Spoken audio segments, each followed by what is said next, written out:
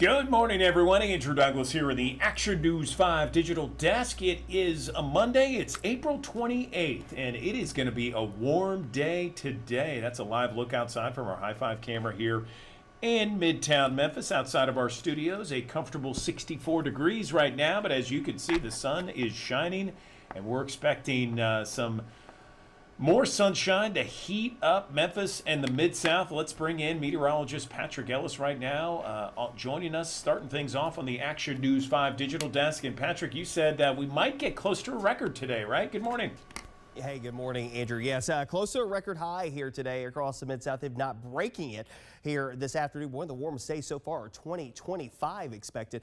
Many spots upper 80s, close to 90 degrees, not completely off of the table. We're already up to 66 here in the city of Memphis. 57 right now in Covington, 61 in Selmer, Somerville, 59 Bolivar, as well as Corinth, 59 Dyersburg as well, 62 in Wynn, 66 in Clarksdale, Mississippi, 63 Batesville and Oxford. All is dry on first alert Doppler radar. Had some big storms at times over the last couple of days. You know, we knew that we would have showers and thunderstorms to contend with on Friday. Some folks getting away with not much fanfare, others having some fairly hefty downpours, some small hail. And then yesterday we had two storms that really flared up during the afternoon hours that really got going. Of course, the one that of note was the one that put down some big hail across portions of Lafayette County yesterday afternoon, upwards of golf ball size hail in some instances, ping pong ball size hail that moved through southern and western portions of Lafayette County. Also some wind damage reported over in Coahoma County as well. So, we had a few storms that got a little active yesterday, even though that, the end of the day ended up being okay. Once we got past that rain batch that rolled through, we ended up with a pretty decent afternoon or late afternoon, early evening hours. Of course, today it's the warm air that's definitely in place. That was a warm front that was actually lifting across the area yesterday that was helping to facilitate that. Now that warm air is firmly in place, and we still got a pretty deep flow coming in over our area. That will help to bolster the temperatures up even farther as we head through the course of the day. High of 88 today, the record high 87 set back in 1899 originally, but could very well was also tied in 2002 at 87 degrees. It is possible that we could break a record here today here in the Mid-South. As we go through the afternoon hours, a mixture of clouds and sunshine, temperatures topping up middle to upper 80s. Again, quite the warm day. It is shorts weather to say the least here as we go through this Monday. A south breeze 10 to 20 miles per hour. So let's go hour by hour with our first alert futurecast. A couple things to note here today. It's going to just be the warm air and a bit of the breeze coming in off the Gulf. Again, temperatures in the middle to upper 80s. It would not be surprising to me. A few spots tagging the 90-degree mark today. Would expect that some bank thermometers definitely would hit that here today. Car thermometers as well. We go into the overnight period. Clouds obviously start to thicken up, and that comes by way of just that moisture building in. Upper 60s near 70 degrees by early Tuesday morning. From there, we'll work our way back up to the mid-80s, low to mid-80s by Tuesday afternoon, middle 80s through the afternoon and early evening hours with a variably cloudy sky. Notice the rain and storm opportunities to the north and west. I will say that there is a risk, and the SPC has us underneath a slight to marginal risk north of I-40 going into your Tuesday afternoon and evening. I will also mention that confidence in that forecast is really low. That's number one. Number two, associated with that, it's looking pretty paltry for us. The better chances for rain and storms likely stay north and west of us. And you'll see that here as I push the futurecast a little further into time. Like 10 p.m., you're checking with Chief Meteorologist Ron Childers Tuesday evening, and there could be one or two storms across parts of the area. But as far as severe weather is concerned, it's going to be kind of hard for us to get there just because the forcing associated with this system starts to lack. That's because guess what? More warm air starts to filter in once again, pushes the temperatures right back up into the middle 80s going into your Wednesday. Now to the west, here comes the next storm system. This will be the one that brings us to our best chances for rain, taking us Wednesday night into Thursday. It'll be a weakening band of showers and thunderstorms, but it's still a band of showers and thunderstorms nonetheless that will have impacts on the area after midnight more than likely as we head towards your Thursday. That will be a wetter go of things as we transition out of April heading into May. We start off May with a bit of rain and storm activity. One or two gusty storms not completely off of the table. And behind that, some cooler weather does move in here. When I say cooler, I mean that in a sense that is, it gets us back to normal. In the 6 to 10 day outlook, if you're looking for a little bit of dry time here, of course, we've had, more periods of time where drier weather has been kind of intermingled here. This is looking at that first week of May, May 4th through the 8th.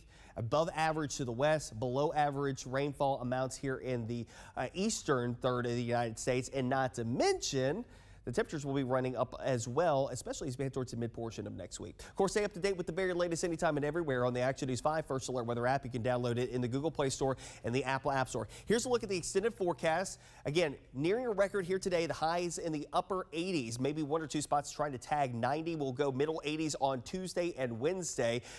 Mixture of clouds and sunshine both days. I still think that you're going to see some sunshine both days. Chances for a few showers and storms start moving in here, especially as we head towards your Wednesday night after midnight, going into Thursday. Showers and thunderstorms off and on. Going into Friday, should be able to get the rain out of here in the morning hours as the front works its way down towards the south. That sets us up well for the beginning of the second annual River Beat Music Festival in downtown Memphis. Temperatures in the 70s, not bad, dropping off into the mid 60s by 10 o'clock with a variably cloudy sky and a west breeze coming in around 10 miles per hour. I'll expand that out for the weekend. Again, the weekend looks to be fantastic. So when we're looking at River Beat rain chances, a Friday night for Missy Elliott, Ludacris, I think we're in decent shape there. I will make a mention that there could be a stray shower. It is all time dependent on the front, but I think that chance is going to be generally pretty low. If you remember last year, we were battling with a storm system that came in late on Thursday into early Friday and have some impacts during the day on Friday. Saturday ended up being nice. Sunday we ended up with rain during the afternoon and evening hours and kind of gave us almost a washout during the day on Sunday, but we had many more hours on Friday and Saturday that were fine. I think the vast majority of time, based off of what we're seeing right now, is that River Beat is going to be dry. And now it may be a little wet out there after we get the rain on Thursday, but I think that we'll be in decent shape. Probably our best chances would be on Friday, and that chance is pretty low. Saturday for the Killers and Public Enemy, you're in decent shape. Minimal chances for Anderson .Paak and the Free Nationals, as well as Benson Boone. I think we're good to go on Sunday for those rain chances. So good news there. And of course, the quiet weather will continue. We'll be a little toastier on Sunday with a high near 80 degrees, popping in the low to mid 80s as we head towards the next week. But as far as the weather is concerned, the next few days, near record warmth today. Next chances for rain more appreciable across the Mid-South coming in Wednesday night into Thursday. I love that that forecast for the weekend in River Beat, Patrick. That looks really good. Yeah, of course, like I said last year, we were battling, and there was some iffiness in that part of the forecast. Last week we were thinking, even Friday, that it looks to be drier, but there's still an inkling of a shower, mainly in the morning, but there could be 1 or 2 later in the day that try to refire as the front works its way down to the south. I think in general, though, River Beat's looking to be pretty good. Now, once they put down those, I don't know if they put them down just yet, but the plastic coverings on Tom Lee Park just yet, they could be a little slick still on Thursday, after the rain showers come through here.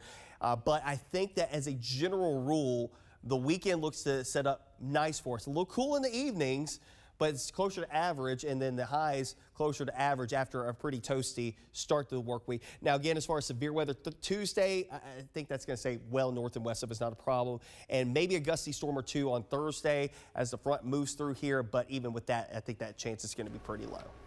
All right, meteorologist Patrick Ellis starting us off on a Monday with a warm forecast. Patrick, thank you. No problem. And another live look from our High 5 camera here as we split the screen. Midtown, just gorgeous there. Not a cloud really visible in the sky right now, and you can see the sun already shining brightly. 66 degrees at 7:09. I want to also show you this picture, again, live pictures from our downtown High 5 camera, and you can still see smoke billowing up there from the historic Clayborn Temple. In fact, that's where we have our breaking news that we've been following all morning long. The historic Clayborn Temple going up in flames overnight. Such a pillar of the Memphis community downtown. So much history in that church building. Of course, that was ground zero for Dr. King and the 1968 sanitation strike. Action News 5, Stephanie Douglas was there all morning long to give us an update on what firefighters say happened. Fire crews have been working this fire for more than 4 hours and expected to last all throughout the morning. Just take a look behind me. This is happening right now at Clayborn Temple on Hernando and Pontotoc Street. Fire officials tell us that the call came in around 1:40 this morning when the building was fully engulfed. Because of this size, they tell us that they had to bring in extra equipment and extra personnel to extinguish this 2-alarm fire. No injuries have been reported, and we don't know the cause of the fire, but the temple was in the middle of restoration. Now, long before the historic Clayborn Temple became the beacon of Black history, the church was originally owned by a white congregation. It became the haven of hope during the civil rights era, the birth of Memphis sanitation workers strike, which brought Dr. King here in 1968. Now, I spoke with the founder and CEO of Big We, the organization that took over the building in 2019. They mentioned the history of this temple spanning over 130 years in this city is irreplaceable. Now, the organization also tells me that they were in the middle of a $25 million campaign.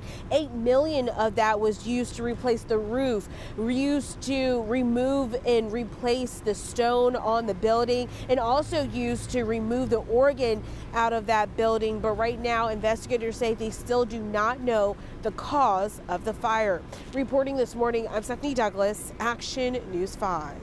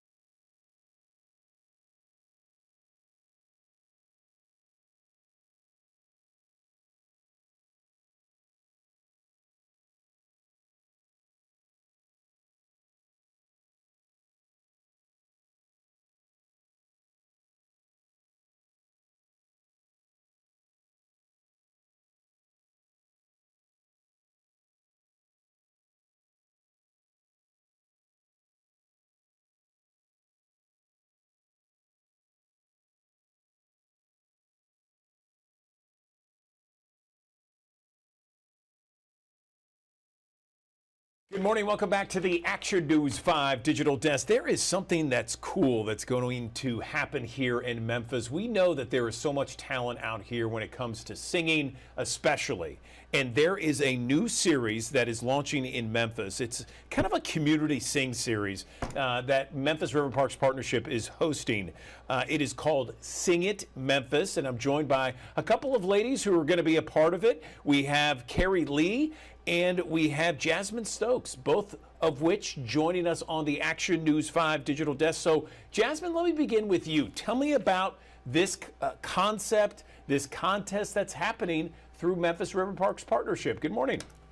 Yeah, good morning. Thanks for having me. And basically, Memphis is such a music city, rich culture, rich history in music. And we really wanted to bring a collective experience that would bring joy and peace to the community. And we're really excited to kick things off this spring, this Saturday, with our first event at A Monument to Listening, which is my background in Tomley Park from 5 to 7 p.m. Awesome, awesome. So over to you, Carrie. Now, we know that you're very talented. You're from the Memphis area. Tell us a little bit about your background. And I understand you're going to be touring with John Legend later this year, right? Good morning. Yes, I am, and good morning to you. Yes, so born and raised in Memphis, Tennessee. I've always been into performing and creative arts. I went to Overton High School, where that's just what we did there. And yeah, like she said, Memphis is such a place full of rich history and music, and so I'm excited to partner with Memphis River Parks because this is the time we need something uplifting, something that feels good, and I'm ready to do that. And yes, I will be touring with John Legend later this year for the Get Lifted anniversary tour. So I'm excited. Wonderful, wonderful. Well, thank you both. So let's talk about the nitty gritty. You know, what this competition actually, how it works, how people can get involved, and how others can just watch. Jasmine?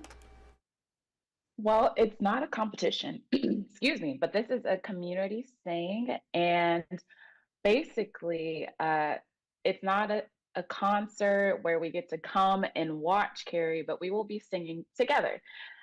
So Carrie will actually have a lyric sheet ready. So it's kind of like karaoke. So you'll have the words in front of you. We'll also have hot tea at the event to get those vocal cords warmed up. And Carrie will have a set list for us to sing. Okay, and is this something that is going to be happening one time? Is it happening several times? And tell me about the kind of curated lyrics that the songs are going to have, Carrie. Absolutely.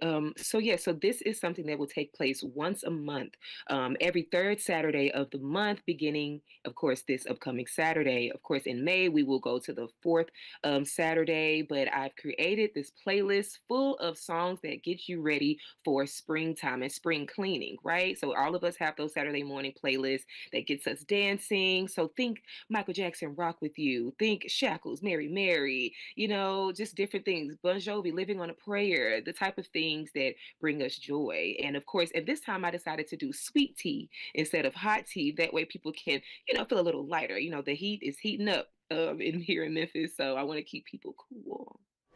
That is awesome. I love it. Very cool. Very cool indeed. So if someone wanted to go online and just kind of look at the details and get more information about this, this great gathering that's happening every month, where can they go? Well, they can find all events on the Memphis River Parks website at memphisriverparks.org. And then we also have that link to our Eventbrite event just for this series. Okay, and Carrie, did you want to say anything? Yes, if you search Sing It Memphis on Eventbrite, it'll pop up there for you as well. It's free to RSVP, and if you do that, you will have access to the playlist and stuff when I do send that out. Fantastic. All right, Jasmine Stokes, Carrie Lee, we appreciate you coming on the digital desk and telling us about this new Memphis series, Sing It Memphis. Thanks so much. Good morning. Welcome back to the Action News 5 Digital Desk. I want to show you this. This is Whitehaven Healthy Community Day, and you can see it there. It's Saturday, May 3rd from 10 until 1. They got all kinds of things planned here. A fun walk at 9 o'clock there, a free health fair at Methodist South Hospital, free health screenings as well, as you can see there. Let's talk more about this with Vicki Ford, Director of Community Engagement and Social Determinants of Health. She's joining us on the Action News 5 Digital Desk. A long title there, but Vicki, great to have you. Tell me about this Whitehaven Healthy Community Day, and tell me, is this the first year of it, and what brought it about? Good morning. Thank you, Andrew. Good morning. Thanks for having me again. This is our annual health fair. We've been doing this for a while, at least 10 years, because I've been at South for 10 years. So it's a great event. Our community loves it. They prepare for it. They start calling me about it months ahead. We love doing this just to bring just some wonderful activities to the Whitehaven community or anyone that wants to attend. It's not just for people that live in Whitehaven, but since we are based in the Whitehaven community, that's where a lot of our attendees, come from that area. But we love doing this just to keep people healthy. It's a great way to know your numbers through the free health screenings that we offer and all the activities that we have for children and lots of just fun things to do just to keep health, to be healthy aware, to keep health on your mind and to be healthy and think of things that you can do to stay healthy. Absolutely. I want to show everybody that flyer once again here because there are so many different things, Vicki, that you guys have planned here. I mean, there's all kinds of free health screenings, which I'm sure the community would definitely want and need: blood pressure, cholesterol, glucose, among other things. And then there's stuff for the kids there, a scavenger hunt, photos taken, a fun photo booth, T-shirts, that sort of thing, inflatables, all kinds of stuff. When it happens on Saturday, May 3rd from 10 to 1, do you expect a big crowd? I mean, how many typically come out for the event? You know, we've been so lucky. We usually have about 500 people that will show up for this event. Like I say, the community is very supportive. They want to know their numbers. They want to get their blood pressure checked. They want to know their cholesterol and glucose numbers, as we always say, the know your numbers kind of mantra. So they're excited about that. We have this scavenger hunt that you would love, Andrew. You go to different vendors and you go to so many. It's like a bingo card that you'll get. And you go to so many, and when you get your sticker at the end, you'll get a great prize. So you can do that as an adult or teenager. Anyone can do the scavenger hunt. It's always goes over very well. They enjoy it. And if you like to walk, we've got that fun walk at 9 o'clock in the morning for people that like to get their heart pumping early. You can start off with that. We do like about a 1 mile walk around a parking lot. So if you're familiar with Southwest Community College and the Whitehaven Center right here in Whitehaven, we kind of do a walk around that area. So it's quick, but it just gets the heart pumping for the morning. That sounds great. And again, it's open to everyone, whether you're living in Whitehaven or outside of the Whitehaven community. Anything else, Vicki, we can talk about with regards to this? Again, Saturday, May 3rd, over there in Whitehaven. Yeah, I just want to invite everyone to come out and just say thanks so much for all the support that we've gotten over the years. We definitely love seeing you. There are some regulars that come every year that we look forward to seeing. And we definitely want to invite anyone that haven't been there before. It's going to be a great event. Bring your children, bring your grandchildren, invite your family and friends and your colleagues. It's just a way to think about health, to think about what you can do to know your numbers, and to learn more about the wonderful community vendors. We'll have exercise demonstrations, we'll have a cooking demonstration, lots of fun things. So thanks so much for allowing us to be on to share this information with the community. Oh, yeah, absolutely, Vicki. So again, for everybody, it's Saturday, May 3rd from 10 until 1. A fun walk begins at 9, rain or shine, and that's at 1300 Wesley Drive. And then the 10 to 1, that's when everything, the free health fair at Methodist South Hospital, free health screenings, scavenger hunt, as you heard, everything's for free, right? Yes, everything is free. We love that word. Oh, yeah, I'm with you on that. Vicki, really appreciate you coming on the digital desk. Thank you so much for letting us know about the Whitehaven Healthy Community Day. It's something that's needed and something that we love to talk about here on the digital desk. Hey, welcome back to the Action News 5 digital desk. There is a big festival coming to Memphis at the Benjamin L. Hooks Library. It's called Bookstock. We're talking about an authors festival that is the largest annual authors festival in Memphis. It's Saturday, May 3rd at the Benjamin L. Hooks Library in Memphis. It's free. It's a family-friendly event. All kinds of speakers, performances, workshops, exhibits, activities for all ages. And we're going to be talking about now with our two next special guests. I'm joined by Wang Ying of the Memphis Public Libraries in the city of Memphis, and we also have Chelsea Baez, a children's author, on the Action News 5 digital desk. So first off, Wang Ying, tell us about this Bookstock Festival and some of the goings-on that people are going to be able to participate on May 3rd. Good morning. Good morning, Andrew. Thank you so much for having us. This is Bookstock, it's Memphis Area Authors Festival, and it is on Saturday, May 3rd from 11 a.m. to 3 p.m. at Benjamin L. Hooks Central Library on 3030 Poplar. And as usual, we will feature over 60 local authors, and then we will have keynote speakers, and then we will have tons of activities, fun activities, workshops, and everything, food trucks, music, everything for family of all ages. And as you said, it is all totally free. So we have activities for everyone. So really want to encourage everybody to come out. And this is a wonderful opportunity to showcase our local authors, over 60 of them And we have one of our authors, Chelsea Bias, with us. And it's truly a great opportunity to see all the local talents and local experiences and stories. Yeah, I want to again point to our audience here what you're looking at. This is the flyer here. So this is May 3rd, Saturday from 11 to 3 at the Central Library in Memphis, and 60 different authors around, various exhibits, all kinds of different panels, some surprises, workshops, that sort of thing. All kinds of really cool things, 3D printing, giveaways, much, much more. I want to turn now to Chelsea Baez, one of the authors. So tell us, I understand you're a children's author. Tell us a little bit about your history being a children's author and what you expect and what you plan to do at the Bookstock. Good morning. Good morning, buenos dias. Gracias por tenerme aquí. Thank you all for having me here this morning. I am actually a bilingual children's book author. Currently, I have 4 published books, one of which is English language. The other 3 are actually Spanish English. The first one is A mí me gusta, which translates to I like, and it explores the likes of children and how their likes grow and develop over time. The second one is Kennedy's Great Adventures. It talks about my 5-year-old daughter's international travels from the time that she was about 2 weeks old to present day. So of course that's inspired by her.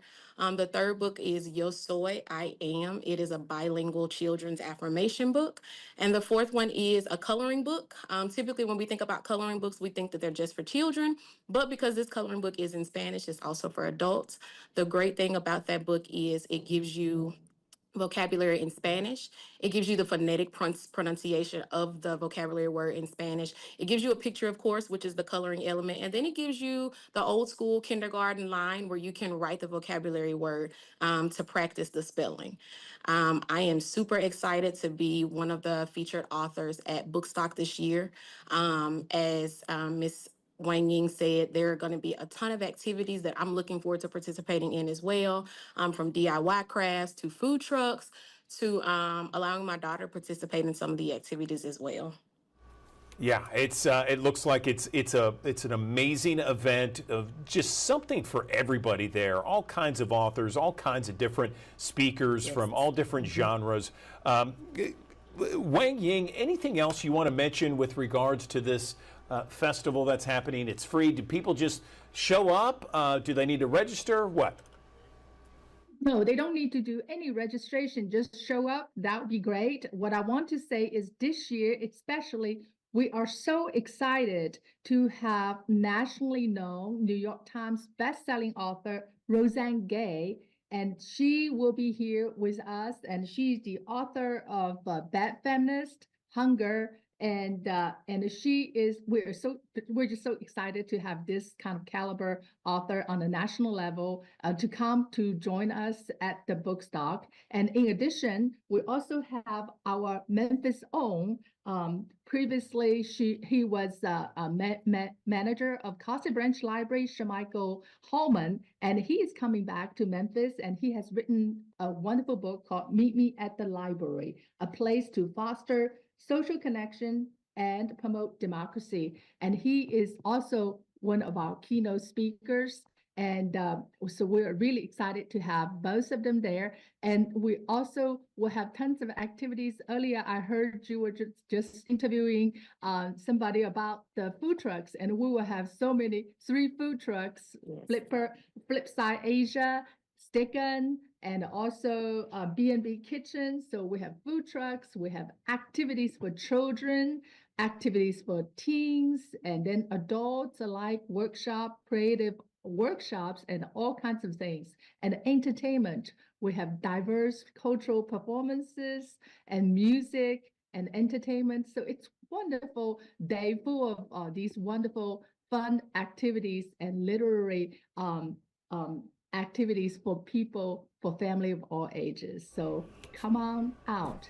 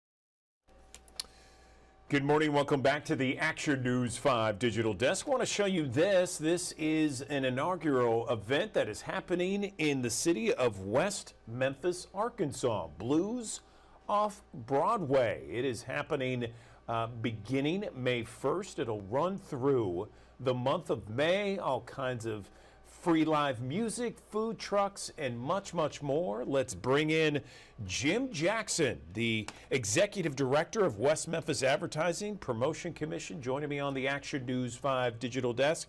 So, Jim, give me the concept behind this idea, how it came about, and what you are expecting. Good morning.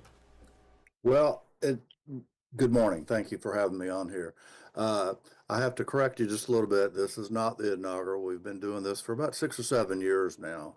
And so we started this off, actually started off as a lunchtime acoustic blues program, part of the Department of Heritage for May being National Heritage or Musical Heritage Month, and kind of expanded it, moved it to the Civic Complex off of Broadway. So we named it Blues Off Broadway. So, and we've gotten bigger and better, more turnout, larger turnout, and we feel like we are increasing our quality of artists. I've got some Grammy Award winners coming up this year, nominations, IBC winners. So we're very proud of the turnout and the quality of acts that we have. Gotcha. So this is not necessarily a new event, but it's at a new location, therefore a new name, right? That's right. And not to make it any more confusing, but we have traditionally done this, as I said, off Broadway at our Civic Complex. But because of a remodel at Hightower Park, one of our city parks, and a new amphitheater, we are going to start this series on May the 1st, a week from today, at Hightower Park at the amphitheater with Keisha Pratt Band, and then Elevation Memphis, a Tina Turner tribute band, will be playing next Thursday on Broadway at the amphitheater at the corner of 14th and Broadway. And yeah, no, I'm looking at it right now. It looks great. You got all kinds of different artists here every Thursday evening from 6 until 9. Beverages, food, live music. Looks like a great time.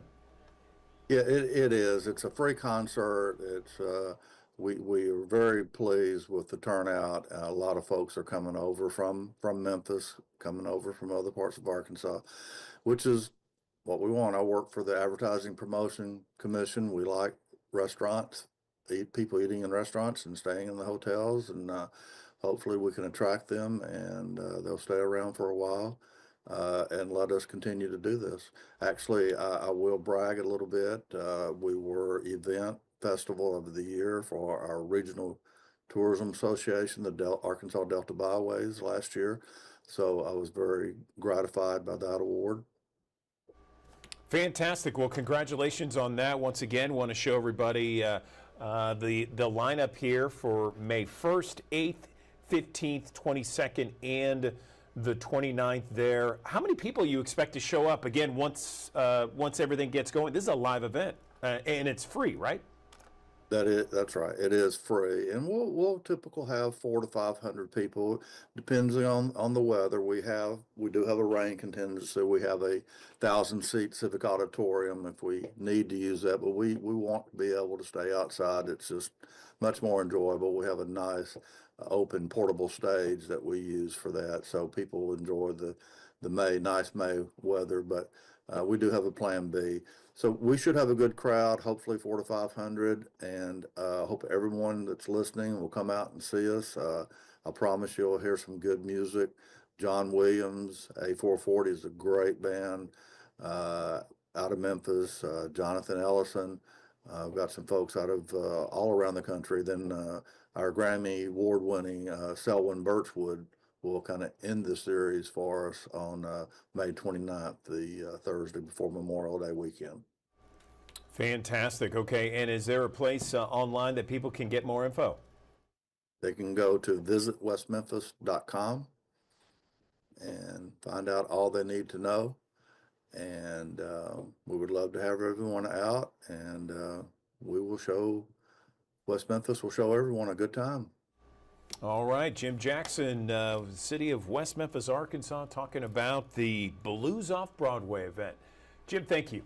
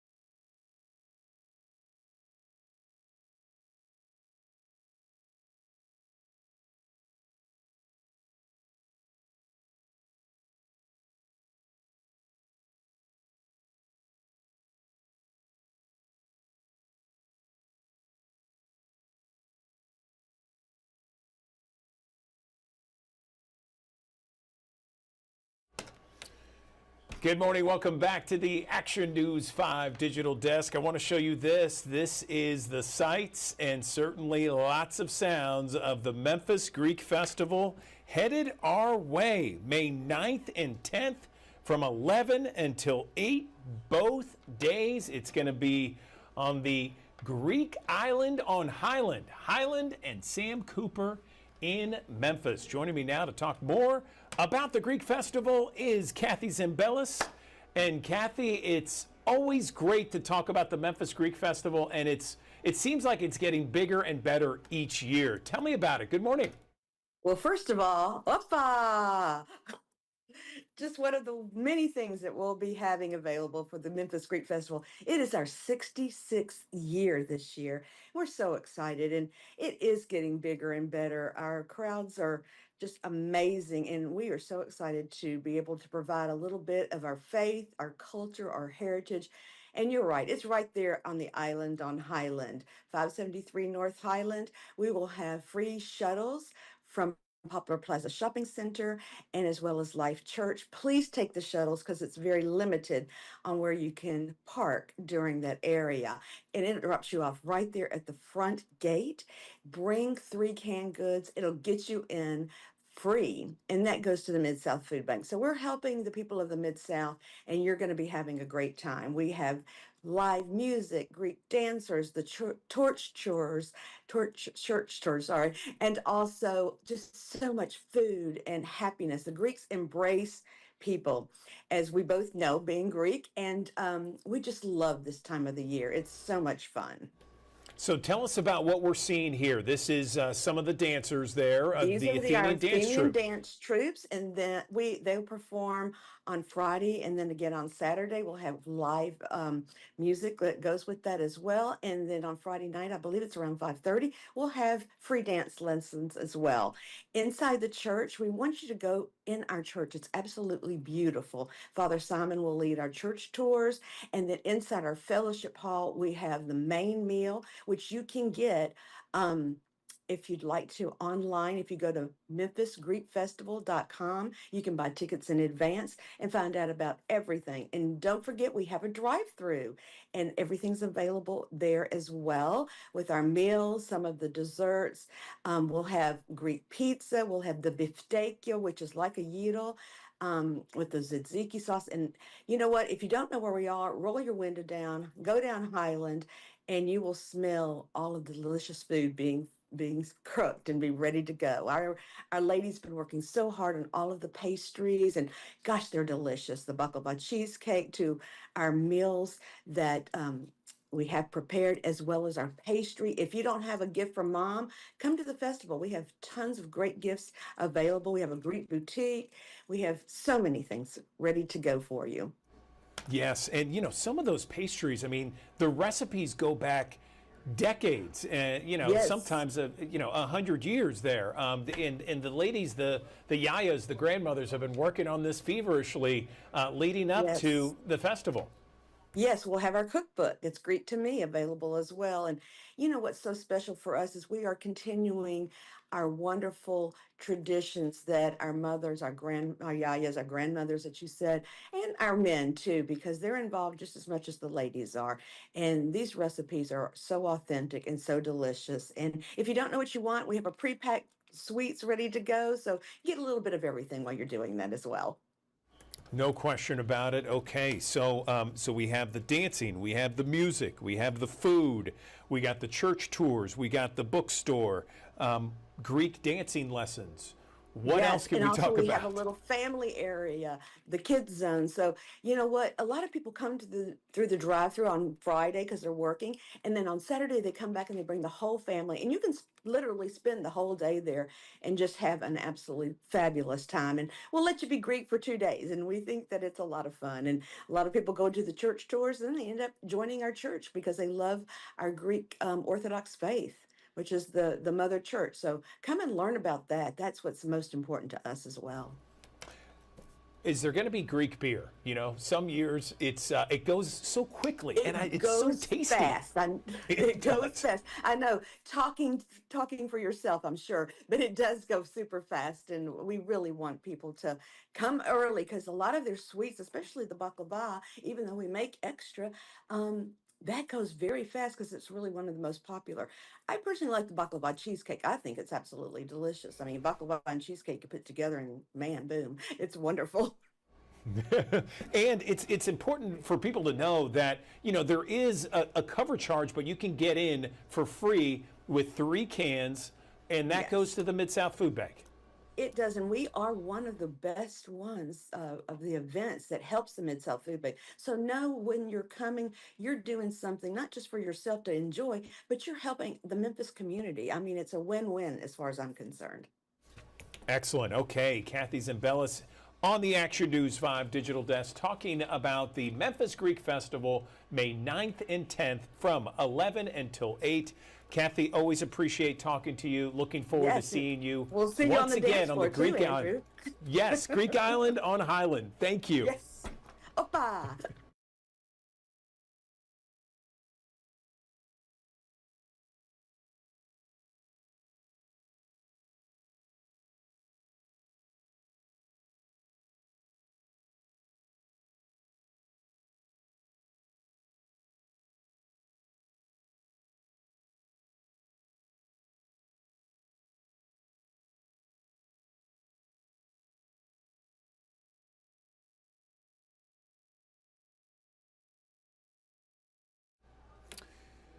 Good morning. Welcome back to the Action News 5 digital desk. I want to show you this. This is the Orion Free Concert Series that was just announced a short time ago, at least the first leg of the free concert series. And I want to bring in our BFF at the Overton Park, Shell. We got Shelby Smith joining us on the Action News 5 digital desk. Shelby, this wonderful concert series, free for everybody, looks amazing. And this is only the first leg. So tell me about it. Yeah, absolutely. Also, I love that we're best friends now. I am honored. But truly, it is so incredible that we can do this year after year. You know, music and accessibility to the arts, it's quite literally embedded in the foundation of what we do here at the Overton Park Shell. So we're back in action starting in May, and that's so soon. We're just a couple weeks away from the first concert. It seems kind of crazy for that to even be happening, but we're really excited, and we feel like we've got such a diverse range of artists. We've got hip hop, we've got classical music, we have got some groovy country, soul, blues, like just incredible genres. And of course, we have some amazing partnerships. Thankful for Orion Financial and what they have done for us over these last few years, and just their support for the arts and culture scene in this city. And Memphis Presents, what they do for us just to kind of, sustain our programming. Those partnerships are so valuable, but we're bringing back some of these incredible acts that we've had in the past with our partnership with Stax Music Academy and the Memphis Symphony Orchestra and Dreamfest. We're just super excited to welcome people back to the lawn for a great summer. Yeah, I mean, it is going to be a great summer. So much live music happening all across Memphis and the Mid-South. I love it. And this is a free concert series that people don't know about. And this is the first leg of it. Tell us like the beginnings of it, and then this is going to last throughout the summer and then into the fall, right? Absolutely. So we just announced the first leg of it. So don't worry, we will be back in the fall. We just take a little bit of a break around the end of June/July, just because it gets a little too hot for people to be on the lawn. We want to make sure our artists and our patrons are so safe. But we kick off at the end of May with our first few concerts, go until the end of June, and then we'll be back in August. And again, all of these are free shows. So you can bring your family, bring your friends, bring out of towners so they can really experience the magic of the Overton Park Shell. You can bring your dogs if you want to. You can bring a cooler so you can have your own food. We just want everybody to really enjoy themselves, soak in the summer breezes, and just get together for a great few months of music. And our summer or our fall lineup will be coming out July 7th. So make sure to go ahead and plug that date in your calendar and be on the lookout for who we're bringing in for the second leg of this series. Fantastic. And tell our audience where people can go to see in depth, in detail, this leg that was just announced a short time ago. Absolutely. You can find all of the artists that are featured on our Orion Financial Free Concert Series lineup at overtonparkshell.org. And you can also use that website to just, dive into all of our programs. We not only feature the free concert series, but we have fundraising shows that really sustain and empower the free concert series. But we have a health and wellness series where we bring in free weekly workouts to the lawn. There's so much information to kind of dive into, but you can gather all of that and really dive into the different artists that are going to be featured for the free concert series at overtonparkshell.org. So there's, as you mentioned, classic country, there's hip hop, there's pop, there's R&B, all kinds of stuff. Any of those concerts that you can see on your screen right now stick out to you? So we actually created a playlist. I've created a playlist for people to really do a deep dive into who we're bringing to the lawn. But I'm still learning about some of these artists as well. And by creating this playlist, I really get a look and a feel for what they're bringing to the lawn. And I'm really, really excited, I would say, about Pell. He is from New Orleans.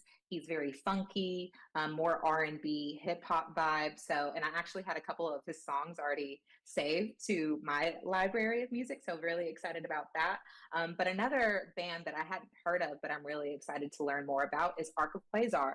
They're kind of psychedelic funk, very groovy tunes. So I feel like there are going to be some heavy hitters that a lot of people don't know about, but that's the beauty of what we do at the Overton Park Shell. We're really allowing people to gather and discover new music just to add to their bank of music that they love to enjoy. We're all about helping people kind of learn more and experience more and entertain themselves more at the Overton Park Shell. Where can we download the playlist? You've piqued my interest with that.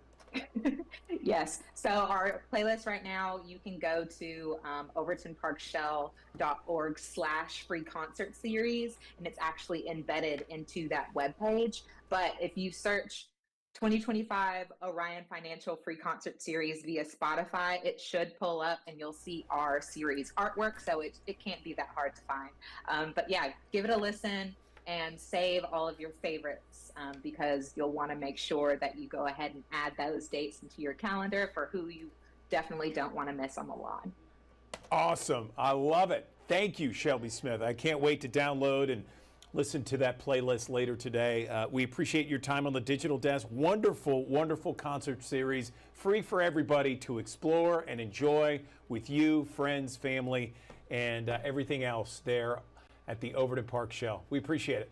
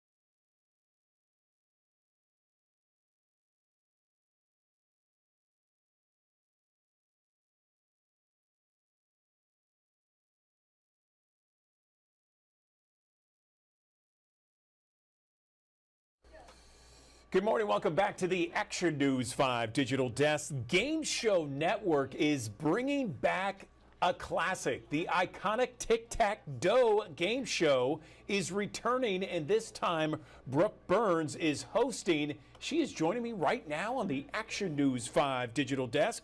So, Brooke, good morning to you. Tell me about Tic-Tac-Doe, and first off, how much did you watch the old show? Good morning. Good morning, Andrew. Thank you so much for having me. I've always been a big fan of game shows, and specifically with Tic-Tac-Doe. When I was offered the job, I went back. I was watching, when Chuck Berry hosted, and of course Wink Martindale, and I was like, this is so much fun. I just love the idea that it's the first game that you've ever learned when you're a kid, tic-tac-toe, and then adding in trivia, which obviously I love, and then giving away $10,000 to some of the contestants who get to come on the show and play. So it just felt like a right fit for me. That's fantastic. I'm with you. I watched Tic-Tac-Doe a lot when I was younger, and Wink Martindale is from the Memphis area. He's from here. He just recently passed last week, and so there's more of a connection to us here in Memphis. Tell me what you thought just watching Wink Martindale. I mean, the guy is an icon so much in the game show space. He is an entertainment icon. I totally forgot about the Memphis connection. And obviously my heart just sank when I heard the news of his passing, but I was also so grateful to go back.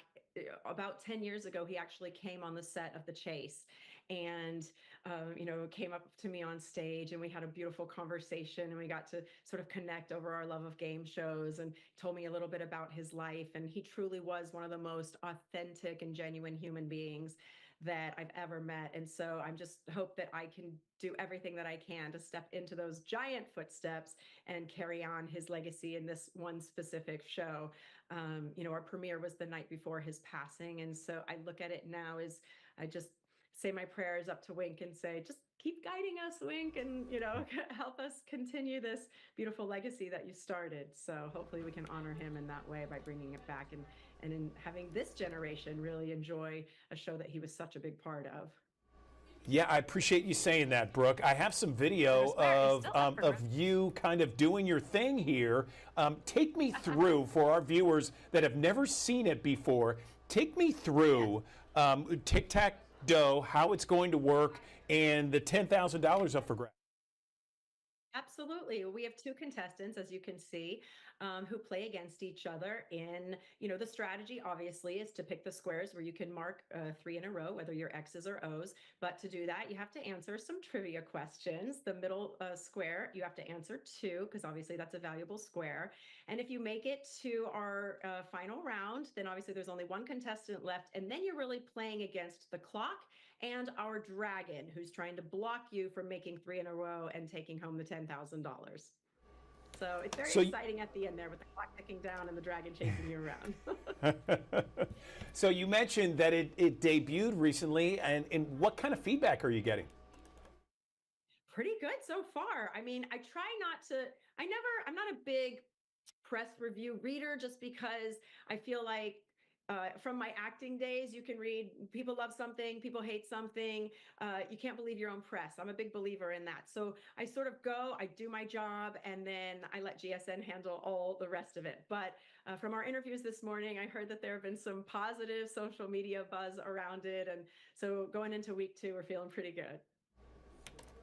That's smart to not look at any of the, the comments and everything. That is so smart, Brooke. Nice job. I just like being a mom, It's like, I did my job. Now focus over here.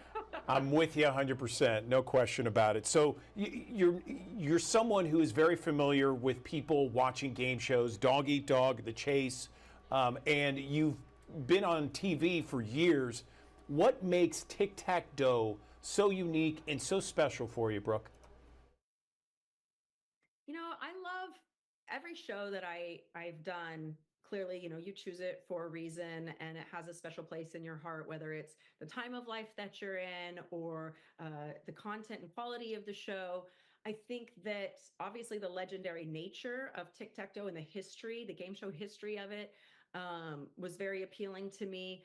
The being able to go and shoot 6 shows a day and finish an entire season within a month. I have 3 daughters, but 2 are already gone college, out of the house, and then I have my last one at home who's 8.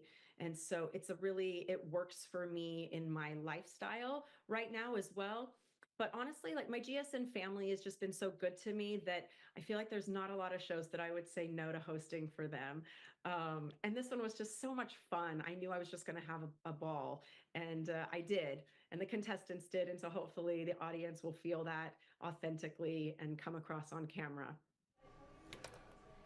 Fantastic. Anything else you want to say to our audience? Maybe perhaps when they can watch it and maybe how they can get involved? Absolutely. Game Show Network, weekdays at 7. And if you want to come and be a part of the show, yeah, go to gsn.com. And I'm sure if you scroll down, they have when they're casting and doing all of that. But this would be a fun one to come and be a part of. It's not as hard as The Chase or Masterminds. You're not going up against a genius. It's just an adorable little virtual dragon. What could go wrong?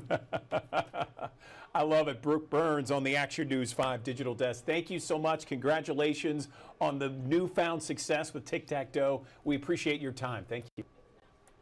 Thanks, Andrew.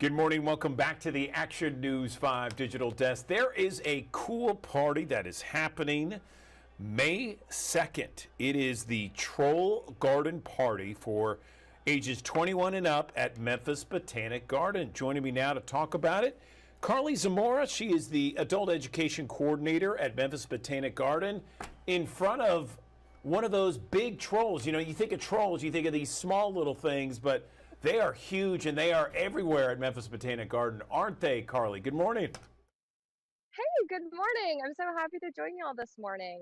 Yes, we are in front of one of our trolls. I decided we should maybe get a sneak peek at what this party is all about. So, this troll that we're currently in front of, her name is Rosa. Rosa is our upcycling troll. So, as you can see from her really cute card that she has completely ripped out the inside and put a bunch of flowers and plants.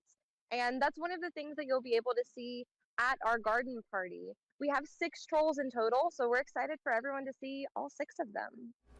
So, Carly, can you explain again to our audience about the idea and the purpose behind these trolls? It's about environmental consciousness and sustainability. Is that right?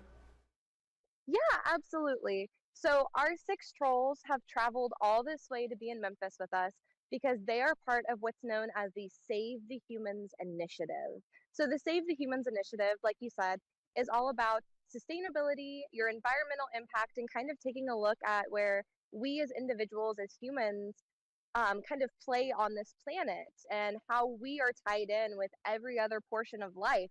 So where Rosa is talking about taking old materials and recycling or upcycling them, putting plants in them, kind of giving them new life.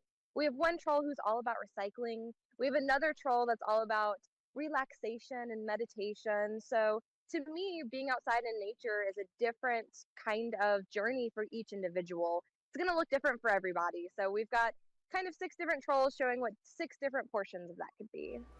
I love it. I love it. Great. So this is going to be around until next month. Is that right? And then you got a party going on. Tell me about that.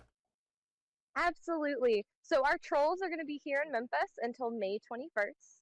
On May 2nd, we have our Troll Garden Party from 6:30 to 8:30. This is a really fun 21 plus event. It's a great time to come out and see the trolls in a very relaxed, fun environment. We'll have a few different food trucks on site. We'll have Good Groceries, Poke Paradise, and Salt Cured Blues. Plus, your ticket gets you 3 free drink tickets that's included in that price. That price is going to be $25 for members, $35 for yet to be members. So it's a good bundle. Plus, we'll have some little surprises hidden throughout, maybe some different crafts, activities. Maybe you can take your own plant home. We'll have a little station doing that. Fantastic. Okay. Anything else we can touch on with regards to the big party at Memphis Botanic Garden, the trolls? It looks like it's a beautiful day. We've had several beautiful days in a row, haven't we? I know, we've been so lucky since the past rains and everything's been going on. It has been gorgeous outside. We're obviously going to encourage you to come anytime you can. But if you're watching and maybe this kind of party isn't your thing, we also have Troll Fest on May 3rd. It was moved from its rain date in April. It is now May 3rd, and that is a completely family-friendly event. For Troll Fest, like I said, that's going to be May 3rd from 10 to 4. That is where we're going to have a lot of different crafts dealers, art dealers. We'll have different community partners that are coming out to the trolls and talking at tables. So it'll be an additional way if you don't want to just come out and kind of relax, if you want to come out and have some fun with your family, your kids, that's a great event as well we have. Awesome. Okay. Carly Zamora, we appreciate you and everybody at Memphis Botanic Garden for being a part of one of the great gems of Memphis in the Mid-South. Thank you so much for coming on the digital desk as always. We appreciate it.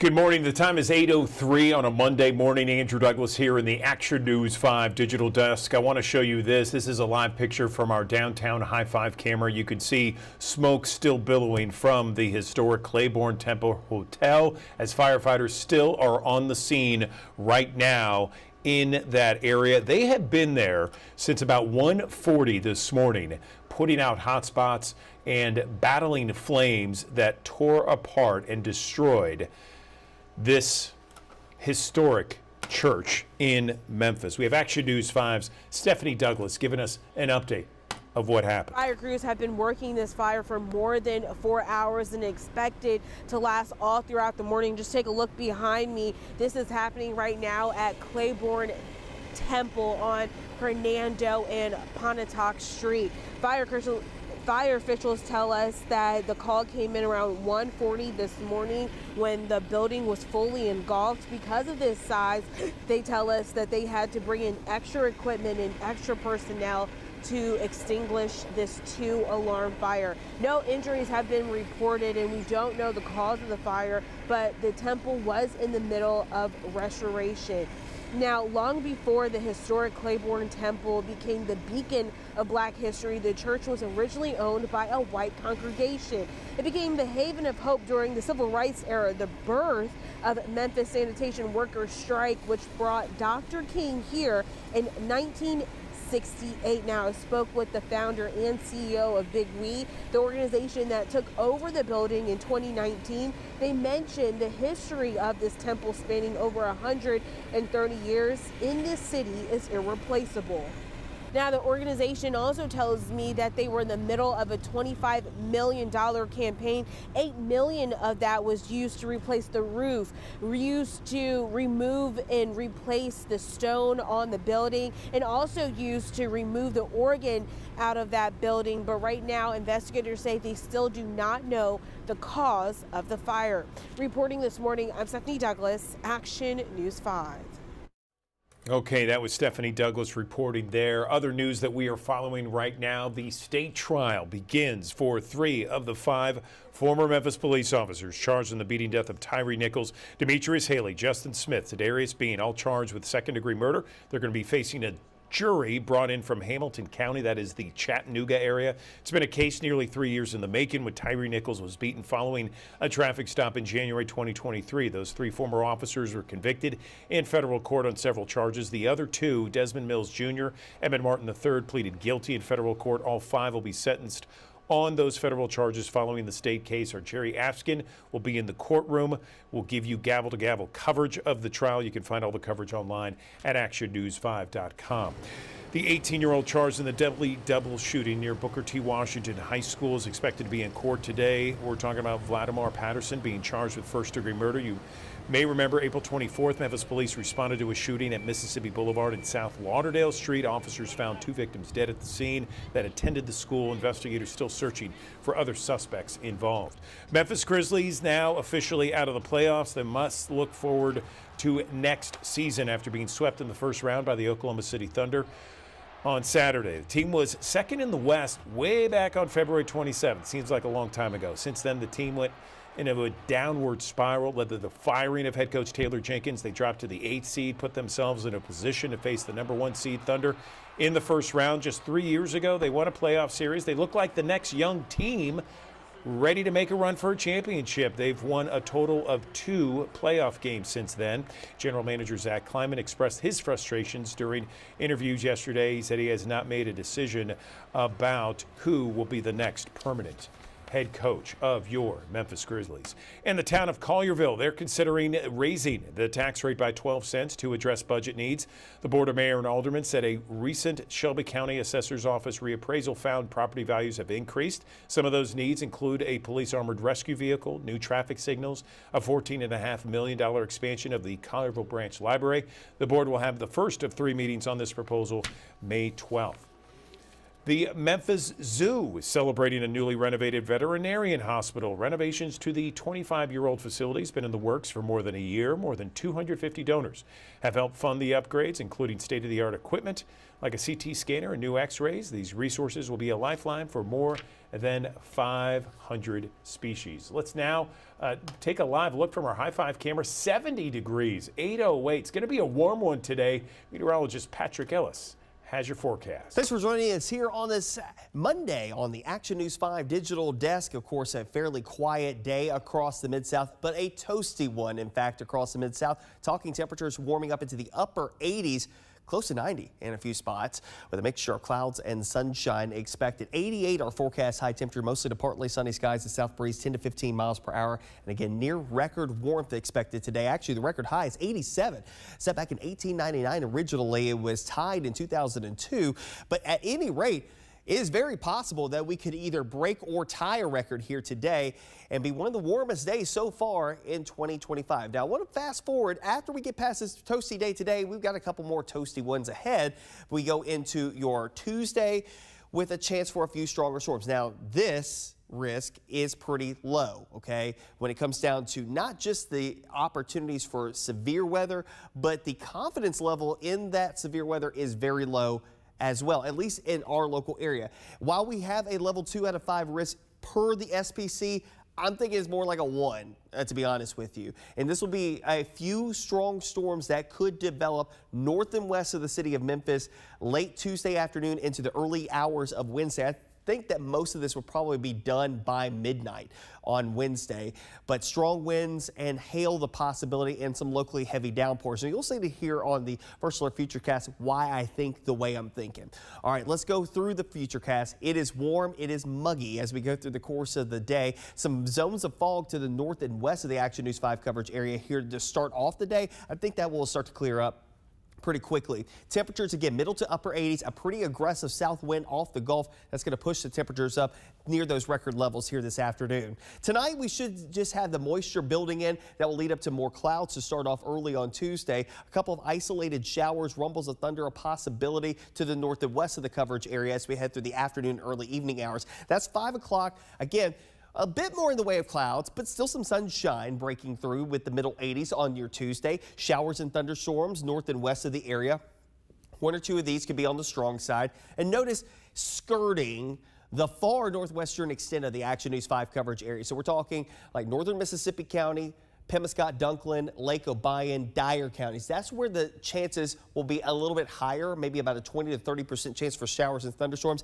Farther south, that coverage is going to be pretty slim going into your Tuesday. That front's just not going to come southward just yet as we head into Tuesday into Wednesday. Still some clouds and fog issues as we start off early on Wednesday. It'll be another warm day. High temperatures topping out mid 80s as we get ready for that surge of rain and storm opportunities along our actual cold front. That will approach us through the overnight period of Wednesday into Thursday after midnight. That's when we see our better chances for rain to come back into the fold during that time frame. As a front approaches us from the west, that'll bring us a better chance for rain and storms, I think, during the course of the day on your Thursday, and then drying up on the backside of it. The weather does quiet down heading into your upcoming first weekend of the month of May. How much rainfall could we see? This is going to run through Sunday.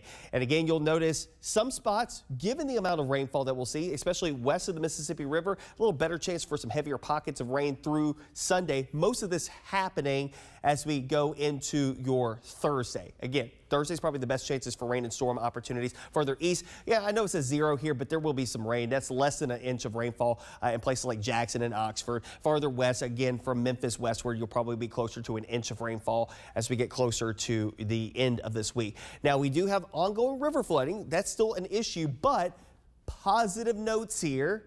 Again, many of the river flood warnings have been allowed to expire. The only one that's inside the Action News 5 coverage area now is the southern portion of the St. Francis River coming out of the St. Francis River heading into the Mississippi River and also the Mississippi River there at Tunica. So again, that's what we're dealing with this morning, and that's the long and short of it. Improvements along our local rivers. Fine.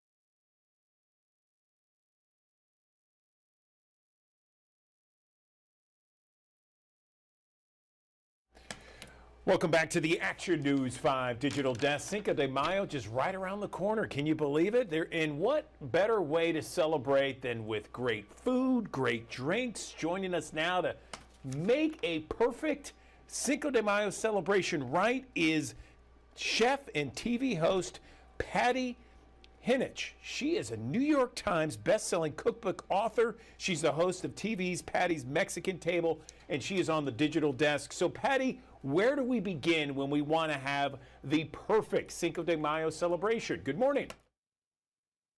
Good morning, and thank you for having me on. It's really about sharing the culture and the food and making connections. So you can begin by just making really yummy Mexican traditional dishes with high quality, fresh ingredients, inviting friends and family, and just connecting and eating and cooking and eating and cooking. It's just fun and easy. I love it. I love it. So take us through it, because your table is, just looking at your table is making me hungry. Absolutely. So here I have three dishes that I consider to be showstoppers. The first one is my take on the deviled eggs. And this one I season with two of Mexico's favorite condiments. The creamy topping has chipotle sin adobo sauce, which is smoky and sweet and spicy. And I combine that with pickled jalapenos in brine, which is tangy and zesty and briny. And these just really fly off the plate when I put them down. And then I have these Guerrero style migas, which I think migas should just become much more popular because they're so easy to make. They're tortilla chips that you throw in a pan and cook with freshly scrambled eggs. And for the Guerrero style, it's a guajillo chile sauce that's very simple to make. And then it cooks all together. And you garnish with a little cilantro. You can add a little bit of Mexican crema or queso fresco. It's filling, it's unpretentious, it's festive, it's beautiful and delicious. And you can have that for brunch, for lunch, for a light dinner. And then to end, I have my favorite take on the tres leches cake, which is marbled with dense chocolate and light vanilla and a rich and creamy and delicious 3 milk sauce, heavy whipped cream on top, and grated Mexican chocolate. I used Eggland's best eggs to make all of these dishes because they're just superior. They have 6 times more vitamin D, they have 10 times more vitamin E, and they have 25% less saturated fat compared to ordinary eggs. And they just elevate the food and they help me just share and celebrate my heritage. That's wonderful. So tell me where we can go to get some of these recipes, because it does look amazing what you have on that table, Patty. You can go to egglandsbest.com and you can find these 3 recipes: the twice spiced deviled eggs, Guerrero style migas, and marble tres leches cake, and many more recipes to celebrate your Cinco, but really to celebrate your everyday. Wonderful. Okay, Patty Hinich, we really appreciate you joining us on the digital desk, and have a great Cinco de Mayo celebration. Thank you so much. Same to you. Happy Cinco.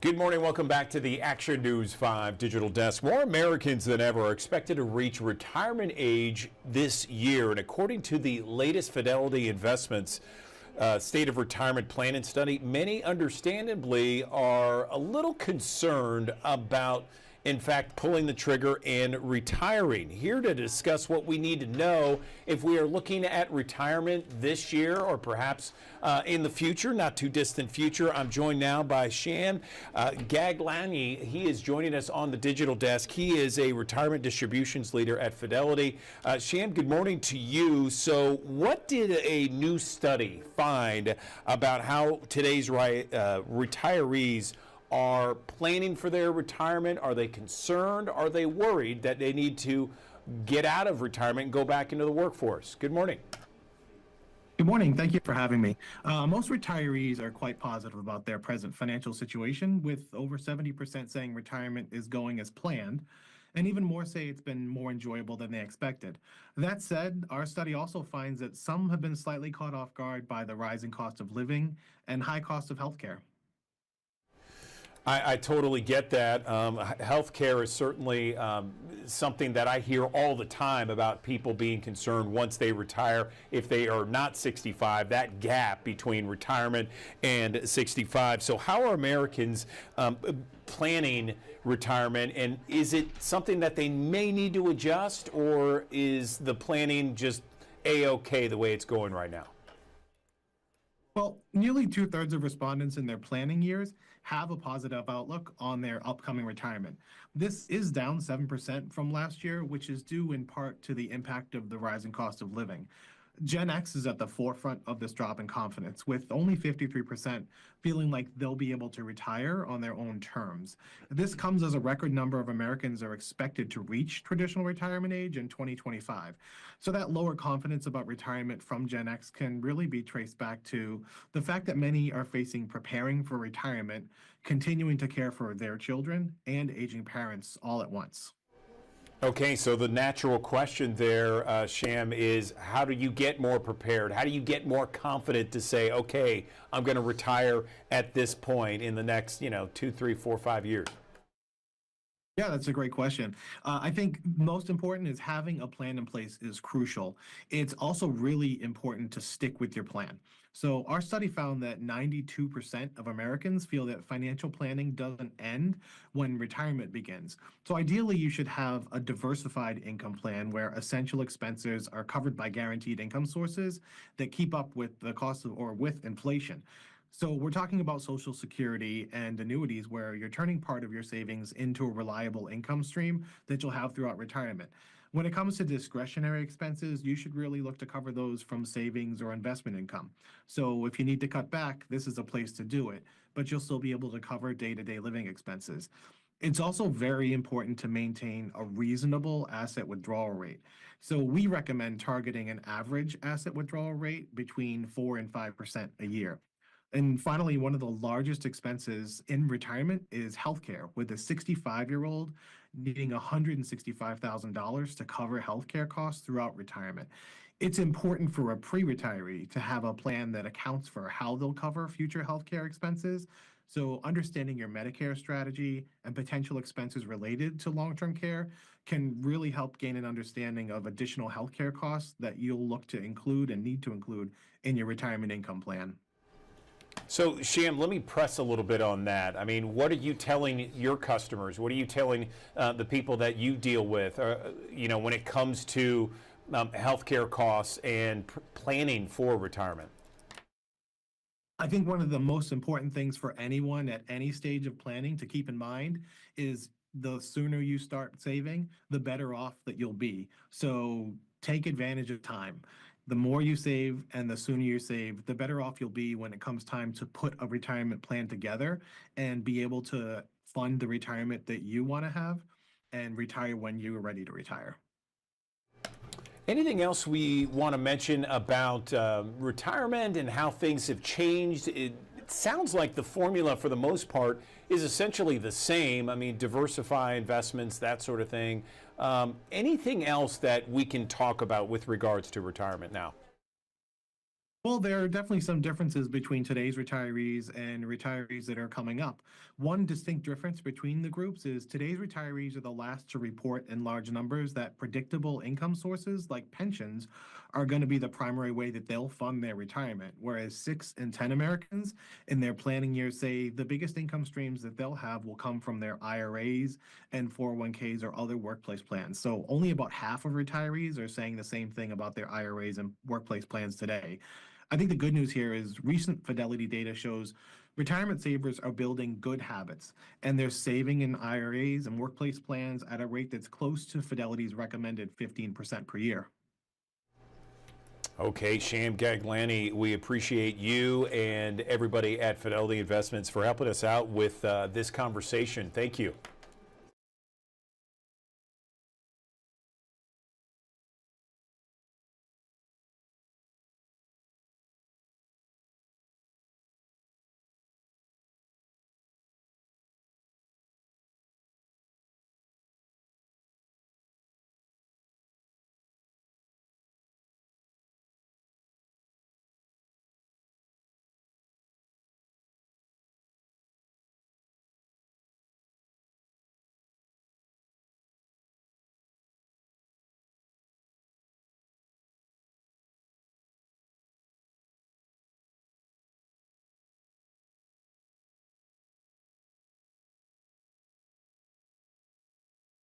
Thanks for joining us here on this Monday on the Action News 5 digital desk. Of course, a fairly quiet day across the Mid-South, but a toasty one, in fact, across the Mid-South. Talking temperatures warming up into the upper 80s. Close to 90 in a few spots with a mixture of clouds and sunshine expected. 88 our forecast high temperature, mostly to partly sunny skies. The south breeze 10 to 15 miles per hour. And again, near record warmth expected today. Actually, the record high is 87. Set back in 1899 originally. It was tied in 2002. But at any rate, it is very possible that we could either break or tie a record here today and be one of the warmest days so far in 2025. Now, I want to fast forward. After we get past this toasty day today, we've got a couple more toasty ones ahead. We go into your Tuesday with a chance for a few stronger storms. Now, this risk is pretty low, okay, when it comes down to not just the opportunities for severe weather, but the confidence level in that severe weather is very low as well, at least in our local area. While we have a level 2 out of 5 risk per the SPC, I'm thinking it's more like a 1, to be honest with you. And this will be a few strong storms that could develop north and west of the city of Memphis late Tuesday afternoon into the early hours of Wednesday. I think that most of this will probably be done by midnight on Wednesday, but strong winds and hail the possibility and some locally heavy downpours. So you'll see here on the First Alert Futurecast why I think the way I'm thinking.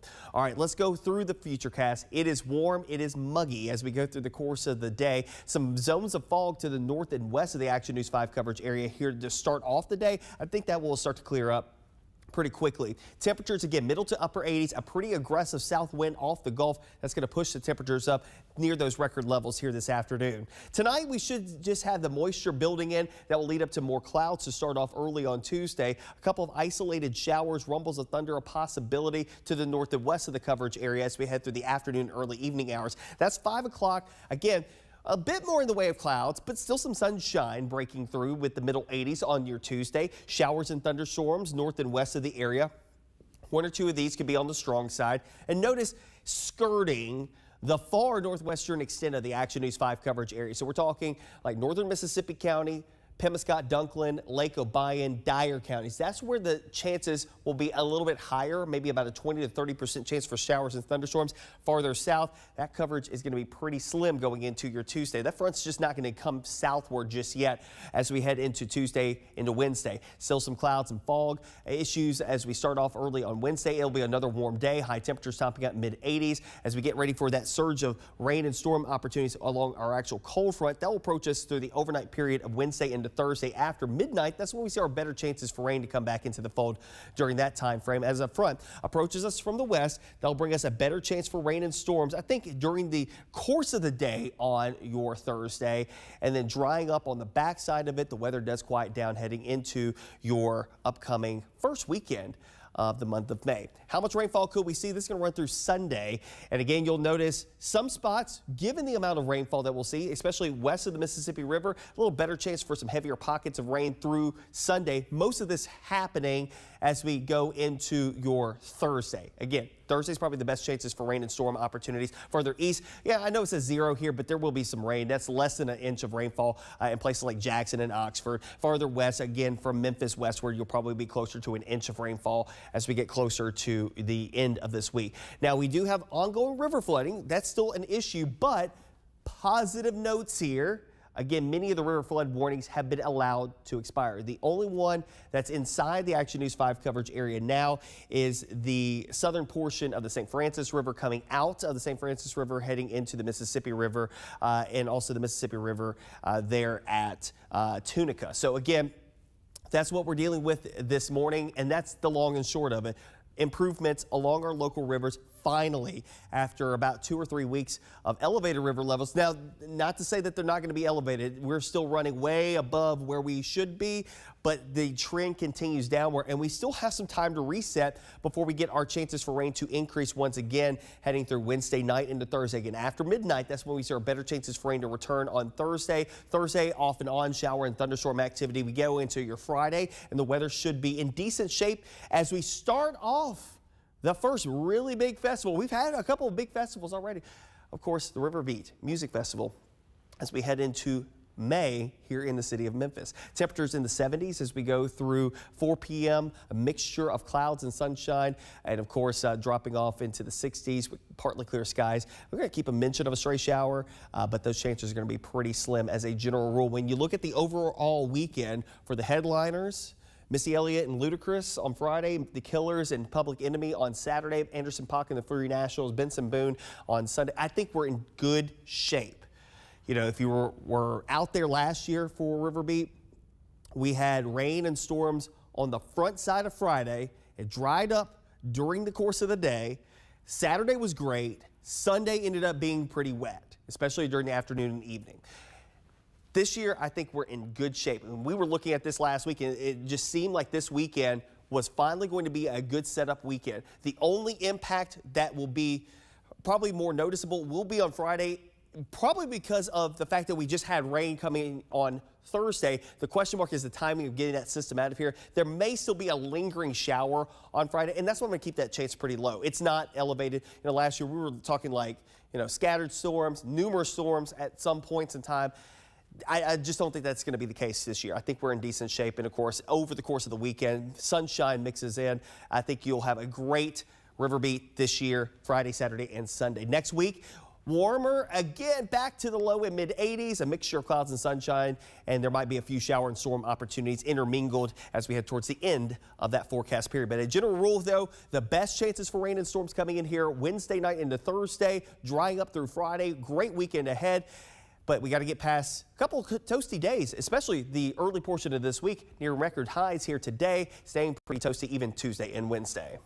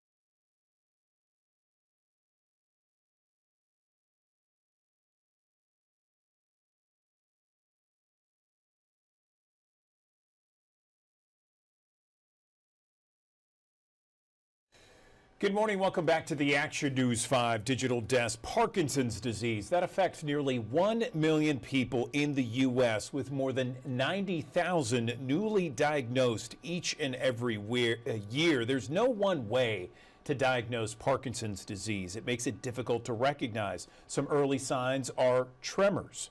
Some other signs are loss of smell, trouble sleeping or walking, a soft or low voice, stooping over, hunching over, and non-motor symptoms like depression and anxiety.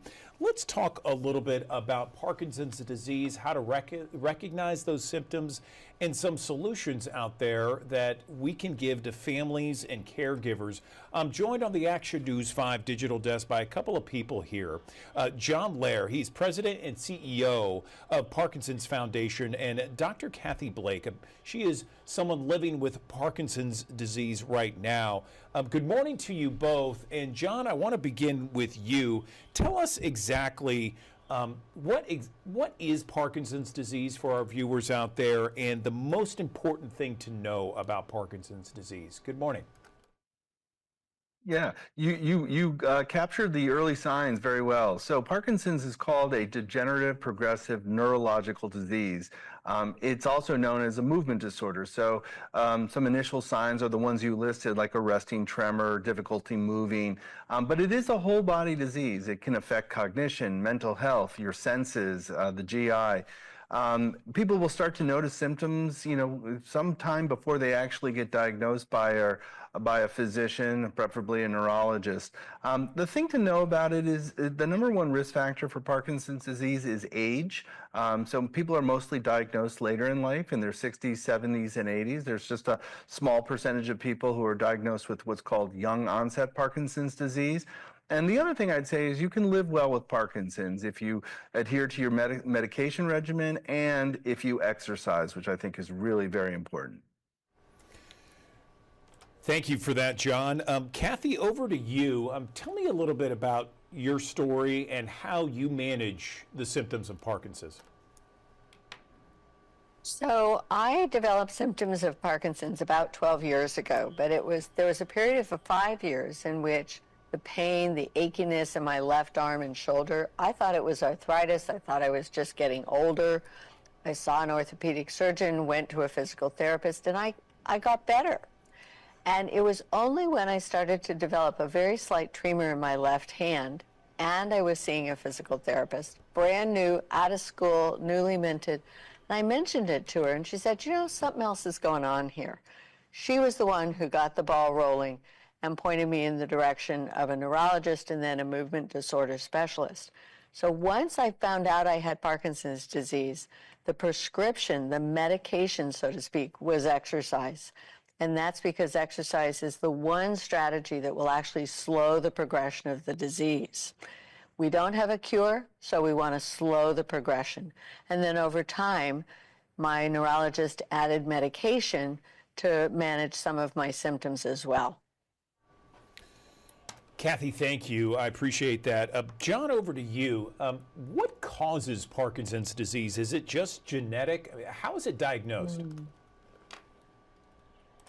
Yeah, so we don't really know. We know that there are a number of causes. So again, age is the #1 risk factor.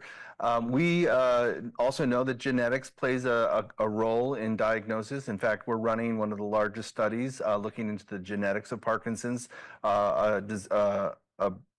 a program called PD Generation. And there are also environmental factors, some toxins out there that can also exacerbate and lead to a diagnosis of Parkinson's disease. So I want to open this up to you both.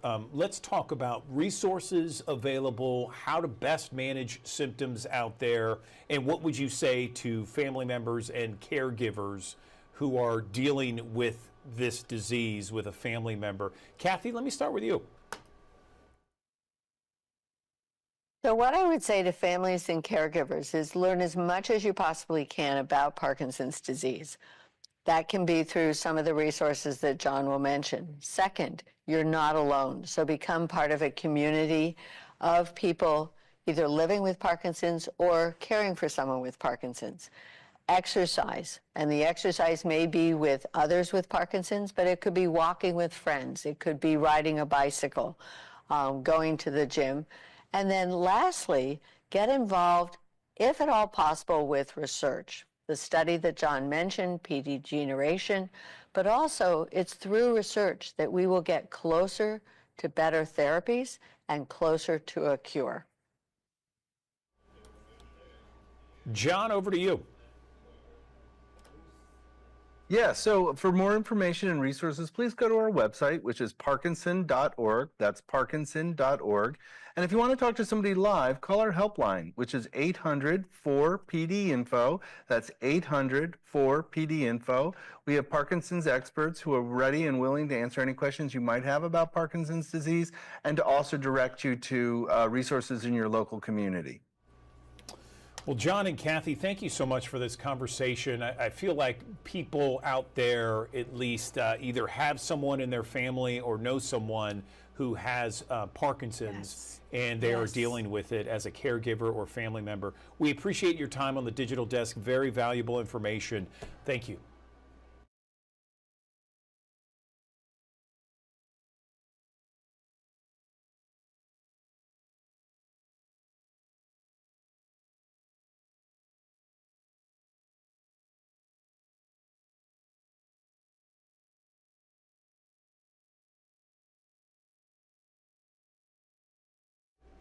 Good morning. Welcome back to the Action News 5 digital desk. We are just a few days away from this. Yes, another amazing festival, music festival downtown. Of course, the Riverbeat Music Festival is the first weekend in May 2nd, 3rd, and 4th at Tom Lee Park.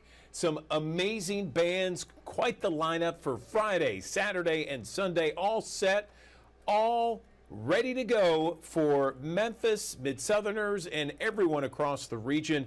Let's talk about tickets, parking, music lineup, and what's new this year. What to expect downtown with Lawrence Boo Mitchell joining me on the Action News 5 digital desk. Boo, great to see you again. So tell me about Riverbeat this year. What's getting you the most excited about the lineup? Good morning. Good morning, Andrew. Man, this is always such a good festival. I'm really excited about Missy Elliott because I've never seen her. I just remember years ago her first song, Super Duper Fly, had a and People sample that was recorded here in Memphis, Tennessee, I Can't Stand the Rain. And she just has such a killer show. I've only seen videos, so I'm real excited about Missy, about Anderson. The Killers is like, the soundtrack for a generation. Their music was on the radio just constantly, and as well as the local acts. This is literally my favorite festival anywhere in the world.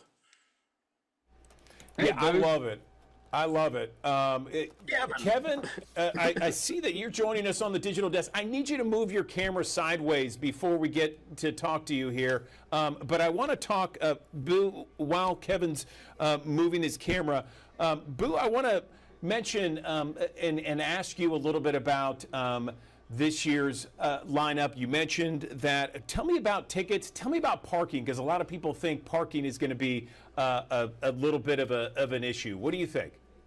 I'm going to let Kevin talk about the parking because he's more adept in. Okay, all right. Kevin, what do you got to say about parking? Oh, yeah. It looks much better, Kevin. Thank you. Absolutely. And thanks for the patience. I'm just trying to connect up. You sound great. So tell us about parking, because I know that sometimes can be an issue for some people that want to go to a major music festival downtown. I mean, we've got this year. We've actually enhanced some of the items on the ability to get into the event. We've got a newly optimized north entrance, puts attendees immediately in the heart of the action. We've also got the Butler Street entrance, which is makes it more accessible, as well as the additional Bluff Walk entrance near Vance Avenue. And lastly, we've got Riverside and West Georgia Avenue closed off. So I think, you're going to deal with your regular challenges of parking downtown, but we've got several entrances to get in, and we think we've enhanced the ability for the patron to get in easily. Okay, all right. It sounds like you mentioned a bunch of the entrances and the exits. Are we talking about parking areas that downtown where people can park? There's existing parking downtown currently that we have access to, but no, I think the biggest thing is if you can find a place to park easily, it's very easy to access the park. The park's a fabulous place to have an event, and as you know, it's right there on the bluff, and so we did actually open the Butler Street entrance, which has parking around it, and so the ability to get in the festival should not be a challenge. All right, good deal. And Boo, back over to you. I want to ask you a little bit more. You mentioned some of the acts you want to see on the stage. What else would you give to someone who is considering whether or not to go to this venue come May 2nd, 3rd, and 4th? What would you say to that person to convince them to go to this year's Riverbeat? I would say that this is the most highly curated festival for a festival goer. It's the cleanest festival I've ever seen. There's no trash. There's no debris. We've got a built-in kind of plastic composite floor in front of the stage, so even if it rains, there's no mud. The food is going to be some of the most amazing local food that you can't go to a festival and see Gus's fried chicken and Mem Pops and all these famous local places. So The food is a step above most other festivals. You know, it's far beyond funnel cakes and corn dogs. The experience, there's the iconic Ferris wheel. There's all kind of visual experiences with DJs. This festival was basically created by artists, visual artists, as well as. All right, good morning. Welcome back to the Action News 5 Digital Desk. There's a news conference set to begin any moment there. You can see Memphis Mayor Paul Young right now attending to the podium, about ready to begin speaking. This all has to deal with the devastating and destructive fire overnight in downtown Memphis at the historic Clayborn Temple that destroyed much of that church. Of course, that was ground zero of the 1968 sanitation workers strike and the I'm a Man campaign. Let's listen in. Tremendous jewel and asset, not just to the city of Memphis, but to the world, has been tragically lost to fire. And I'll let Chief Sweat talk about all of the specific details of this incident, but it's heartbreaking for our city, for our community. We know that history of the world has been shaped as a result of actions that took place coming out of this building. The I Am a Man signs that have become so iconic for civil rights across this world, they were all strategized and put together right here in this structure. And as hurt as we are to see the structure lost, we know that what it represents is more than just a building. It represents a commitment to community, a commitment to rights for all people, and that work will continue. Over the past few years, there have been millions of dollars that have been invested by the city, the federal government, philanthropy, and others in an effort to restore this structure.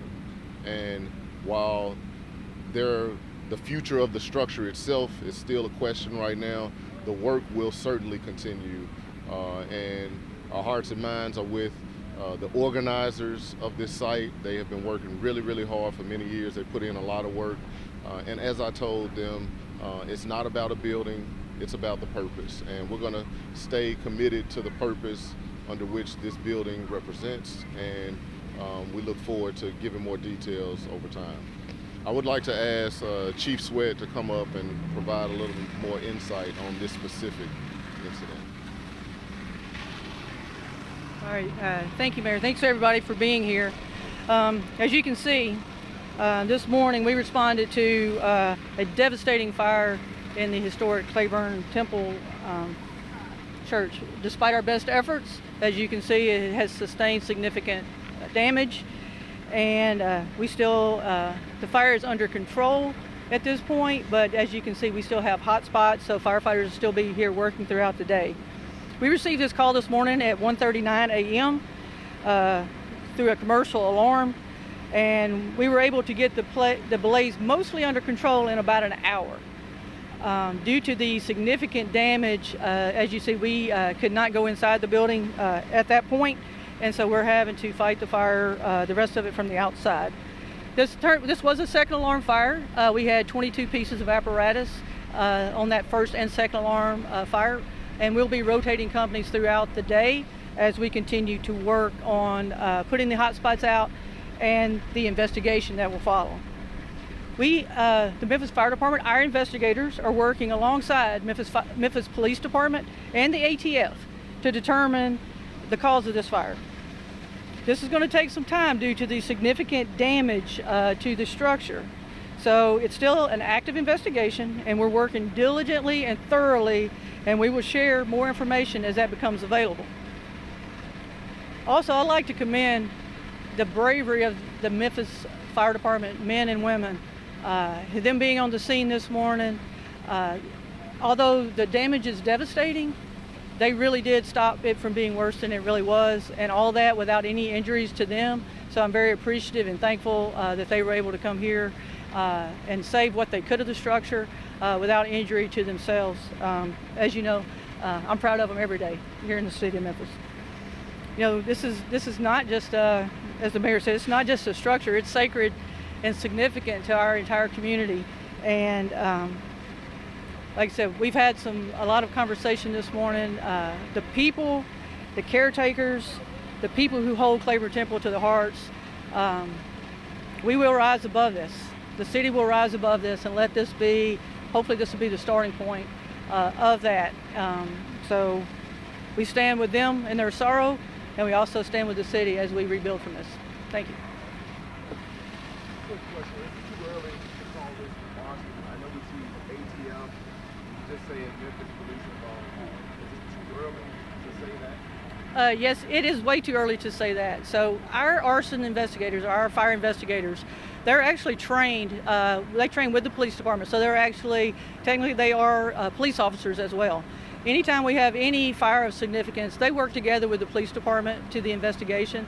The ATF, due to the historical significance of this building, due to the amount of damage, we are partnering with them. They're bringing in additional teams. We should have some dogs in soon, and they're bringing some more technology to the table that we don't have in Memphis.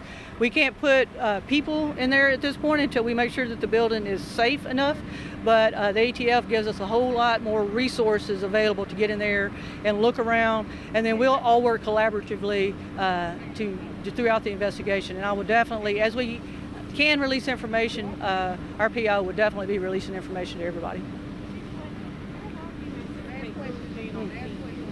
Excuse me.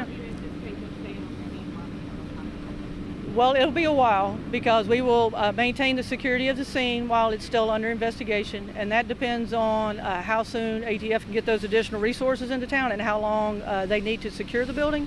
And then we'll likely have to have some structural engineers come in and look at what's left standing to make sure that we can safely leave it as it is. All right, Stephanie, last question. Okay. Stephanie Douglas with Action News 5. I just wanted to get some clarity. I know you told this building is total loss. So are you saying that this will be knocked down, or are you guys trying to preserve the outside of the building that's what's left? So what we're doing now is we are trying to make sure all of the fire is out and all the hot spots. Like I said, it's the little puffs of smoke. That's still fire actively burning underneath the debris and everything. So that's one of the reasons we're going to be here a while to make sure that all those are out. But we have instructed our crews to do as little damage to what's standing as they have to now, to make sure when the structural engineers, they'll come in and look at the building and definitely see if we can save what's standing now or some portions of what's saved now. So. Yes, the inside is a total loss, but we're somewhat hopeful that some of the facade will still be able to be left standing. Thank you. Thank you.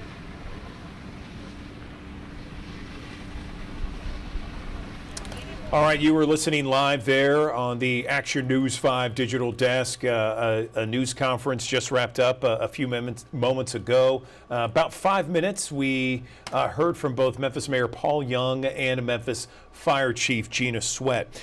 Memphis Mayor Paul Young said millions of dollars have been invested in that church there, the Clayborn Temple, in an effort to restore the structure. Work's going to continue. They're going to stay focused on the mission. He said that it's more about the mission than about the actual structure. And then Memphis Police Chief Gina Sweat came to the microphone. She said this fire, they got the first alarm, a commercial alarm fire, that was, they alerted the fire department at 1:39 this morning. And as you saw from the various pictures and video, that the structure is certainly significantly damaged. And it is certainly something that they're going to be working to put out hot spots throughout the morning. As she mentioned, they got control of the fire in about an hour. This was considered a second alarm fire, the rotating crews throughout the day. And investigators right now are going to be working with the ATF, the Memphis Police Department, and the Memphis Fire Department. She stressed that this is going to take some time, some significant time to exactly determine the cause of this fire. Good news out of all this, no firefighters were hurt. And again, they were on the scene at 1:39. They are still on the scene now, and it is approaching the 9 o'clock hour. Fire Chief Sweat praised the Memphis Fire Department for their hard work, and she said that damage could have been worse if it weren't for the hard work and hustle from the crews there. They know that this is the gravity of this kind of fire, very significant in Memphis history, certainly a pillar when it comes to the civil rights movement, ground zero, if you will, of the 1968 sanitation strike where Dr. King was in town, the I Am a Man campaign as well. Let's listen in. It looks like we have someone else that may be a part. About T.O. Jones, who was one of the original sanitation workers, and he was the one who started the union. And we don't hear about him very often, but he was so instrumental when the Memphis Public Works Department refused to give the sanitation workers equal pay and basic safety standards. He quit, and 32 other sanitation workers quit also. Okay, so again, this is something that is very significant. It's certainly a sacred ground for so many people, and certainly a pillar in the Memphis community, as we hear from others who were weighing in there on the scene. This is something that we're going to be covering for a number of days, perhaps, if not weeks and months afterwards. Again, investigation just underway to determine the cause of the fire, and investigators will be working thoroughly to determine the cause of this fire. As I mentioned earlier, this was ground zero of the 1968 sanitation strike and the I'm a Man campaign. Of course, the I'm a Man Plaza is right next door of the Clayborn Temple. So we're going to have much more throughout the day here on Action News 5 about this overnight fire that decimated Clayborn Temple. Certainly a structure that means so much to so many people, a pillar of downtown Memphis. We're going to take a short break right now as we take another live look from our High Five camera. 70 degrees at 8:56. We're back in 60 seconds on Action News 5's Digital Desk.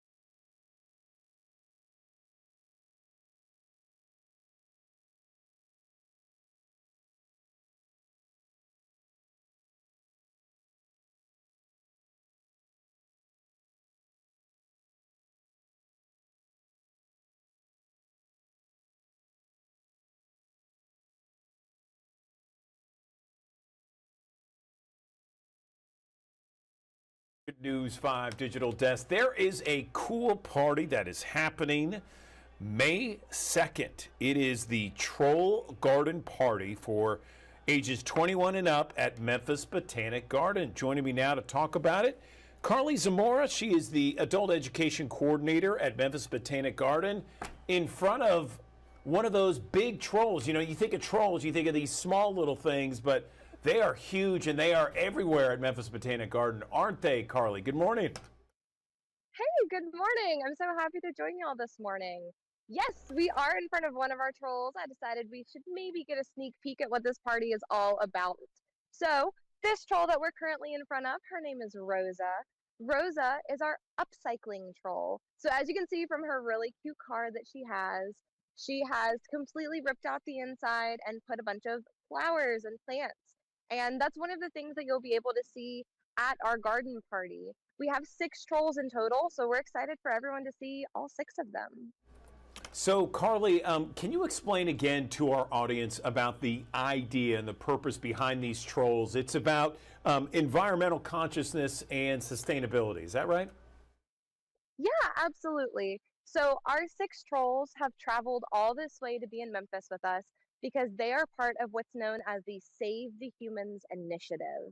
So the Save the Humans initiative, like you said, is all about sustainability, your environmental impact, and kind of taking a look at where we as individuals, as humans, kind of play on this planet and how we are tied in with every other portion of life. So where Rosa is talking about taking old materials and recycling or upcycling them, putting plants in them, kind of giving them new life. We have one troll who's all about recycling. We have another troll that's all about relaxation and meditation. So to me, being outside in nature is a different kind of journey for each individual. It's going to look different for everybody. So we've got kind of 6 different trolls showing what 6 different portions of that could be. I love it. I love it. Great. So this is going to be around until next month. Is that right? And then you got a party going on. Tell me about that.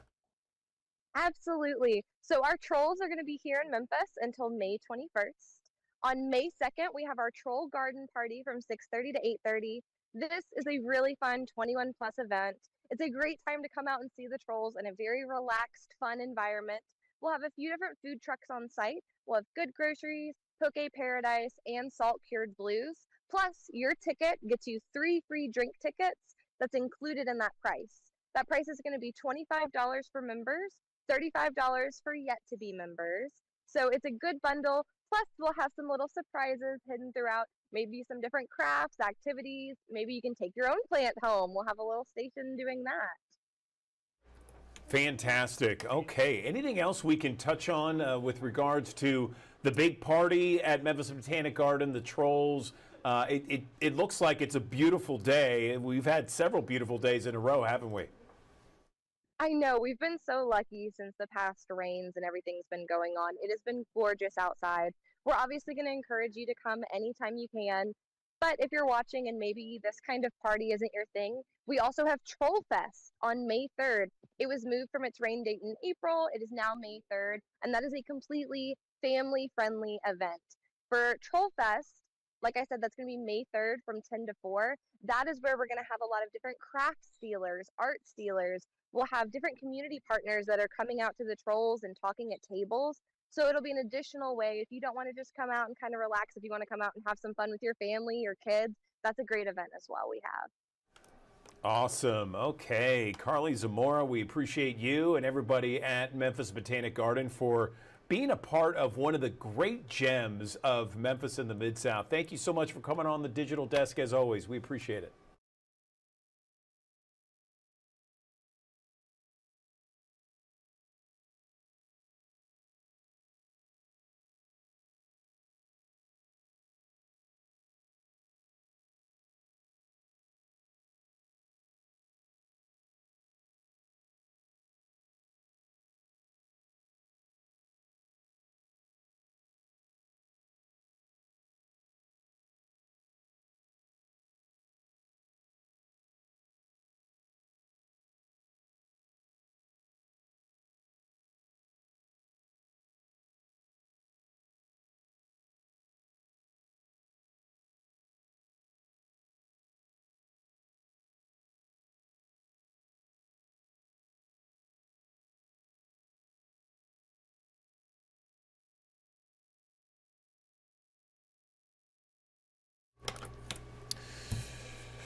Good morning. Welcome back to the Action News 5 digital desk. Cancer rates in young women are rising at an alarming rate. Get this stat here. According to a recent report, and this is from the American Cancer Society, women under the age of 50, okay, they have an 82% higher cancer incidence rate than men.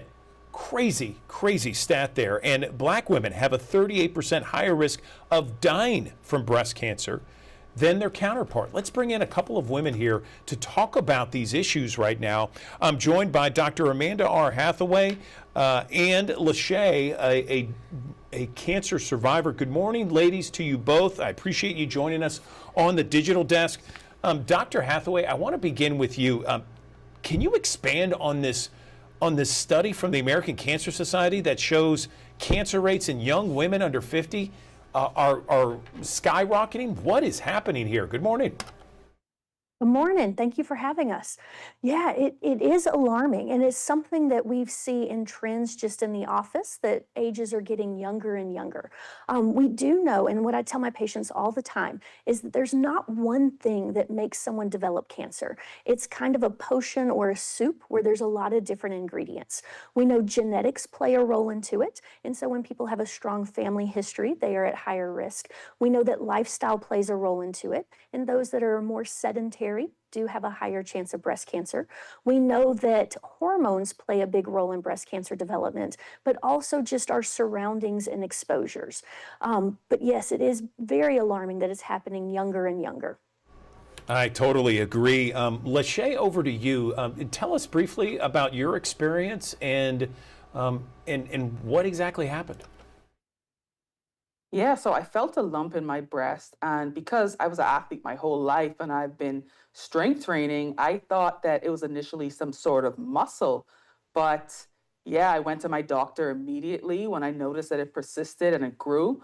And I got an ultrasound, a mammogram, and yes, it was breast cancer. It was stage 2B, hormone positive, HER2 negative breast cancer with a high risk of recurrence. And I was just so shocked because I was only 26 years old. And usually breast cancer is diagnosed in much older people. And so I was like, wow. And I immediately went into fight mode and I started advocating. And that's why I'm so happy that I'm partnering with Eli Lilly because I'm able to spread this message even more and motivate more young people to just understand what's going on with their bodies and get to know their bodies so they can advocate for themselves and catch anything that may be happening early.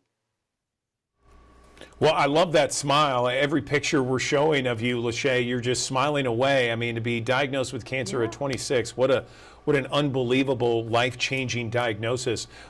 Dr. Hathaway, back over to you. So, you know, we've talked about these issues. Is there any way to be proactive where people can, you know, change, I don't know, diet habits to stave off something like this? Or is it important to just have annual exams with your pediatrician or with your doctor, your main doctor every year? I mean, is it a combination?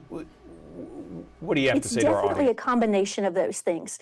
And so there have been studies that show in women who are at high risk of breast cancer, an hour a day, 5 days a week of aerobic exercise cuts the risk of breast cancer development by 57%. We know people who drink excessively with alcohol are at higher risk. We know that those who live a sedentary lifestyle, so even if you're exercising but then spend the rest of your time in front of the television, there's a higher risk of that. And then we know that a lot of the foods that we eat, processed foods, refined sugars, do increase the risk of breast cancer development. But even without any of those risk factors, what I tell my patients is it's very important to know your body. So if you do recognize something abnormal, you can bring it to your doctor's attention because the earlier we catch it, the better our outcomes are. Good advice there. Lachey, any advice from your perspective? Yes, I would just say, just to piggyback off what Dr. Hathaway said, you have to know your body and advocate for your own healthcare because I found my breast cancer by doing self-breast exams. It was because I knew something was off and I acted very quickly that I was able to catch this early and have such a great outcome. Right now, I'm cancer-free and it's just a great feeling. And so I'm very happy to be here and I just want everyone to advocate for their health. And if you have any questions, you can head over to lilly.com. That's LILLY.com. Okay, well, listen, ladies, we appreciate your conversation on a very important topic. Thanks for your time. Thank you for having us. Got it. All right. Another live look from our high five camera here, downtown, midtown. Right now, downtown off in the distance. Already 74 degrees at 9:08. Let's talk about your forecast in 1 minute.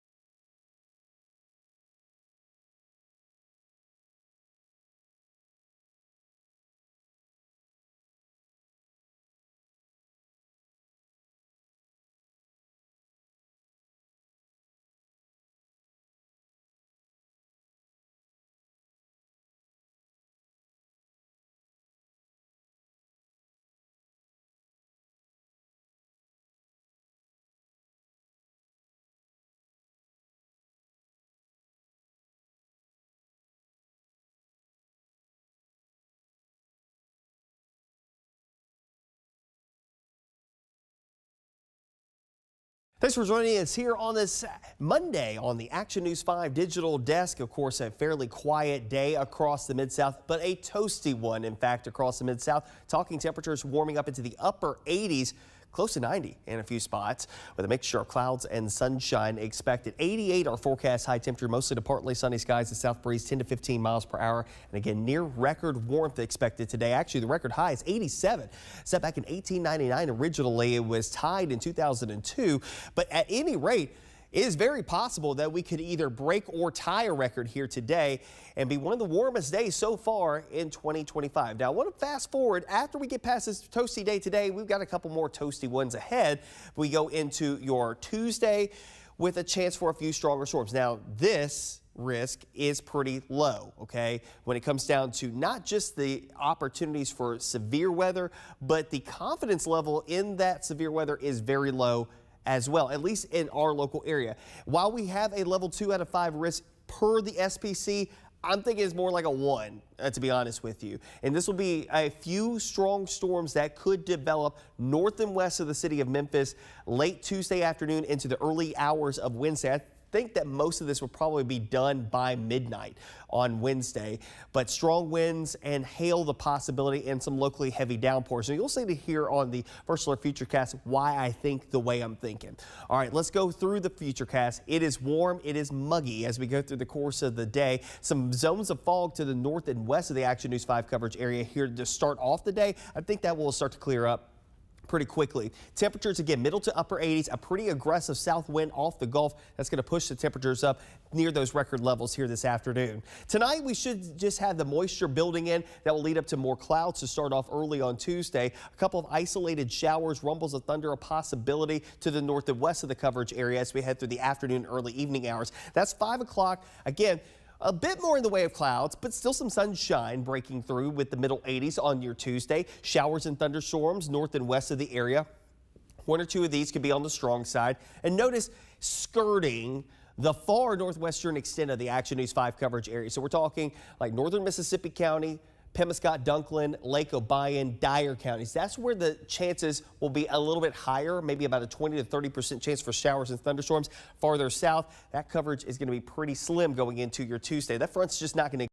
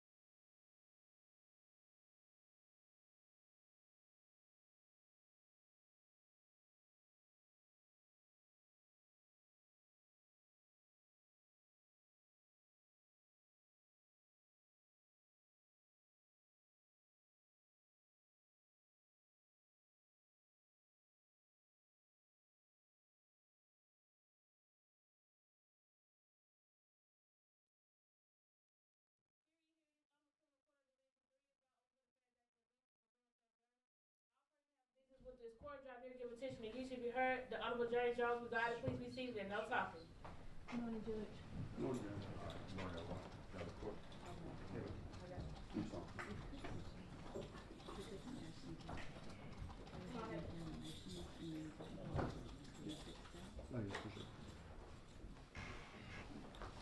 All right, before we get into the trial matter, it appears, and this is for our media guests, it appears we're having a lot of interference as far as Bluetooth and Wi-Fi.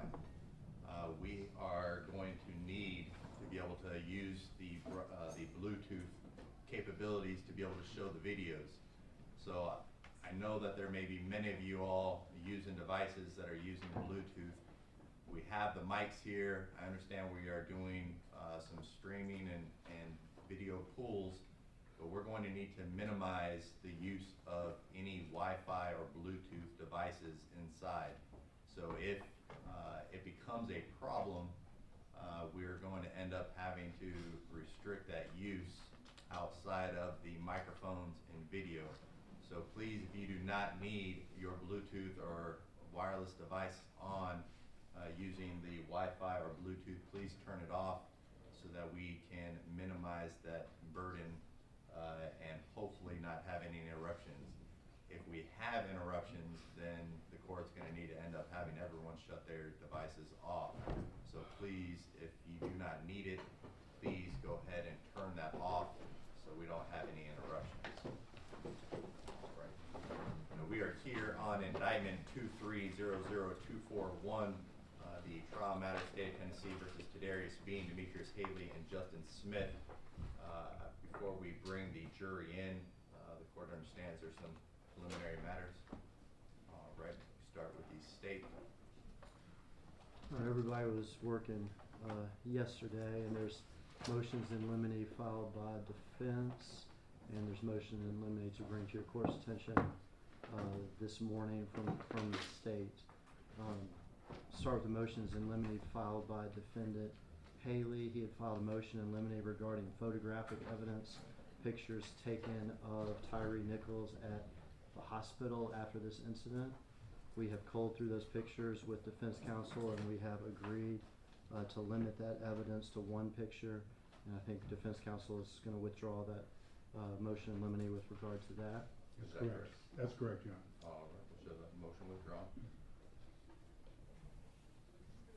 Mr. Haley filed a motion in limine regarding certain statements made on a response to resistance form. I apprised Mr. Haley's counsel in particular yesterday that we will not need to litigate that motion because we do not plan to introduce that form in our case in chief. That's correct, John. All right, so we'll show that motion withdrawn.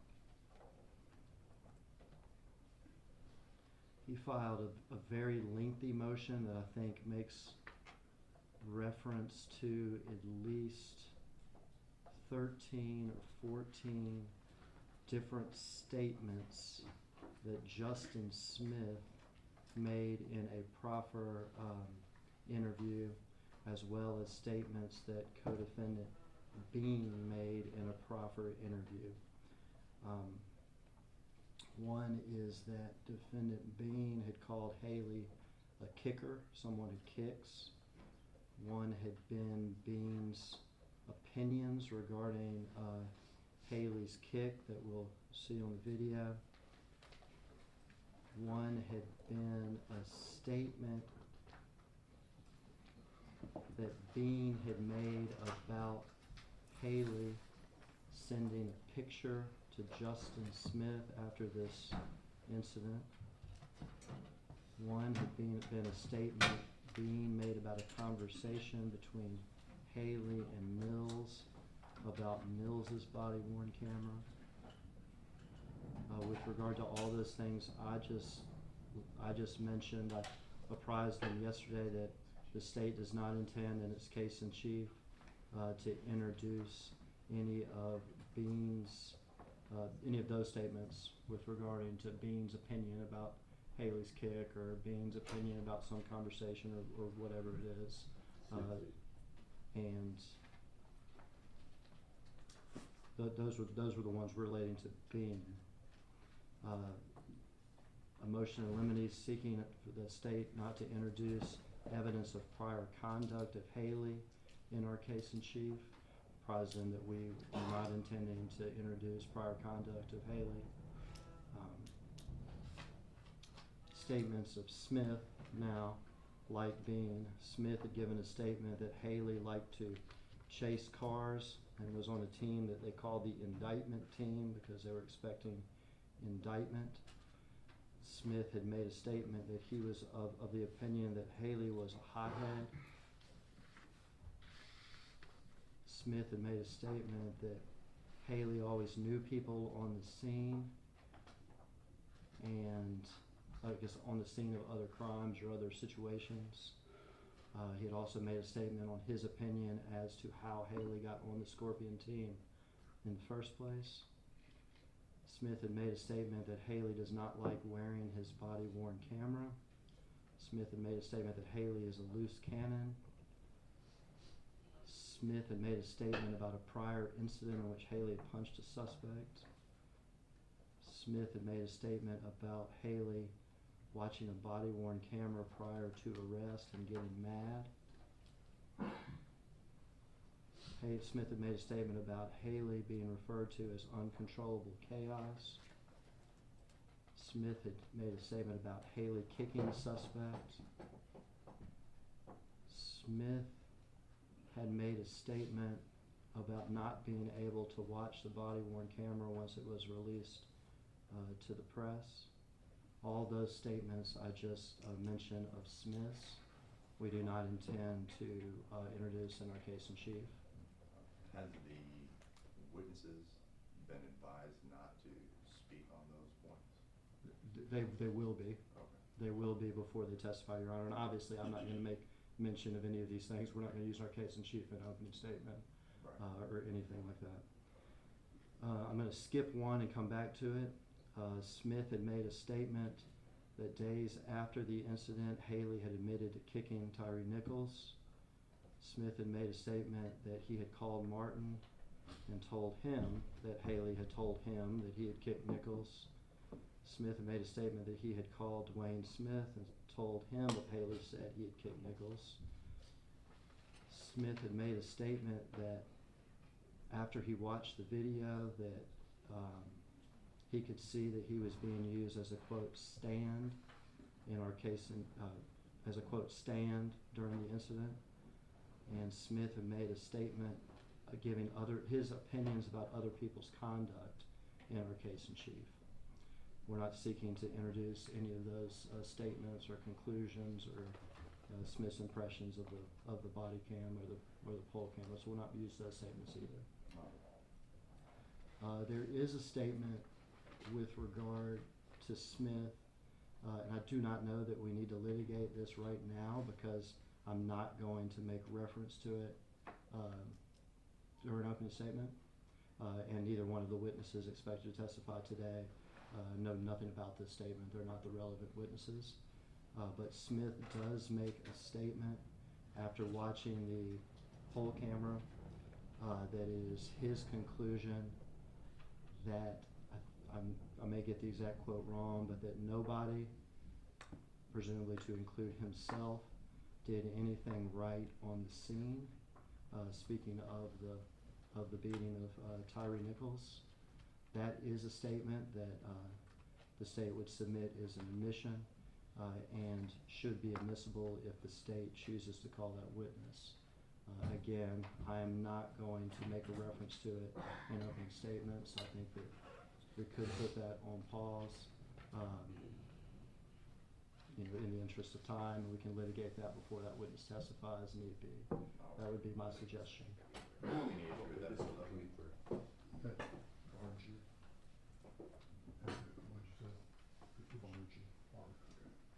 Any issue with that? Your Honor, no, there was one that, I don't know if it was inadvertent, number 5 on Bean.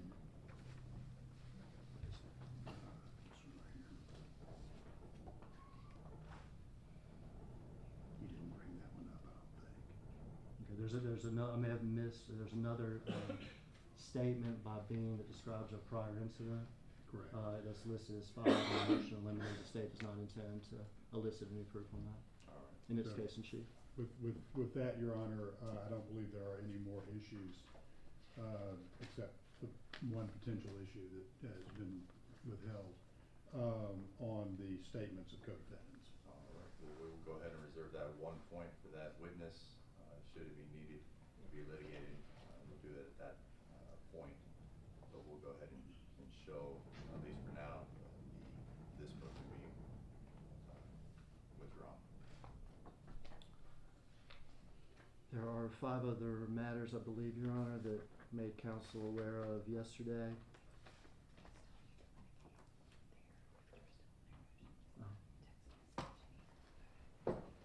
Oh, that's right. There is another motion by defense that we haven't spoken about, and I'm not going to speak for defense. Let me introduce the issue, and then defense can speak for itself on it. We will see evidence during the trial that defendant Haley, after the beating of Nichols, takes a picture of Nichols on his cell phone. That cell phone was retrieved by TBI. There was a consent to search it. TBI agents found that photograph that Haley had taken of Nichols right after the beating. They found that Mr. Haley had sent that picture to numerous people. They found text messages related to the sending and receipt of that picture. My understanding, and again, I'm just trying to introduce their motion. If it's different than what I think it is, then they'll tell Your Honor. My understanding, there's a motion in limine with regard to one text exchange surrounding that picture that defendant Haley took. And then there may be, I'll let counsel speak for himself, a separate motion having to do with the picture itself. All right, Mr. Leffler. Your Honor, may I pass the picture forward to Your Honor? Yes, sir.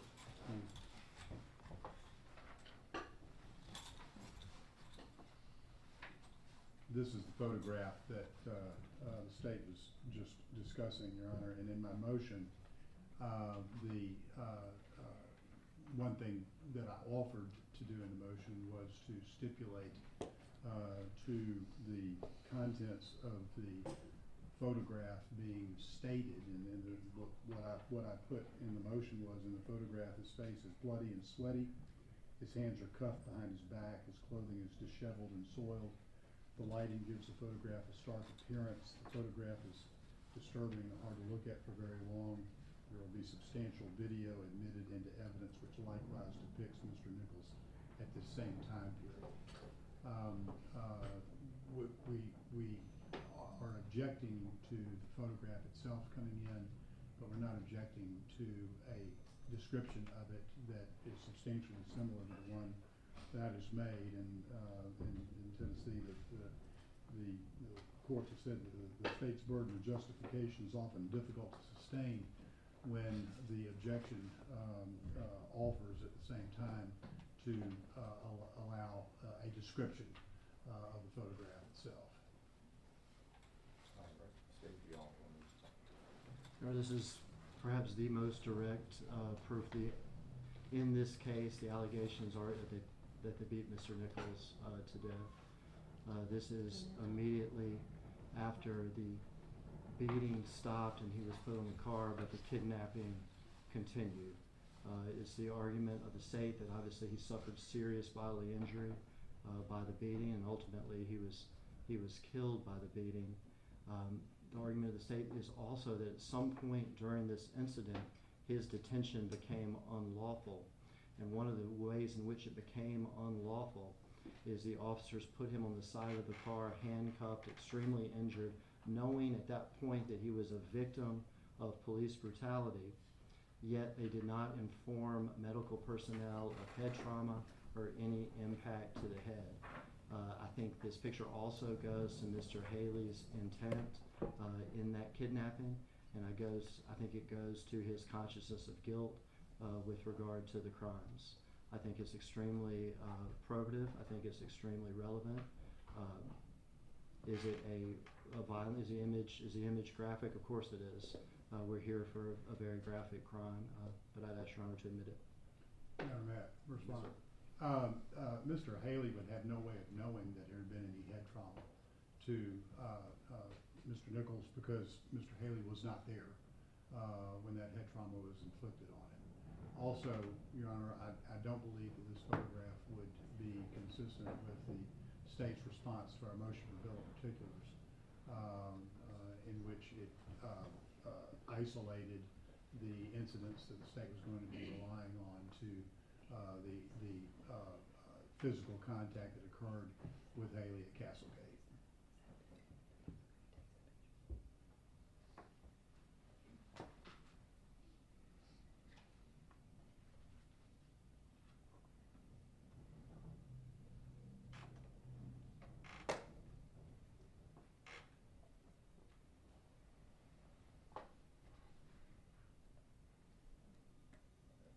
Explain to me again the issue with regard to the bill of particulars.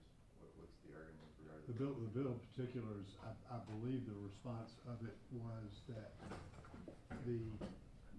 what the state was relying on was what happened.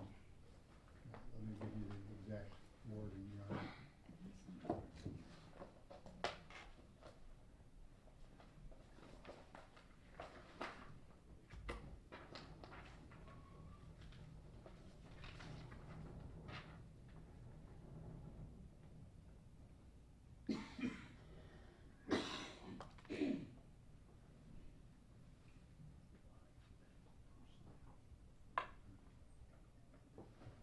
Yeah, Your Honor, in the state's response to the bill of particulars, so put plainly, the state alleges that these defendants, while they were armed police officers sworn to serve and protect, beat Tyre Nichols, restrained him while he was on the verge of death, and lied to medical personnel about his condition.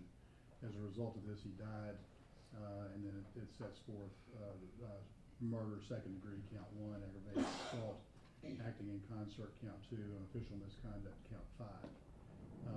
Further, during the course of this, his detention and continued confinement, even if arguendo, it started lawfully, it became unlawful confinement, detention and mistreatment, and caused serious injury, all accomplished by armed police officers, and it cites counts 3, 4, and 7.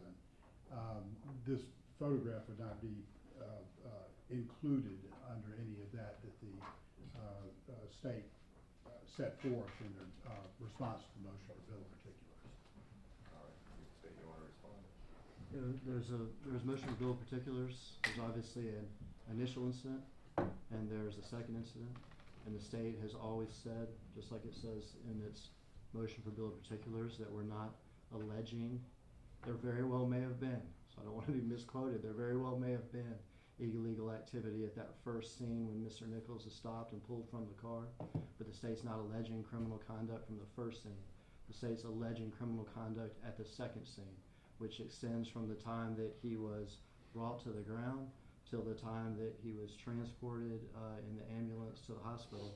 This picture was taken right there in that time frame when he's seated against the car at the second scene, handcuffed and just having been beaten. His illegal confinement is literally a picture taken of him while he is illegally confined. So I mean, it's entirely apt and on point. You do want to respond? Your Honor, during the entire time that the state was talking about, Mr. Haley was still at Ross and Raines, the first place where they had contact with Mr. Nichols.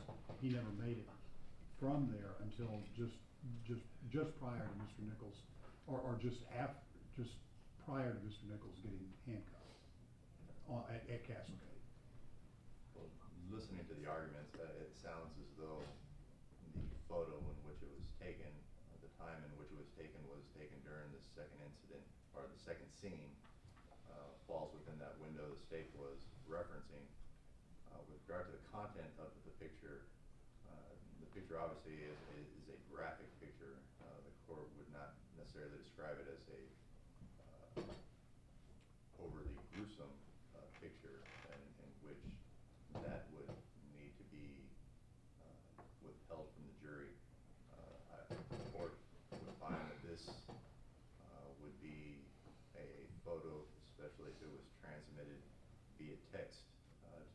parties after the incident would go towards the argument of the mental state of the defendants involved in transmitting this picture. And so where it stands right now, the court is not going to withhold this or deem it inadmissible. The court will allow this picture to be presented should the proper foundation be laid at the appropriate time. Thank you, Your Honor. There's a second half of Mr. Leffler's motion with regard to this picture. Mr. Haley sends this picture to numerous people. One of the people that he sends it to responds with a text message that's in Mr. Haley's phone, and I don't have it in front of me, so if I misquote, but it is short. Who beat him up? To which Mr. Haley responds, I believe, again, I don't have it in front of me, all 6 of us. So I think he has a motion. Let me also, with regard to that. Yes, Your Honor. You're ready for me? Your Honor, that was an email, a text message exchange with a gentleman named Fox, F-O-X. Mr. Haley in the text message exchange does not say anything about beating anybody up. That was the words of Mr. Fox. That would be hearsay. We would not be able to cross-examine Mr. Fox on what he meant by that, under what circumstances. Is that the only text message that you would? And then I left something out. Mr. Haley, Mr. Leffler also filed a motion with regard to a couple other text exchanges surrounding this picture. So let me go ahead and put these on the record here.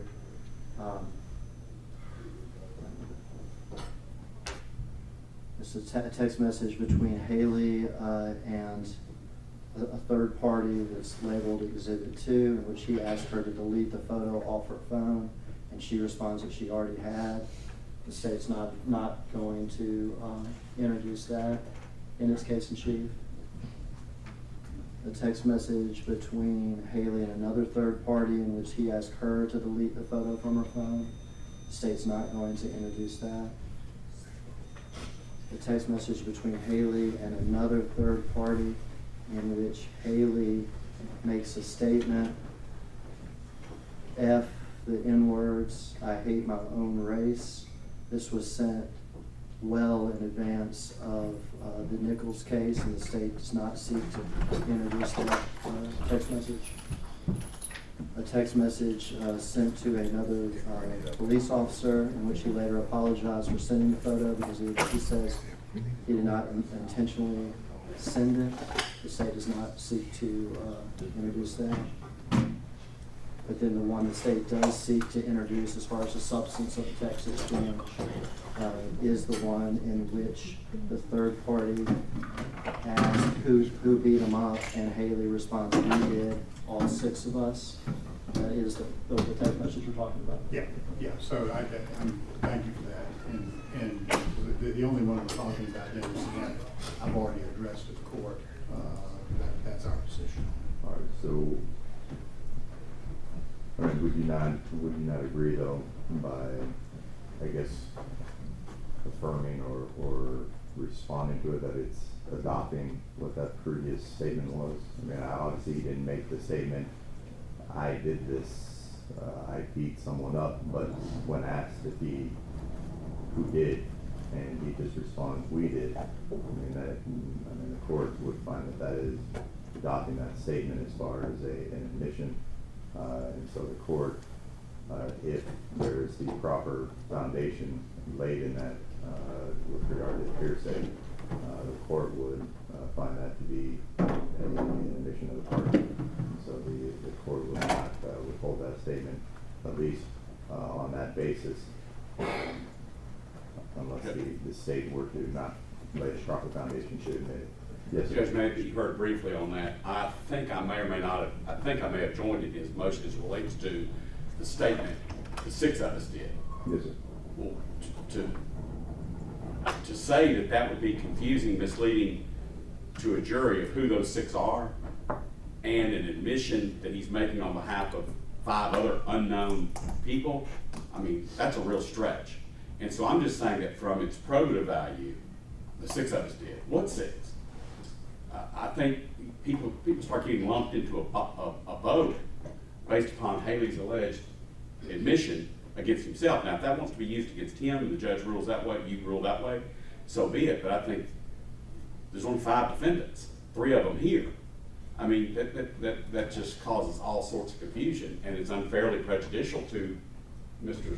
Smith, who may not even be who Haley meant in that text. If Haley's not going to take the stand in order to explain what the 6 of us means, I think admitting that would be unfairly prejudicial to the other people. That's just my position. State the other response. Well, I think a couple of things. I think Your Honor can instruct that this statement of Haley goes to Mr. Haley as an admission on behalf of Mr. Haley and not to the co-defendants. If the issue is 6, the number 6, or okay. I think you dealt with it. If the court will limit instruction to Haley, if you admit it, that's an admission as to Haley and not any other party. Mr. Hagerman and I agree. No. Is that right, Mr. Hagerman? All right. If the proper foundation is laid, then the court would give that limited instruction as far as this being a statement from Mr. Haley and referencing his potential involvement, and the court will give the instruction that there's that be limited to Mr. Haley as he being the author of that statement. But again, that will be dependent on the proper foundation being laid to get to that point. But where we stand now, the court would allow for that statement to be in with regard to Mr. Haley. Any other matter? I believe there are some oral motions in limine that we're going to have a position on. All right. Your Honor, now I'll just start with the first one. As I said, these are in no order. The state files a motion now to limit the mention of any sort of civil proceedings or the details of any sort of civil suit or hearings or anything that may have happened during the course of civil litigation. I know these attorneys are very well versed in the civil litigation because they're part of it. But I don't think any of the civil proceedings have any relevance to the proceeding, obviously the criminal proceeding that's before the court. Now, obviously, if there's witnesses that have given depositions in civil proceedings, I'm not seeking to limit their impeachment. Like, I understand they may be impeached by prior statements they gave in civil proceedings. But the fact that there's a civil proceeding pending and what its status is and what's going on or has gone on it, I would submit as of no relevance to any criminal issues before the court. Any issue with that? Have you heard? Are you going to make us go that thing back in order again? Okay, well, Mr. Perry's got to go first. No, just one first. Ms. Hadley. All right, so we'll go ahead and just establish our order now, so Mr. Perry. Yeah, as it relates to the limiting motion regarding it, I vehemently would ask that the court deny that at this particular point in time. Proof from us what's going on in a civil case could possibly go to bias, go to motive to testify a certain way. None of those issues right now have been fleshed out, and I think that to at least make that motion or to grant that motion at this point would be premature. We will receive this information. Well, I received it yesterday evening. I was looking at emails and spent the day preparing, but I didn't go through the emails, at the time that I guess they were being sent. So that was the first time we saw it. It doesn't quote any particular law that says that is innately illegal to go into. There's nothing that shows how the probative value is outweighed by prejudicial effect, to mention what's going on in a particular civil suit. If you bring the right witness that has a motive, a pecuniary motive in the case to testify a certain way, then I think that we should have the ability to cross-examine and confront that witness based off of that information. So at this time, as it relates to a motion in limine regarding it, I think that is inappropriate. All right. Your Honor, if I were to make reference to the civil proceeding, it would be something along the lines of, do you recall giving testimony in another in a related case, not say in the civil proceeding or anything like that. But there are things that are in there that could be used as impeachment, prior inconsistent statements, things of that nature. I would do everything that I could to not bring up the fact that there is a civil proceeding, and I think it can be done. However, if the witness is not understanding some of the things that I'm referring to, I may have to get closer to the edge of there being a civil proceeding. So that's our concern. Judge, I just want to be real clear that what Mr. Perry said is what my position is on this, not what Mr. Leffler said. Why are we dancing around such a huge issue of a $550 million lawsuit against the city of Memphis? When, Judge, the proof will be that we believe the investigation by the TBI and the DA's office was corrupted from the start. And we will have evidence that Mr. Crump's office, plaintiff lawyer, directed Mr. Mulroy, Mr. Hagerman, Ms. Headley to take, for lack of a better word, a deposition of Preston Hemphill. And it didn't have one thing to do with Tyre Nichols. It had to do with the Scorpion team, pulling black people over, roughing them up. And it was at the direction of the plaintiff lawyer writing to Steve Mulroy saying, hey, we'd really appreciate it if you could ask these questions. So they called Lee Gerald, and they called Mr. Hemphill in. Mr. Hemphill had a cooperation agreement. So he comes in thinking it's going to be a proffer, and he sits there and basically is deposed, and it's transcribed. And that transcript is then provided to Ben Crump's office. And do we think for 1 minute that that type of influence by a plaintiff lawyer might affect what the TBI agents are out there doing, what the TBI agents coordinate with the DA's office to do? Well, part of our proof is going to be this was not a fair investigation of these officers. It was one-sided, and that civil litigation will come in that way. Well, I think, though, the state has already acknowledged that there may be certain circumstances and situations in which the civil case may be relevant, but as far as the civil case just being out there, and it's not relevant to anything that we have going on. There may be certain situations and instances where impeachment may be at issue, bias or motive to lie may be able to be presented, but we're not going to try the civil case over here. Oh, and so as far as all of the other things that are just plainly part of that suit, we're going to leave over there. What I would suggest, and my position is, outside of impeachment, outside of bias or motive or something along those lines, then it has no relevance to this matter. Now, if as the proof is coming on, you all discover something or believe something has occurred which now expands that relevance, then we can approach and we can discuss and make a determination at that time. But I want to go into it with the understanding that we are not going to go into the civil matter unless it's for those purposes of impeachment or bias or motive or things of that sort. Again, if as we go through that proof, if you all feel some door has been opened and that we need to go through it, then we can have a jury out hearing and we can discuss that and make that determination. But where we stand now, the court's just going to limit the questions for the purposes of impeachment or bias or motive or things of that nature. I'll go out of order for my list here because this seems to be a natural sort of progression. Filed a motion in limine with regard to the mention of the federal trial or any of the verdicts in the federal trial. I suggest that when we're referring to the federal trial during impeachment, that the attorneys call that a prior hearing in the matter. If needed, a prior hearing in which these prosecutors weren't present, something like that if needed, to explain. Again, not trying to keep it out for impeachment. If these witnesses testify differently in federal court, understand that they can and will be impeached by their testimony. But the fact there was a federal criminal trial with regard to these defendants, or whatever the results of that federal criminal trial were, I believe are entirely irrelevant to the criminal proceedings here.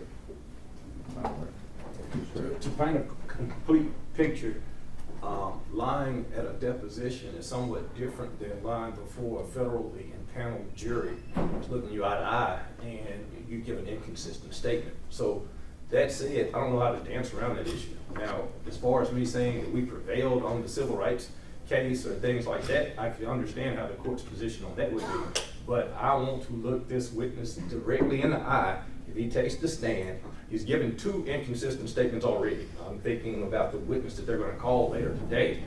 One of them is directly opposite of the other one. One is before people that he's not sworn to, that he's just doing it to keep his job possible. The other before a federally sworn and impaneled jury. That makes a huge difference. And if he's willing to give an inconsistency there, then this jury needs to know that. Now, I don't, like I said, once again, to paint a picture about what the verdict would have been and things like that, I don't plan to do anything along those lines. But I do want to be abundantly clear. It's less than fair, and we're going to get into this argument, I think, on one of their motions in limine regarding our ability to cross-examine regarding how much time they're facing, for instance. Well, if I tell a story in federal court because I'm facing a life sentence, which, by the way, the judge across the street had cut our feet off on, and we now know that that's going to be reversible error because the federal Sixth Circuit has ruled that you cannot hinder our ability to ask those questions. Well, later today, they're going to ask this court to do the same thing in a few moments. So we want to be able, or I want to be able on behalf of Bean to say, hey, when you were facing a jury across the street, you said X, Y, Z, if it's inconsistent with what was said previously. And I think it's only fair that we be able to draw that picture and to try to sterilize it as if it happened in some back, office space or what have you, is a lot different than being able to give it the full gravity of what it is. They're the ones bringing this case. They had priority. They indicted us first. We could have been trying it and wouldn't have been an issue. But once you try a case with issues that are so parallel, then that's something that we face the burden of what we're saying. And I think 2 of the motions that I'm joining Oral Timmons in indicate it's a double jeopardy argument that's out there regarding this case. They are wanting their cake and to eat it too by saying, hey, witness, if you're inconsistent, they won't know that you're inconsistent before another jury. That's less than fair to us because that tenders or tampers down that fire, and that shouldn't happen, Jan. Before you respond, let me just go ahead and give the other defense attorneys a chance to. I think that sums up our position as well. All right, Mr. Zamaki. Same here, sums it up well. All right, I'm sorry. If the reference needs to be prior hearing with a jury present, then that's fine. That's not, I can understand that part of it. But getting into particulars of the federal trial or the fact that there was a federal criminal trial against these defendants and there was a federal criminal trial in which a jury, prior hearing with a jury present, that's acceptable.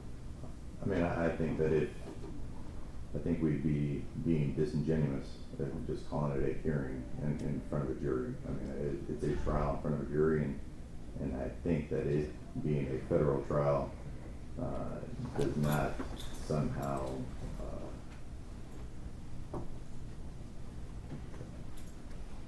put into jeopardy or any kind of painting of the jury. I think that it paints an accurate picture of what was going on. Now, obviously, again, with regard to the verdicts and outcomes and things of that sort, there's not going to be any mention of that. But I think that not calling it what it was is not an appropriate manner of handling it. I think that we can call it federal trial.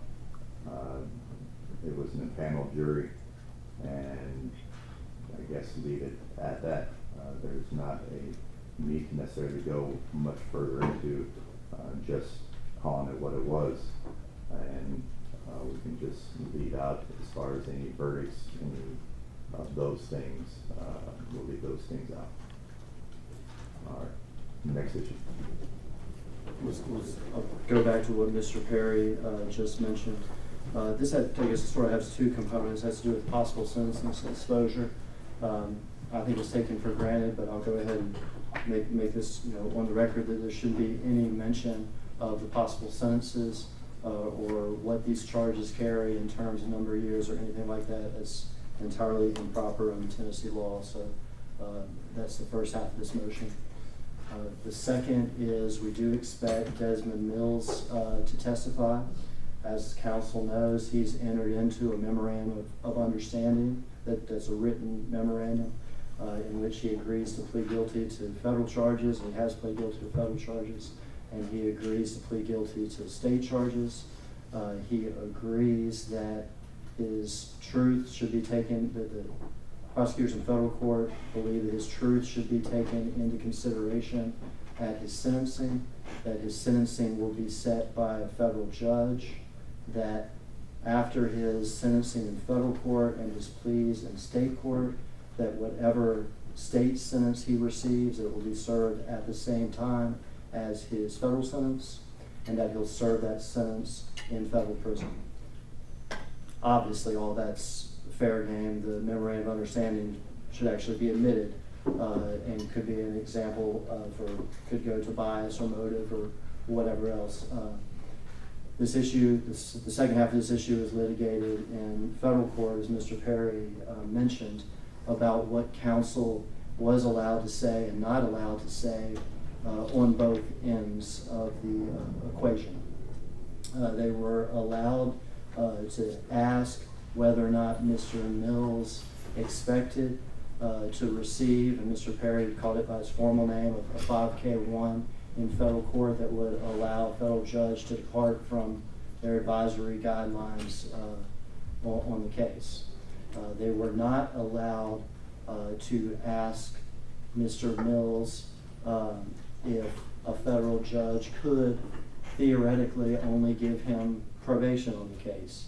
At the same time, the state, U.S. government, was not allowed to bring out the fact that he was facing in excess of 20 years incarceration at the top end. So the question was, do you have this memorandum of understanding? Do you expect the truth to be taken in consideration with regard to your sentence? Do you hope the federal judge or the United States government recommends a downward departure at the time of sentencing, but they were not able to get into either the low end, which theoretically I guess would be probation, or the top end, which would be in excess of 20 years incarceration in federal prison. I think that's the appropriate tack to take with regard to Mr. Mills. Obviously, bias, impeachment, we acknowledge. The memorandum of understanding goes to that. The idea that he expects or hopes for consideration if he testifies truthfully goes to that. The fact that a federal judge will determine his sentence goes to that. The fact that he hopes the federal judge will take into account his truthfulness goes to that. But as far as number of years and things like that, I don't think that's appropriate for this jury to hear. All right, great. Your Honor, across the street, we were forced to play a silly game during our examination of Mr. Mills. You're facing a lot of time, correct? You're facing a whole lot of time, correct? Instead of being able to say, under the way that you're indicted, you're facing 3 possible life sentences. That is the way that I've always been able to ask questions. That is the way that the Court of Appeals subsequently, in the case of U.S. v. Taylor, decided on February 5th, 2025, says that you're supposed to allow to do. And it also said that the way that our questioning was done by the judge across the street, or the way that we were somewhat tied in that case to questioning like that, not only gives a false notion to the jury, it gives a misconstrued and confusing question to the jury. Because if I ask that question, you're facing a lot of time. To be candid, Your Honor, if Your Honor gives me 10 days for contempt to John Keith Perry Jr., that's a lot of time. If you give me a life sentence, that's a whole lot of time. And so to be able for jurors to say that they can dissect that and come up with some kind of a view of what that bias would be, because I might not lie about it, if I'm facing 10 days in jail. I might tell the whole truth and nothing but the truth. But if I'm facing a life sentence and a Department of Justice attorney is banging on the table saying, this is how you saw it, this is what happened, is it not? I might be inclined to change my story about how it really happened to how the Department of Justice might want me to say it happened. That is the difference in context, Your Honor, and out of fairness, we should be able to, and I asked the court that, I know that it would be persuasive authority and not binding authority, but because of the small amount of time that we were given on this particular issue, that if you're inclined to look at it in the government's way, that at least pull that Sixth Circuit case, because the discussion is spot on with what we're doing right now, trying to hinder our ability under the Confrontation Clause to fully examine the witness. We should be able to ask this question from top to bottom about why you are biased, and to ask these silly semantics about, you know, how much time you're facing theoretically versus being able to say you are avoiding possibly X amount of years is the way that question should be allowed. In that case, spells it out verbatim. What's the side on that? It's U.S. v. Taylor. I know Mr. Stanley would have it. Judge, it is now 127 F. 4th, 1008. It's Sixth Circuit of February of this year.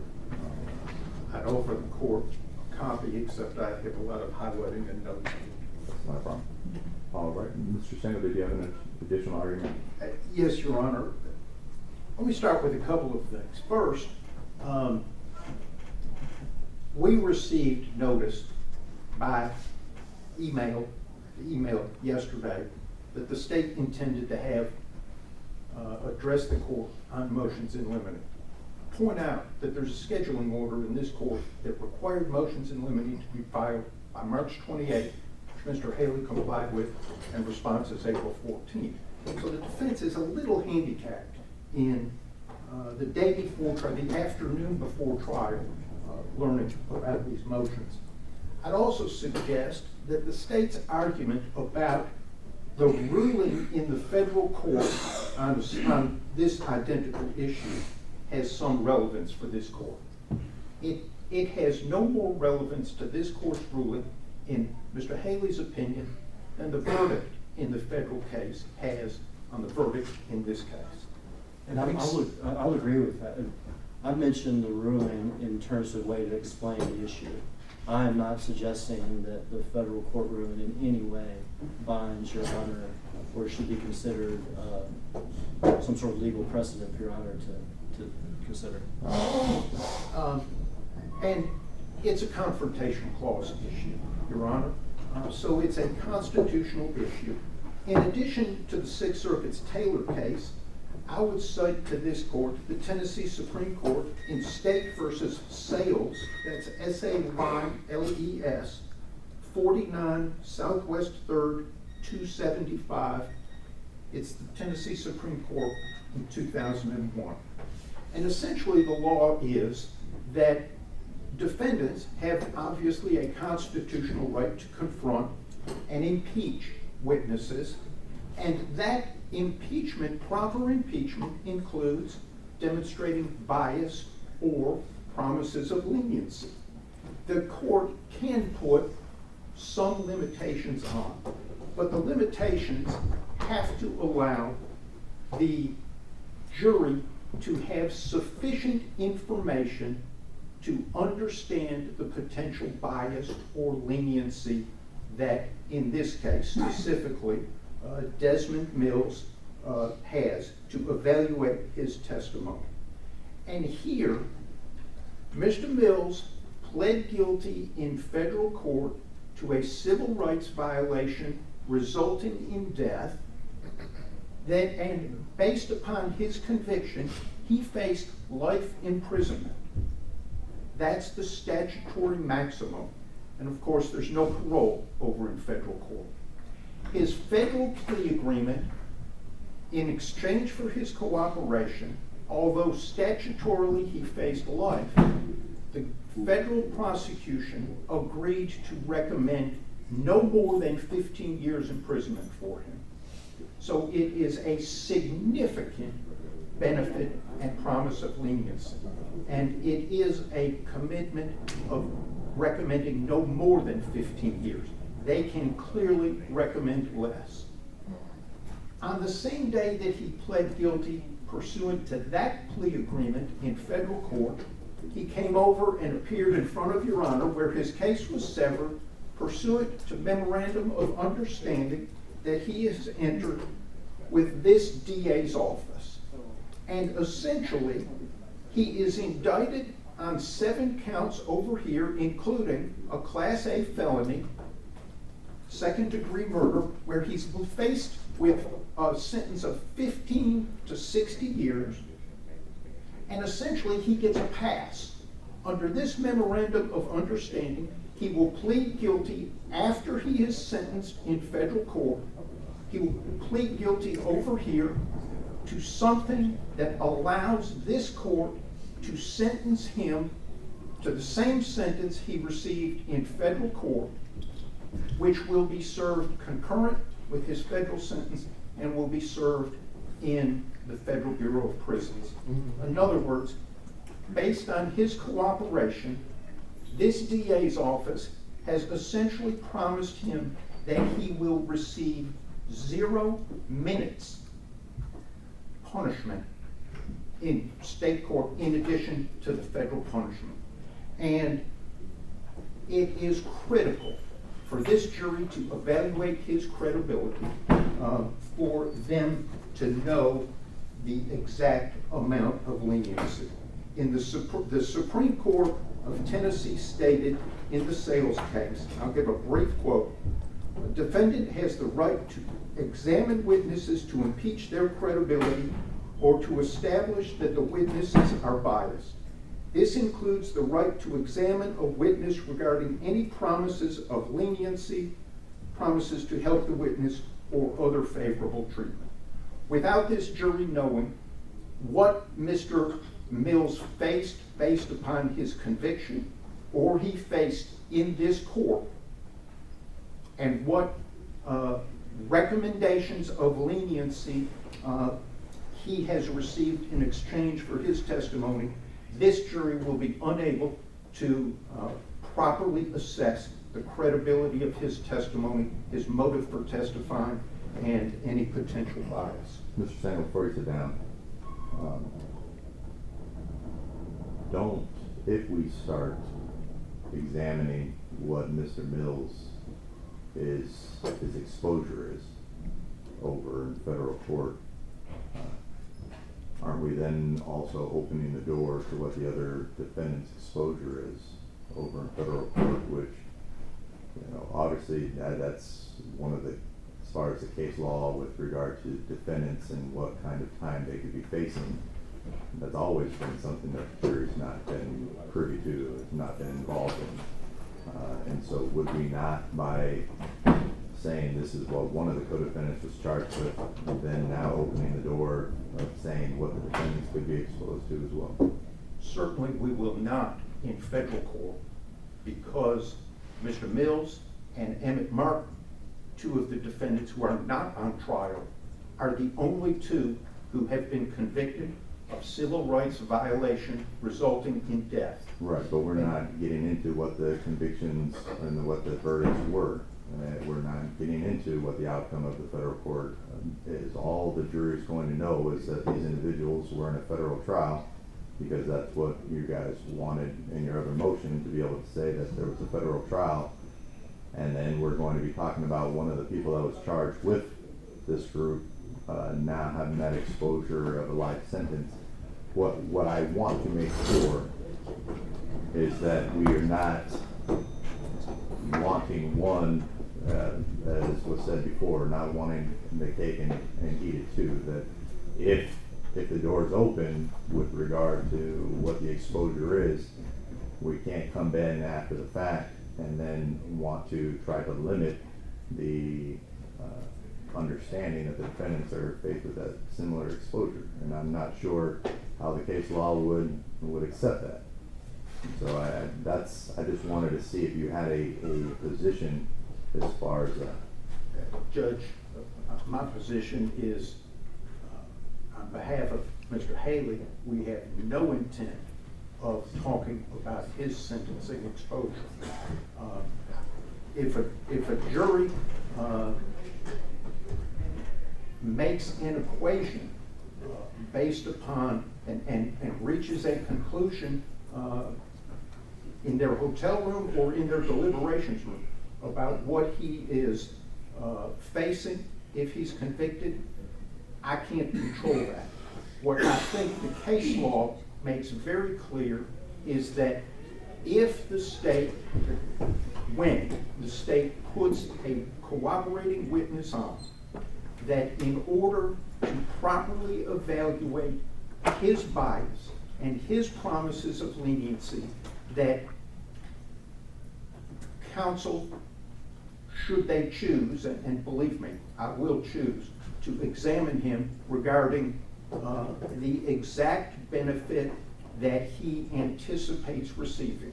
And he has, frankly, avoided a recommendation that he spend the rest of his life in prison by cooperating and testifying. And without the jury knowing that that's what he has avoided, it is my position that the jury does not have sufficient information, as the state and United States Supreme Court have said, sufficient information to evaluate his credibility based upon normal impeachment for bias, motive, and promises of leniency. All right, Mr. Zimmer. I will adopt what Mr. Sting, whoever that is on Mr. Leffer's phone, I will adopt what Mr. Perry and Mr. Stingle said just then, and I will go to your question that you've been followed up with Mr. Stingle. What about the other defendants? I would say that, one, you could take care of that by way of a limiting instruction, because it really just goes to Mills's credibility, the benefit of the bargain of him coming in and cooperating. Or number two, not give a limiting instruction, and the defendant, Justice Smith, would take his chances on the jury concluding that he's facing an equal amount of time, without getting into the issue that Justice Smith was acquitted of all civil rights charges. In other words, I would be willing to take that risk of them taking that lead. Or you can give a limiting instruction. But I adopt Mr. Perry and Mr. Stinger's argument. All right, Mr. Hagler, do you have a response? Yes, sir. All right, Mr. Perry. And just brief, I want to make sure that we emphasize the fact that Mr. Mills' agreement is a continuing cooperation agreement with the district court. In other words, he can't take the stand and retreat from the position that he shared over across the street, or he stands in violation of that agreement potentially, even in this forum, because he has not been sentenced yet in the federal case. He's incentivized. If I'm his attorney in the federal case, I'm definitely going to bring up the fact that not only has he testified here back in September, but he also testified in the Shelby County criminal court in April and May. We feel that he should receive extra credit under that 5K 1.1, and that does make it a huge incentive. But I wanted to make sure that the court, and I know the court did just as much federal work as I do, so that's a continuing agreement though. So that incentive for bias is still potentially there. All right. Yes, sir. All right, the court's going to take that one under advisement and look over the case law that's been presented on this. And before that witness testifies, the court will give its ruling on that position. Was it intended that this information was going to be used in opening statements? I didn't necessarily need to go too deep into it. I will say something regarding measure the motive and bias of different witnesses, but not specifics regarding exposure. I will be giving Haley's opening, and I can avoid this issue. Other than they have a cooperating witness, that the more they cooperate, the better they do on sentencing. I'm not getting into life sentences and all that. All right. So then I will go ahead and give a formal decision on that prior to that witness's testimony. We'll just reserve that issue and not delve into the details until that time. In the first half of that, will you also find that any mention of state sentences and possible sentences in state court is irrelevant? Correct. And I mean, I think the case law has been pretty clear as far as referencing the sentences, potential sentences, and with regard to the defendants in state court. So we'll go ahead and exclude those. We're down to the last two, Your Honor. The first is there's been some filings. I can't remember if the filings themselves were under seal or not, but I don't think they were. There's a motion by at least one of the defense counsels, or maybe two of defense counsels, having to do with selective prosecution, arguing that these defendants were somehow charged because of their race. There were some filings under seal that asked for certain records. Your Honor found no evidence of that at all. The state would make a motion that any sort of reference to selective prosecution or race being the reason these defendants were charged is disallowed. So, do you have Terry? Yes, Your Honor. The motions were filed because under Tennessee state law, it's required as a predicate if we're going to make that argument. And as of right now, that argument has not necessarily been met the predicate that the court has ruled. We realize the court ruled as it relates to what the court had an opportunity to look at in camera. The only issue that I have with it being a motion in limine is that potentially the witnesses that can establish whether or not that was an issue, and it might take the stand. And I don't want that to be something that perhaps if we want to address the court at that particular time or approach and say, Your Honor, based off of the answers to certain questions, we believe that we should be able to delve into this. And so I would ask that the court reserve ruling as it relates to an in limine motion. Particularly, I think that on one of the potential witnesses is the person who was not in fact indicted. And because of that, we feel that the court should be able to make that determination at the appropriate time. But to stop it as of right now, and to be clear, in my opening, I don't plan on drawing any reference to anything along those lines. I just would say that it should be something that perhaps could be ruled on down the road in a trial. Mr. Haley's position is that subject to the state opening a door along those lines, based on the court's pretrial ruling, that ship is safe.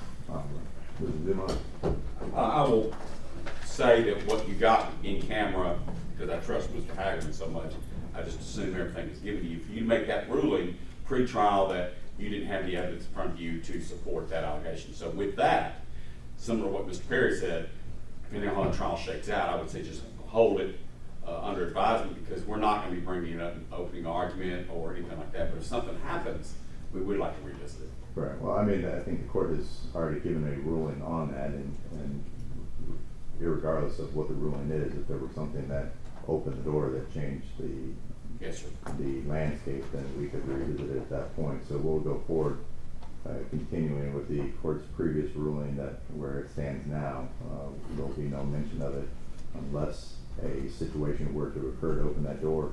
And if it does at that point, we all can approach and renew an objection, and then we can have a hearing if necessary. All right, next matter. And this is a final one. This is something that's also litigated in federal court, but I think I can make this real short. As Your Honor explained to the jury when we picked the jury, people assume that Your Honor's read the whole file and all this, and we know that's not how these proceedings. Your Honor does not have access to all the information purposefully, so you can make fair and unbiased decisions. This incident occurs, and we can call it different things, but there is a traffic stop of Mr. Nichols. There is an initial encounter there at his car. Mr. Nichols then runs away. One of these defendants that's on trial was present at the traffic stop. None of the other two defendants were not present at the traffic stop. The two defendants, Mr. Dean and Mr. Smith, respond to the radio that we have somebody running who's been tased and resisted. They encounter Mr. Nichols along with Mr. Mills in a neighborhood just 1/10 of a mile from the scene of the car stop. what happens, and there's poll camera and body cam video. After all that is over with, Mr. Nichols' car is searched. In his car, they find a small amount of marijuana, along with a even smaller, I don't know what the phrase, like a residue sort of amount of a mushroom. I can't pronounce the scientific name, psilocybin, I think. A very small amount of the psilocybin with a small amount of marijuana. They also find in his car some documents. I'm going to call those maybe like identification documents. I can't remember exactly if it's a driver's license, but it's definitely like some sort of personal documents in other people's or other person or two's name. If it's a credit card or if it's an ID or whatever it is, it is. All this is found after Tyre Nichols is beaten. None of these officers have any knowledge of what's found in his car at the time. It hadn't even been found in his car at the time. So our motion is to stop any reference to the contents of Mr. Nichols' car, as it has no relevance to the mental state of these defendants or to the charges that are before the court. Mr. Perry. Yes, Your Honor. We have a case where, if you look at the very beginning of Emmett Martin turning on his blue lights for Mr. Nichols, who had been at 385 and Riverdale, and he comes to a stop at Ross and Range. That's 2.3 miles away from that initial blue light. I think that the contents, to a certain extent, speaks to the res justi of Mr. Nichols. Your Honor, it's different than the standard case for several reasons. This is, to make these type of apprehensions is the job of these men that are on trial. Whether or not they caused the death of Mr. Nichols in the way that the state is saying, or in any way kidnapped him or had official misconduct, etc., those are things that the jury should be able to make the assessment of and at the end of the day rule on. But in order to do that, they should also have a complete picture, not of necessarily what is in the minds of the defendants, but equally what's in the minds of a person who has, and I think that it was danced around a little bit, but it was several identification and several credit cards that were stolen. And those are the things that at least go to the res justi of why this person, in essence, avoided being stopped on 3 different occasions. He avoided it in the car, ignoring the blue lights and siren, ignored it on the first scene when he breaks away. He goes to another scene, is apparently disposing of things at that second scene, and then is finally found at a third scene by Mr. Bean, and when he makes eye contact, he runs. So those are things that should be a complete picture. Now, I understand if the court says you shouldn't want to go into, personal belongings or this, that, or the other. No intent on that. But if, in any case, there is res justi, if it was the converse and Mr. Hagerman was prosecuting a person for whatever reason, that criminal defendant, based off of whatever it is that he had in his vehicle, that becomes a subject of why that person might be fleeing. In any case, and in this particular case, res justi is central to it. Now, I think that if it was something that they really wanted to argue and fight about, we should have argued this back if it was filed at the time that the deadlines were, and we could develop those arguments with a number of, with cases and case law. But here, it's clear that if you got what he didn't want to mention to the court a second ago, stolen credit cards and stolen IDs, that would give anybody a motive to try to avoid being apprehended. And that is a central issue. We're not only standing here asking whether or not what was in the minds of these individuals, but it surely should be a question out of fairness, what's going on in Mr. Nichols' mind at that time, and that question mark is somewhat answered from our perspective. Now, if the jury says, hey, I don't think that matters, then that's their purview. They can weigh the facts, that's what they do. But in order to give some kind of a misconceived notion that he's just driving home and just says, hey, you know what, I'm gonna do Dukes of Hazzard, I'm gonna keep on riding away from blue lights, that's disingenuous. And it's just not fair. And we're asking that if the court says you want to avoid the things that are irrelevant in the car, that might just paint him in a bad light, we understand that. But specifically the items of credit cards and things that are along those natures that are found in the car, we think that, and I think it's clear they're stolen. I don't think that they're going to stand up and say they weren't stolen. But as long as we can establish the fact that these are stolen identifications, credit cards, etc., I think that it's open game, young. Cool. You said one of the things is disposing of things? Yes, and 6705, 6705 Ross Ridge, it becomes clear that he is, yeah. All right.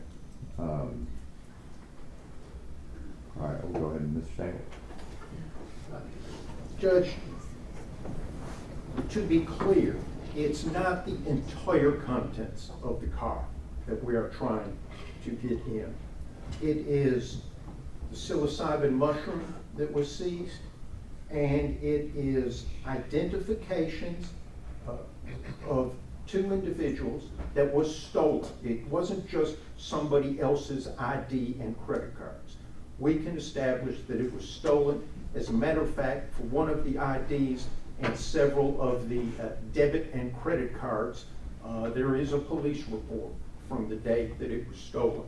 The owners of these IDs and credit and debit cards will testify that they were stolen and they have no connection to Tyre Nichols, and there is no way that he had authority to be possessing these things. The introduction of them for this jury's consideration is important because it tends to negate, if the jury so chooses, or counteract some statements that Mr. Nichols made that they will hear at Ross and Raines on the video. He says, I didn't do anything, while he's in possession of controlled substances and stolen property. He also says, I'm just trying to go home. The video makes clear he is not directly going home, and this video at 6705 Ross Ridge, he is seen slinking around parked cars and hiding, disposing of things and hiding from passing cars, one of them being one of the Scorpion Unit cars that drove by. So in addition to tending to negate from Mr. Haley's perspective, for the jury to do what it wants with those statements, it also goes to the lawfulness of his detention. In addition to the lawful traffic stop or traffic violations that Mr. Nichols chose to make 2.2 or 3 miles from where he was blue lighted, it goes to the lawfulness of the detention after he's fled 3 times at Castlegate and Bear Creek. Mr. Haley's charged with 2 counts of kidnapping, and his detention was lawful not only from his flight, but from his possession of stolen property and controlled substances. And finally, there has been suggestion that the officers who made statements about Mr. Haley's strength and ability to resist and avoid being handcuffed were lies. His continued flight and his continued failure to cooperate and resist may well be explained in part by the possession of stolen property and controlled substance as he is pulled over by the police. Judge, I don't have a lot more to add other than maybe a different take on it. This is probably one of the clearest examples of race gesti you're ever going to run across. Because as soon as Mr. Nichols ran from first blue light, then ran from Raines and Ross, then hid at 6705, and then ran from Dean, the question is, why is Nichols running? Of course, the jury's going to be able to determine, oh, he's scared of all police officers, he just wants to go home, or he wants to get away from that car. So that's raised gestures to complete the picture. Now, this court can limit some of the, I mean, we're not getting into the other predilections that are in that car. Okay? We're looking at items of crime. Mr. Hyger might say small amount of psilocybin, but it's a Schedule I narcotic. It's felony. He has to get away from that car. If he gets away from that car, gets away from the cops, then he doesn't get linked to it.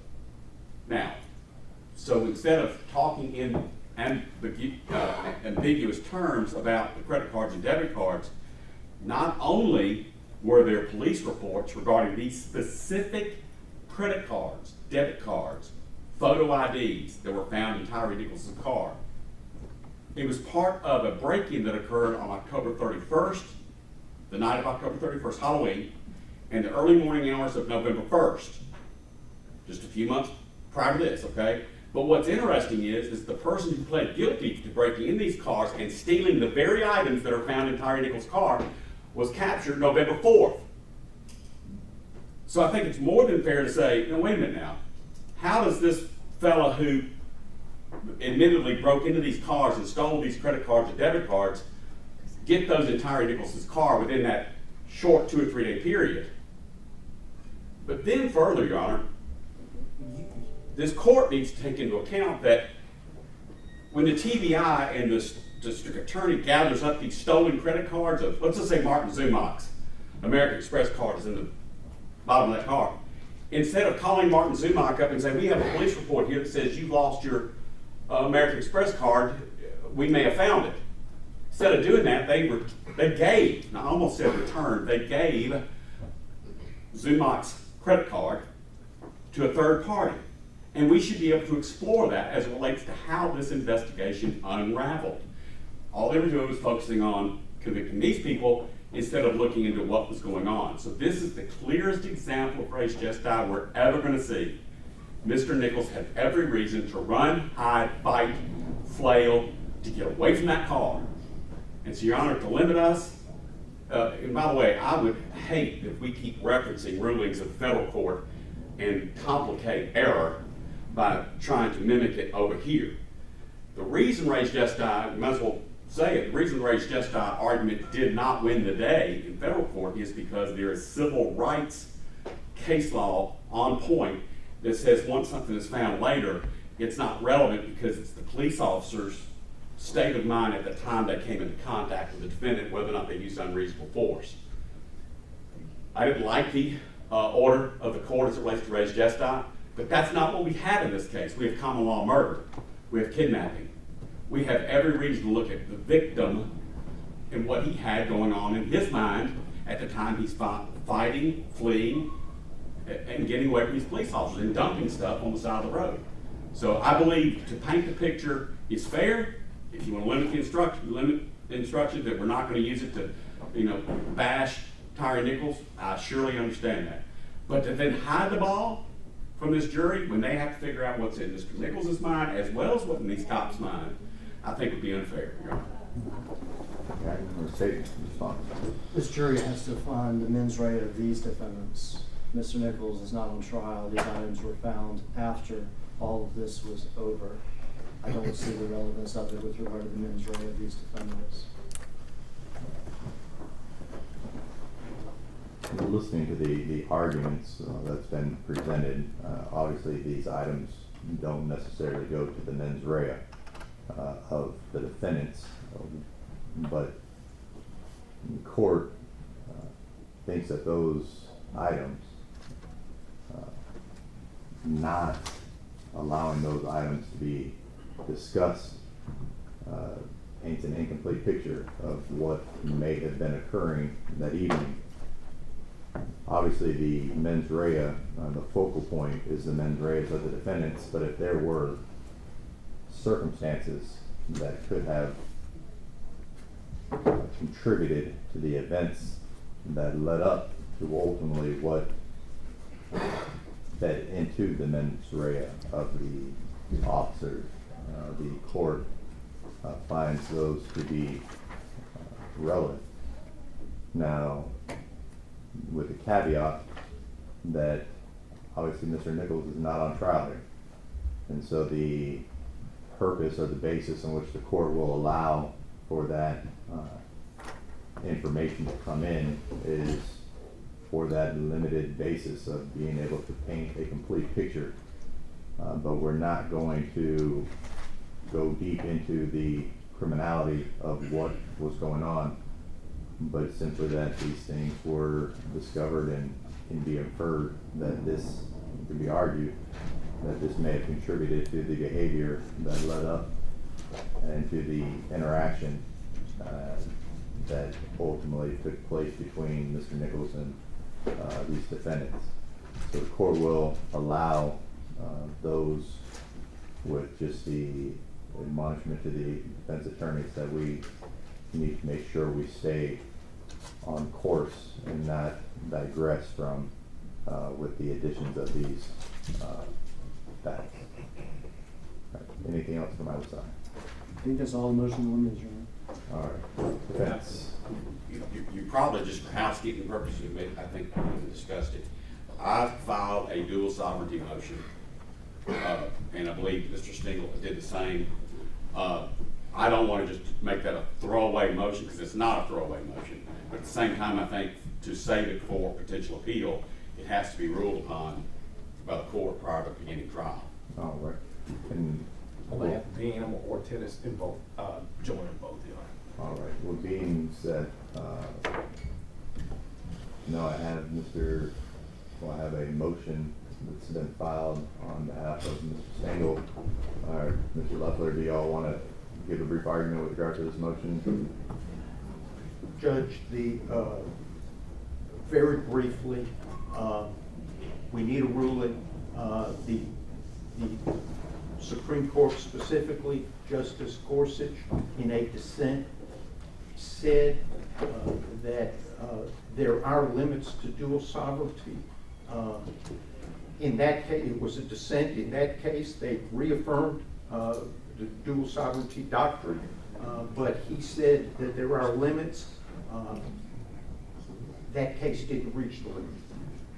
This motion says that this case reaches the limit, and the limit, the reason it reaches it is because, and I attached some text messages between the district attorney, Mr. Mulroy, and his January 2023 pre-indictment contacts with the heads of the Department of Justice Civil Rights Division as they were coordinating two prosecutions.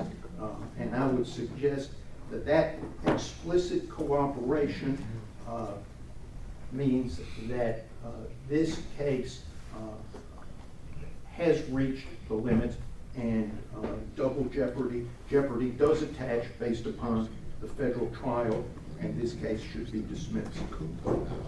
I don't know if I heard you. Do you have both my motion and? I do. Because I go into the Pettit doctrine along with that.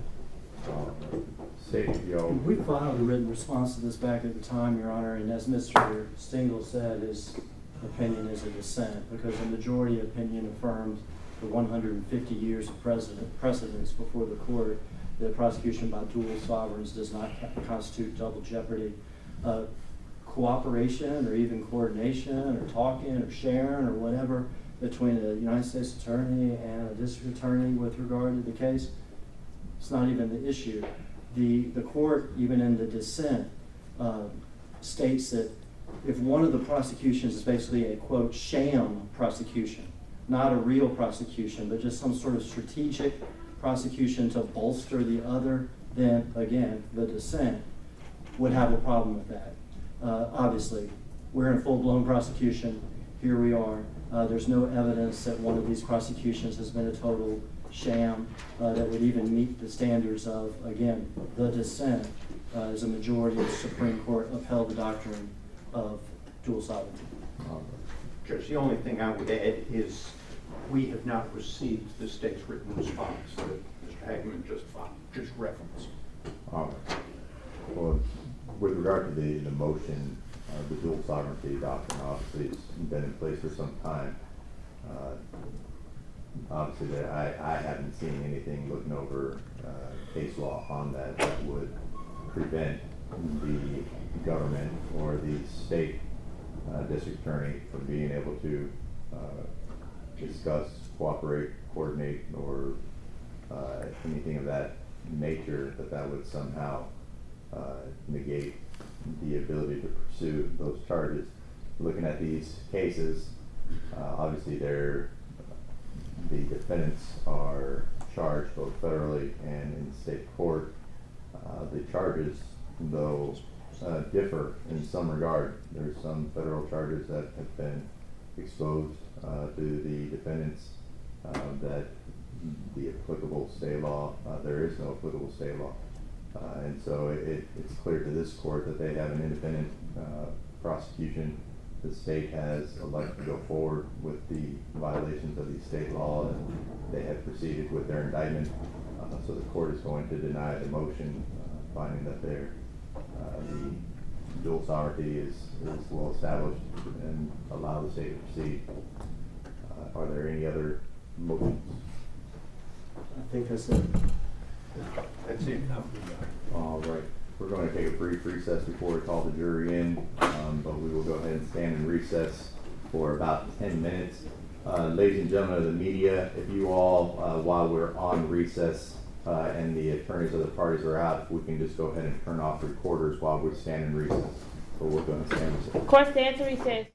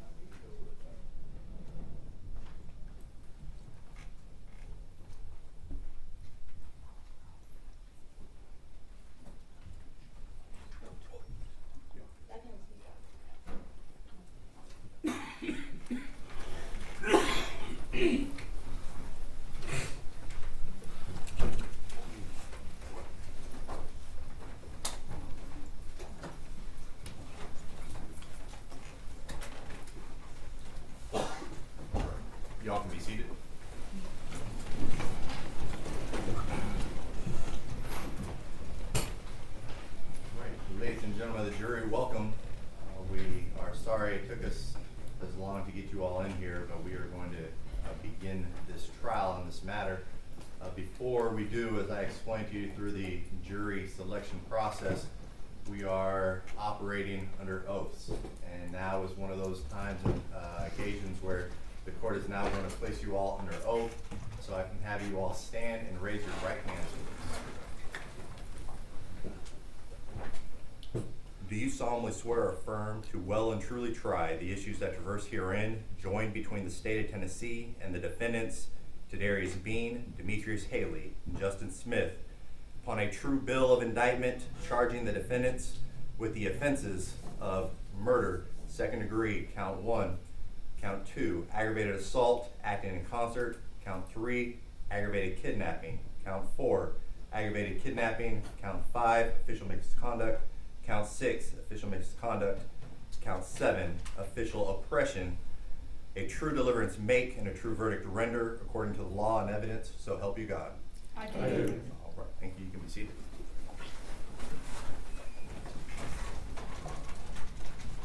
Now, ladies and gentlemen of the jury, before we begin the trial, I'd like to tell you a little bit about what's going to happen during the course of the proceedings.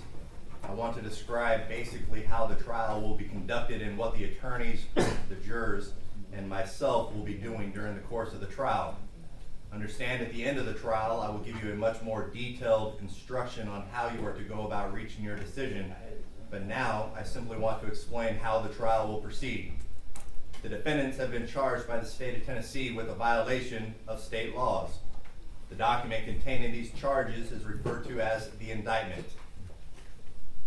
It is important for you to understand that an indictment is just a formal accusation charging the defendant or the defendants with a crime and is not evidence of anything. The indictment will shortly be read to you by an attorney for the state of Tennessee. We anticipate each defendant will plead not guilty to these charges.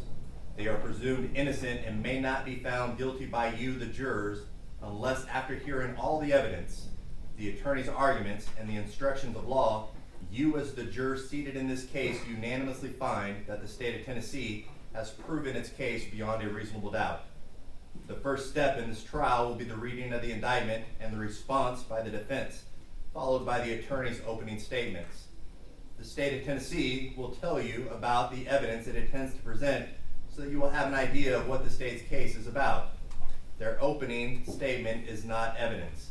Its only purpose is to help you understand what the evidence will be and what the state will attempt to prove. After the state's opening statement, an attorney for each of the defendants may make an opening statement if he so chooses. Again, if the defense so chooses, it will explain to you what it believes the evidence will be. Again, statements of the attorneys are not evidence. Next will be the state's case in chief, in which the state will present its evidence, which is generally done through witnesses. Defense counsel will have the opportunity to cross-examine each of these witnesses. The evidence in the case will likely consist of physical exhibits, documents, and testimony of these witnesses. Now, the witnesses will testify by answering questions asked by the attorneys and the attorneys only. After the state completes its case in chief, the defense will be given an opportunity to present additional evidence if it so chooses. Remember, the defendants are not required to put on any evidence or even to testify. If any of the defendants do testify, then their testimony will be weighed just as any other witness's testimony is to be weighed. If any of the defendants choose not to testify, then I will instruct you that you cannot hold that decision against them and cannot speculate or make any inferences from that choice, as there are millions of reasons why a person may choose not to testify. The burden is always on the state of Tennessee to convince you that each of the defendants is guilty beyond a reasonable doubt. If the state does present proof, because the state carries the burden of proof, the state will have an opportunity, should they so choose, to put on additional proof that responds directly to that proof presented in the defense case in chief. This is known as rebuttal proof. After you have heard all the evidence, the state and the defense may present final arguments. I previously told you that opening statements by the attorneys are not evidence.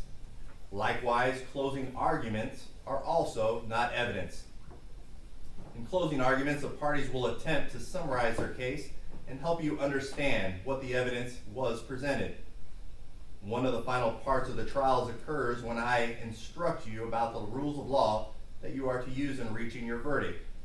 After you hear my instructions in the closing statements, 4 alternate jurors will be selected, and the final 12 jurors will leave the courtroom together as a group. You will then begin your deliberations to make a decision in this case. Your deliberations will be secret, and you will not be required to explain your verdict to anyone. Now that I have described in outline form the trial itself, let me explain the functions that you and I will perform during the trial. I will decide the rules of law that apply to this case. My decisions will be reflected in my responses to questions and objections the attorneys may raise during the trial, as well as in my final jury instructions. It is your job to judge what the facts are from the evidence and witnesses. You must then apply the law and my instructions to those facts, and from that application you will arrive at your verdict. Again, the state has the burden of proving the guilt of each of the defendants beyond a reasonable doubt, and this burden remains on the state throughout the entire case.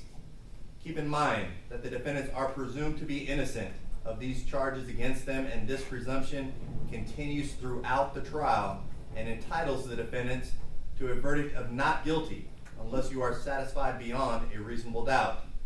Thus, a defendant is not required to prove their innocence, to have their attorney make any statements or arguments, or to produce any evidence.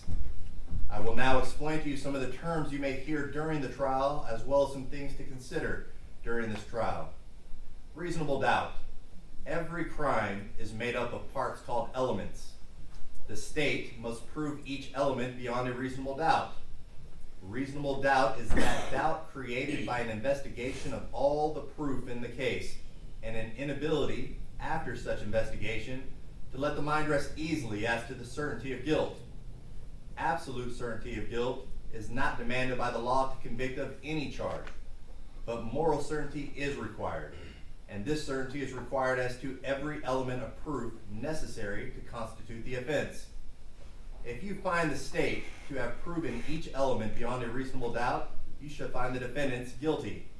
If you find that the state has failed to prove all, or even one, of the elements beyond a reasonable doubt, then you should find the defendants not guilty.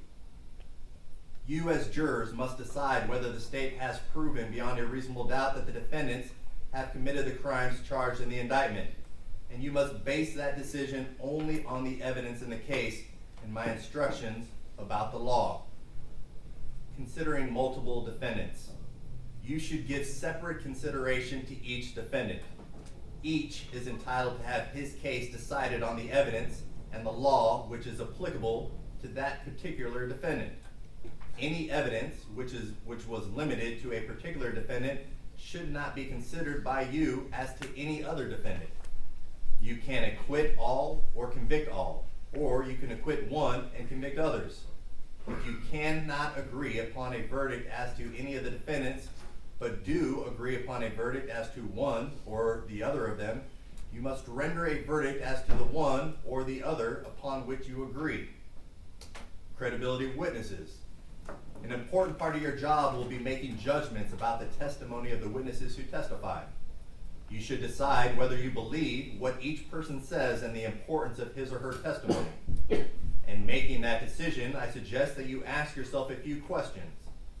Did the person impress you as honest? Did he or she have any particular reason not to tell the truth? Did he or she have a personal interest in the outcome of the case?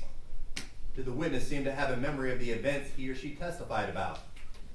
Did the witness have the opportunity and ability to observe accurately the things he or she testified about? Did he or she appear to understand the questions clearly and answer them directly? Did a witness's testimony differ from the testimony of other witnesses? These are a few of the considerations that will help you determine the accuracy of each of the witnesses' testimony.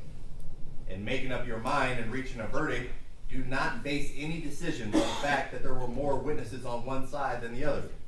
Likewise, do not reach a conclusion on a particular point just because more witnesses testified on one side of that point. Your job is to think about the testimony of each witness you heard and decide the facts. Circumstantial and direct evidence. Some of you have probably heard the terms circumstantial evidence and direct evidence. These are the two basic types of evidence that exist in law. Direct evidence is direct proof of a fact, such as testimony of an eyewitness. Circumstantial evidence is proof of facts from which you may infer or conclude that other facts exist. I will give you further instructions on these as well as other matters at the end of the case. But keep in mind that you may consider both kinds of evidence, which are considered to be equal value in law. Notes. The court will not provide you a transcript of the testimony at the end of the trial. Therefore, you must listen very carefully to the testimony. Each of you will be provided with paper and pens and will be allowed to take notes during the trial for your own use during your deliberations. You are not required to take notes. Independent memory can be just as accurate as written notes. Should you take notes, these notes are to stay private and remain your personal written notes and used only by you in your memory and not used to convince others of a particular point. You should also not discuss this case amongst yourselves until I instruct you on the law and you start deliberating at the end of the case. It is important that you wait until all the evidence is received and that you've heard all of my instructions on the law before you deliberate amongst yourselves. During the course of the trial, you will receive all the evidence that you may properly consider to decide the case. Because of this, you should not attempt to do any research on your own or gather any information on your own that you might think to be helpful, or try to learn about the case outside of the courtroom in any other manner. At times during the trial, an attorney may make an objection to a question that is asked by another attorney or to an answer that is given by a witness. That simply means that the attorney is requesting that I make a decision on a particular rule of law. Do not draw any conclusions from the fact that an objection was made or from my ruling on that objection. My rulings only relate to the legal questions that I must determine and should not influence your thinking. If I sustain an objection to a question, the witness will not be permitted to answer that question. Do not attempt to guess what the answer might have been, should that witness been allowed to give the answer. Similarly, if I tell you not to consider a particular statement that was made, you should put that statement out of your mind and you may not refer to that statement in your later deliberations. You may not ask questions. It is the responsibility of the attorneys to present the evidence, and you must base your decision only on the evidence that's presented to you. Finally, during the course of the trial, I may have to interrupt the proceedings to confer with the attorneys about rules of law that should apply. In some cases, we will have a bench conference in the courtroom outside of your hearing where the attorneys will approach and we will discuss the matter. In some instances, I may ask you all to retire to the jury room while we discuss this matter outside of your presence. We will try to resolve as many of these issues in the morning before we get started and in the evening after you all leave, but I ask your patience because these interruptions are necessary points in the trial where we have to resolve some legal issues. In the long run, in doing so, we will save time for all of us. If after the deliberations, any of the defendants are found guilty of any offense, the court will set the punishment at a separate sentencing hearing, a hearing in which the jury will not be involved. This now completes my opening comments to you, but before I turn it over for the reading of the indictment, there has been a stipulation of facts as to the video and audio evidence entered between the state of Tennessee and the defendants, in which they have agreed that certain videos and audio evidence in this case is admissible and may be introduced and used without the need for any identifying or authenticating witnesses. Counsel has agreed that certain videos and audios are to be admitted into evidence as Exhibit 1. An exhibit to this an attachment to this stipulation lists the video and audio. These videos and audio have been, and some will be, as proof develops, copied to a flash drive and labeled individually. This flash drive will be marked as Exhibit 1 in this trial and pre-admitted into evidence. This stipulation will be read to the jury as part of these instructions. And the list of these stipulated videos is attached here too and may be added or deleted from the trial as the trial proceeds. And this stipulation is signed by all parties for the state and each of the attorneys for the defense. We will now go to reading of the indictment. State. Yes,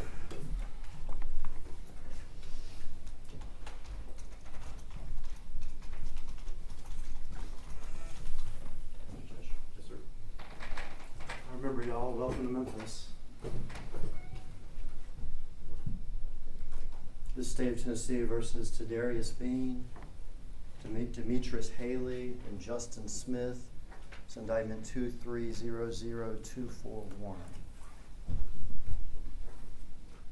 All the counts start the same. State of Tennessee, Criminal Court, Shelby County, January term 2023. Count 1. The grand jurors of the state of Tennessee duly selected and paneled, sworn and charged to inquire for the body of the county of Shelby, Tennessee, upon their oath present that Tadarius Bean, Demetrius Haley, Emmett Martin, Desmond Mills Jr., and Justin Smith, between January the 6th of 2023 and January the 11th of 2023, in Shelby County, Tennessee, and before the finding of this indictment, did unlawfully and knowingly kill Tyre Nichols in violation of Tennessee Code Annotated 3913-210 against the peace and dignity of the state of Tennessee. And it's signed by the District Attorney General for the 30th Judicial District. State of Tennessee, Criminal Court of Shelby County, January term 2023. Count 2.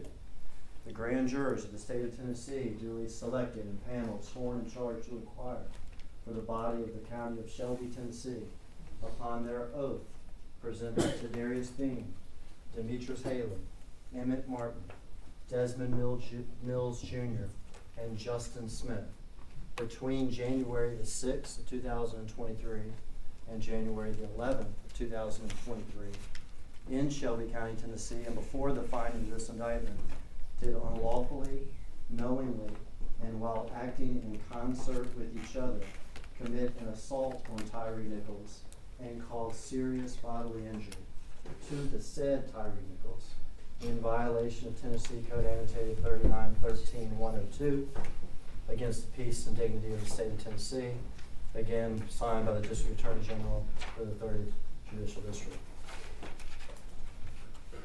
I'll skip the top portion. They're all the same. State of Tennessee, Criminal Court, Shelby County. Count 3. The grand jurors of the state of Tennessee duly selected and paneled, sworn and charged to inquire for the body of the county of Shelby, Tennessee, upon their oath present the Tadarius Bean, Demetrius Haley, Emmett Martin, Desmond Mills Jr., and Justin Smith, before January 6th of 2023 and between January 6, 2023 and January the 11th of 2023 in Shelby County, Tennessee, and before the finding of this indictment, did unlawfully and knowingly remove or confine Tyre Nichols so as to substantially interfere with the liberty of the said Tyre Nichols, and the said Tyre Nichols did suffer bodily injury in violation of Tennessee Code Annotated 3913-304 against the peace and dignity of the state of Tennessee. Signed by the District Attorney General for the 30th Judicial District. Count 4.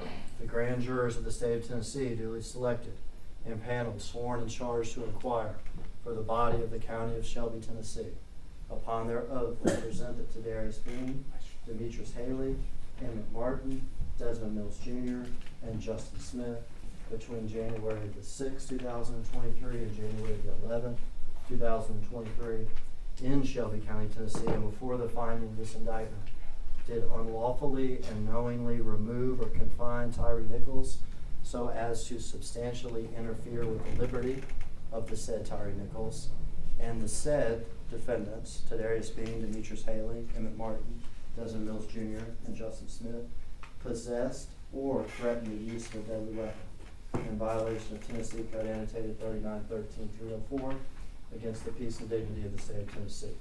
Again, signed by the District Attorney General for the 30th Judicial District. Count 5. The grand jurors of the state of Tennessee duly selected, impaneled, sworn, and charged to inquire for the body of the county of Shelby, Tennessee.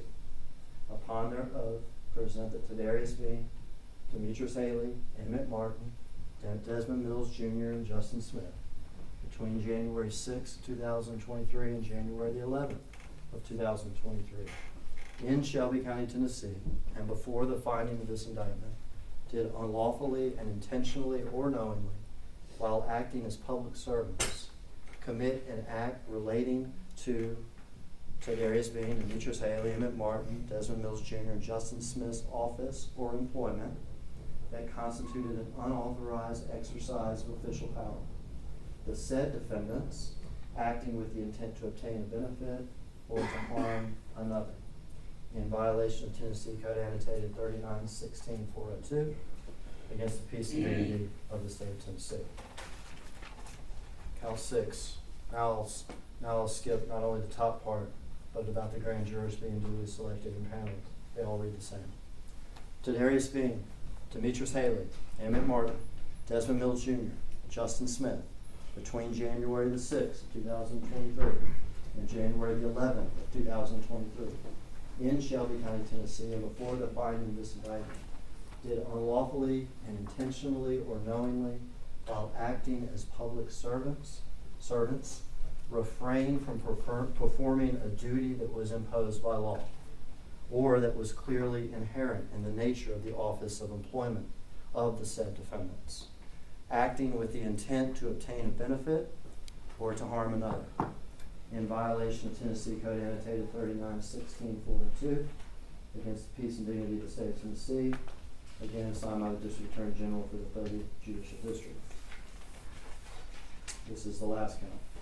Tadarius Bean, Demetrius Haley, Emmett Martin, Desmond Mills Jr., and Justin Smith, between January 6th of 2023 and January the 11th of 2023, in Shelby County, Tennessee, before the finding of this indictment, did unlawfully and intentionally subject another to mistreatment or to arrest, detention, stop, frisk, halt, seizure, dispossession, assessment, or lien that the said defendants knew was unlawful, and the said defendants, being public servants, acting under color of office or employment, in violation of Tennessee Code Annotated 3916-403 against the peace and dignity of the state of Tennessee, again signed by the District Attorney General for the 30th Judicial District.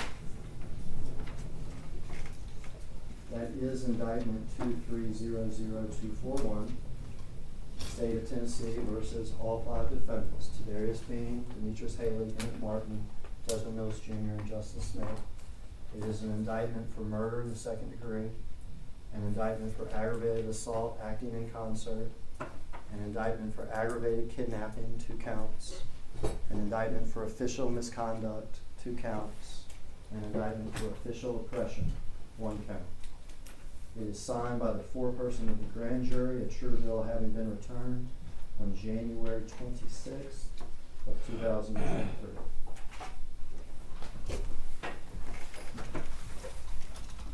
Ladies and gentlemen, I noticed as he was reading the indictment, many of you were writing very vigorously. You all will have the copy of the indictment in the back for you all's review in case there were some things that you all missed. I know we just talked about you all not receiving a transcript. The indictment, along with all of the evidence that is entered as exhibits, will go back before you for your review. So I just wanted to make sure you all knew that beforehand. As with regard to the defense's response, Mr. Perry, on behalf of your client, Mr. Bean. May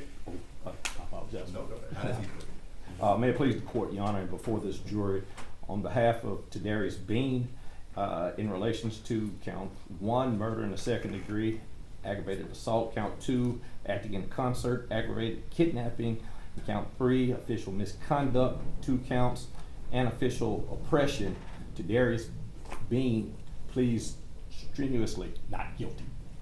Right. Mr. Stengel on behalf of Mr. Haley.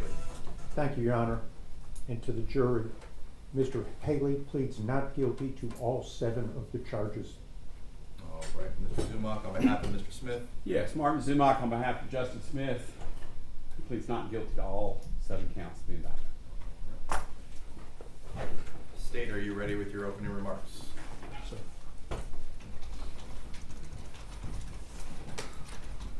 Guess we didn't promise y'all air conditioning. No roommates though, right? 2023-0074. That's the autopsy number from the medical examiner's office. For a 29-year-old young man who was working at FedEx with his stepdad Rodney, who also worked there. His injuries, the medical examiner will say, blunt force trauma to the head. But it looks like a car, almost looks like a car wreck. Injuries that you almost see mainly in a car wreck. He calls it torsional injuries. Torsion. It's a twisting from torque-like force. His head accelerating while his body is stable, like in a car wreck when you're restrained by a seatbelt and your head accelerates so fast and whips back, and the twisting of that acceleration actually tears his brain and tears his brain from the skull. Except this 29-year-old didn't get these injuries in a car wreck.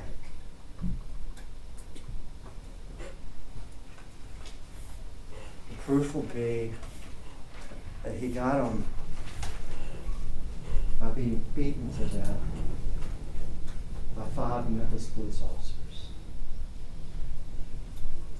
The young man's name, Tyre Nichols.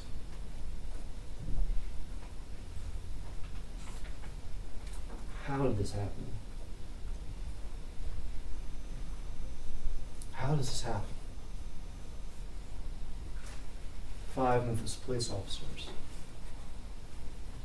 beat this young man to death, tearing his brain from the skull. Does it happen because it's 5 monsters? No. No. Nobody's going to call them monsters. Absolutely not. It doesn't take monsters to kill a man, though. It doesn't take monsters to kill a man. You'll see for yourself how Emmett Martin, who delivers such huge blows, how Desmond Mills, who delivers the baton again and again, how Tadaris Bean and Justin Smith hold and restrain Tyre Nichols while Martin's doing what he's doing, and how Haley runs up, kicks him. Some did more than others. Absolutely. But all 5 of these men helped in this terrible, terrible thing. No one's going to call them monsters.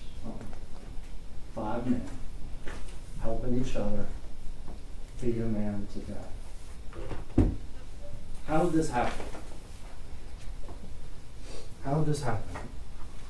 Tyre Nichols, 29 years old. He's on his way home to eat. He's going to his mom's house. You'll meet her. Her name is Ravon Wells. Live in, I'm going to call it Hickory Hill. Y'all aren't from Memphis, but Hickory Hill is sort of East Memphis. A good 15 minutes from where we're sitting right now, away from the river. The river's Memphis's western edge. There's some big streets that run through Hickory Hill, like Ross and Rains. You'll hear those streets in this tribe. Those streets will have commercial type businesses and fast food places and things like that. But off those streets are smaller streets that are residential neighborhoods. So this is an area of Memphis where people live. Houses and neighborhoods and cul-de-sacs and all that stuff. It's a neighborhood where Ravon Wells is living, and that's Tyre's mom. It's around 8, well after 7, but it's around 8, and Tyre's driving his car, and he's on his way home.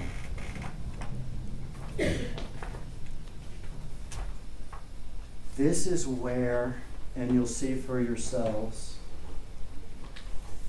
all the answers we don't have, nobody has.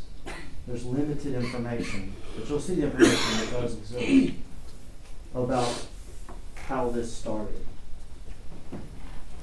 Presumably, and I'm not going to take issue with it because there's not proof one way or the other that we can agree on or that we can point to as hard proof. Presumably, Tyre Nichols is speeding. Emmett Martin is a police officer. All 5 of these men that are charged in this crime are police officers. They work together as part of a team that's called the Scorpion Unit. That's not a bad thing. It's data-driven policing. Okay, so they send these guys aren't assigned to a particular precinct. Okay, and they're not assigned to like homicide or something like this. They're assigned to what's called the Scorpion Unit. They're sent out to various areas that may be having a problem with whatever it is. I'll send unit out to make traffic stops and do sort of anti-crime suppression type activities. Okay, they're out in Hickory Hill that night. Presumably, and again, we'll see what we see. Emmett Martin catches Tyrese speeding. At some point, Emmett Martin activates his blue lights. Whether or not Tyrese saw that or not, we don't know. At some point, Tyre continues driving. Blue lights are activated. Who knows if Tyre saw it or not.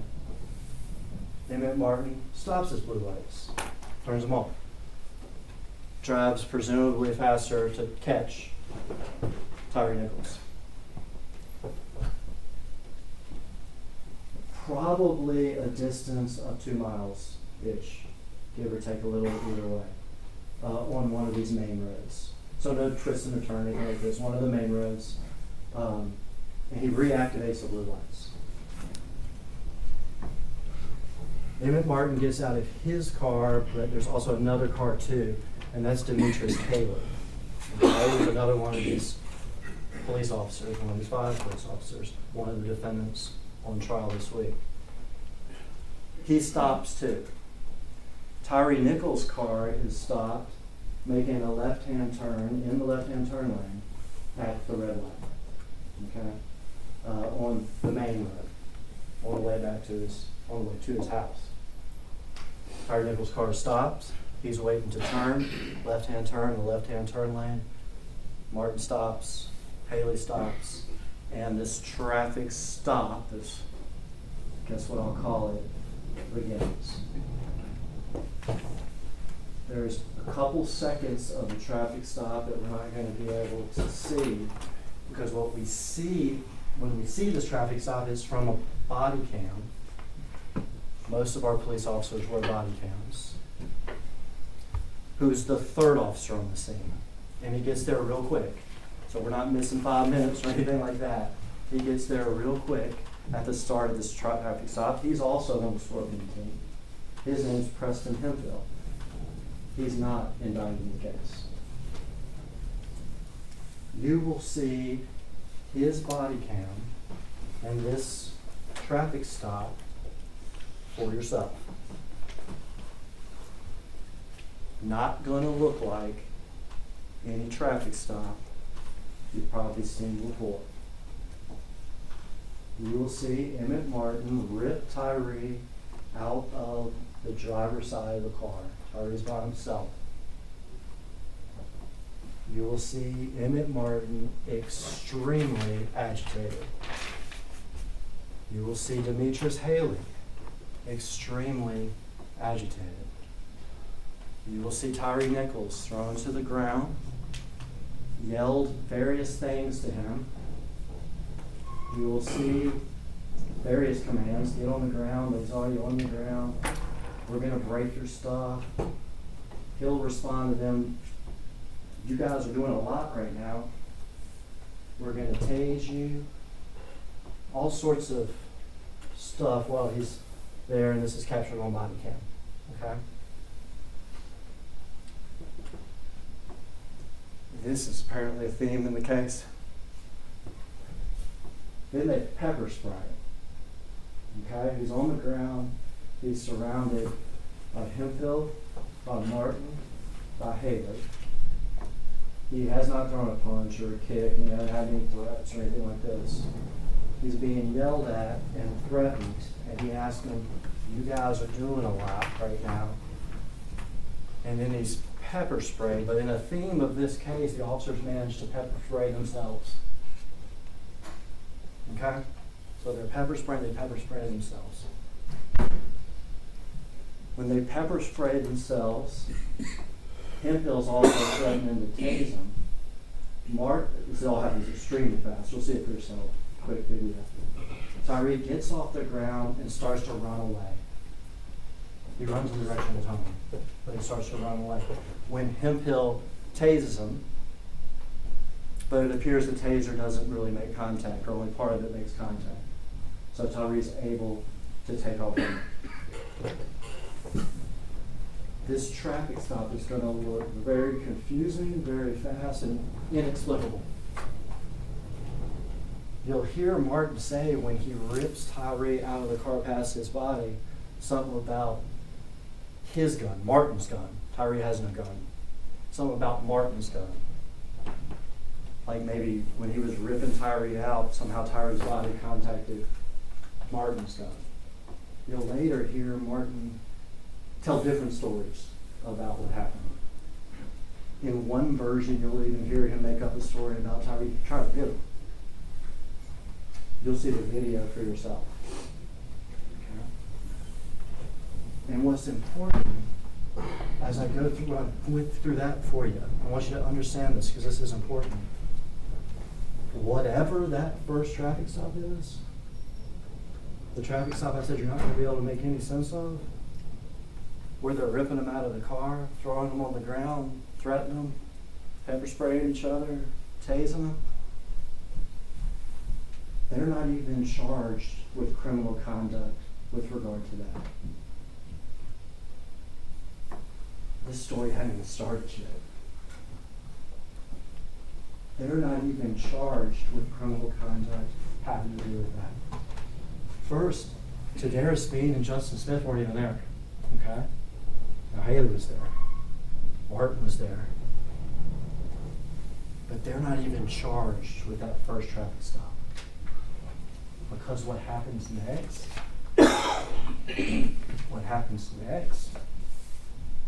is what we're here for this week. Tyre runs off into the neighborhood where his house is. This neighborhood, like some neighborhoods, not a lot really, some neighborhoods have a couple cameras in them, okay? In Memphis, these things were put up, they were called Skycop cameras. They're connected to a place less than 2 miles from this building that's called the Real-Time Crime Center. Okay, so their camera feed goes to the Real-Time Crime Center, which a floor in the Real-Time Crime Center has like 30, 40 TV screens with various camera feeds. Now, there's more cameras than there are TVs, so it's not like they're actually constantly monitored. But if something's happening, an officer can hear on the radio, for instance, Castlegate's one of the streets you can hear, and an officer can access that camera, okay? This neighborhood has at least 2 of those cameras in it. You'll see one camera that shows Tyre, he's run from the scene, and you'll see him walking through the neighborhood. You'll see sort of one of these police cars drive by, and you'll see him hiding from the police, you know, ducking down between the cars, hiding from these guys. Looking closer to his house, there's another camera. And this camera, these officers didn't know about.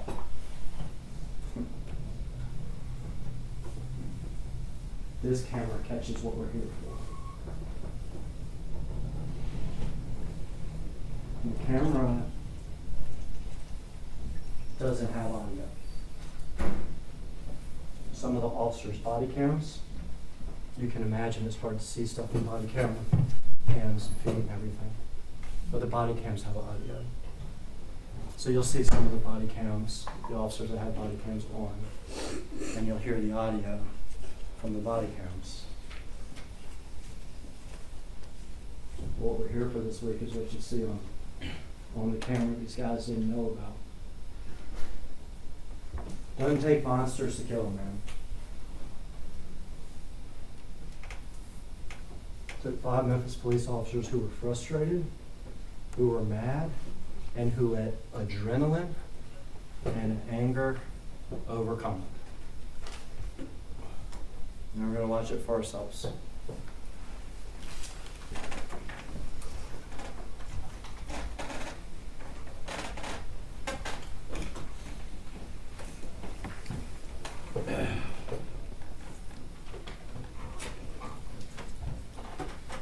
Camera has a swivel. This is in the neighborhood, Castlegate, 1/10 of a mile from where Tyre was pulled over, just hundreds of feet from where his mom lives. The call will come out that the officers are at this intersection right here, and an operator is going to swivel the camera over.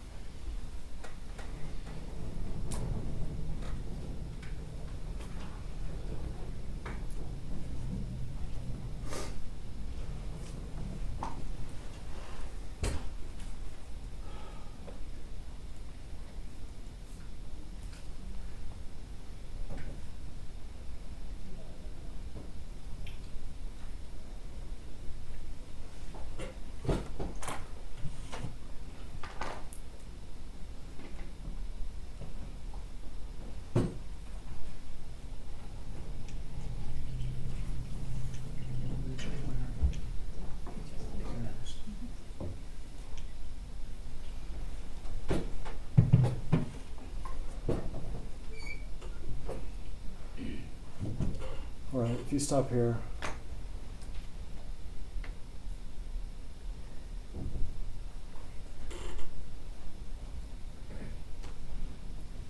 All right. So we're going to see 2 officers here. You'll see this video multiple times in this trial. It helps if you pay attention to the shoes of this man here with the white soles, because if you watch those shoes, you can tell what he's doing. That is Justin Smith, who's one of the defendants on trial. Tadarius Bean is the other defendant, who's sort of on top of Mr. Nichols right now. Okay? There's a 3rd and 4th man here that you're going to see in a second. It's going to be Desmond Mills, and it's going to be Emmett Martin. I'll let the video play for a while, but let me tell you real quick what you're what you're watching for. Bean and Smith right now, sort of on top of Tyre Nichols, definitely not delivering any sort of death blows or anything like that. Tussling or flopping him around, something. But it's Bean and Smith who are sort of on top of him. Okay? You will see Desmond Mills. It may have already happened at this point. It's quick. Goes to pepper spray Nichols again, while Bean and Smith are doing whatever it is they're doing. Okay? And in what I told you was going to be a theme in the case, guess what? Desmond Mills sprays himself. All right? So he sprays himself and he's going to walk, he's going to take a break. Sprayed myself in the eyes or whatever. I'm going to take a break from whatever this is. That leaves Bean and Smith on top of Mr. Nichols doing whatever it is they're doing. Okay?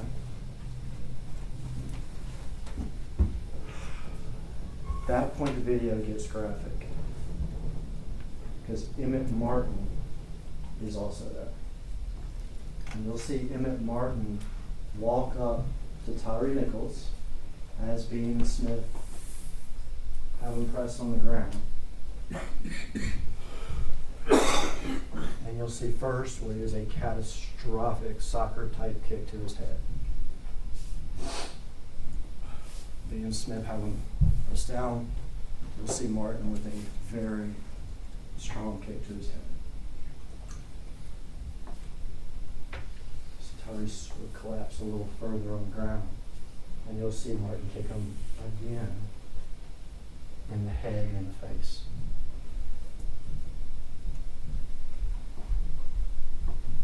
You won't see Tyre Nichols throw a punch. You won't see him kick. When you hear the audio, you won't hear him saying the threatening words or nothing. He'll take the soccer kick to the head. He'll take the second kick to the head. At that point, Mills, the one that sprayed himself and walked away, he comes back angry. I'm gonna baton the fuck out of you. Smith and Bean hold in position him, and Mills baton strikes Tyre's arm. He'll tell you himself, just because he was mad. 1, 2, 3 times.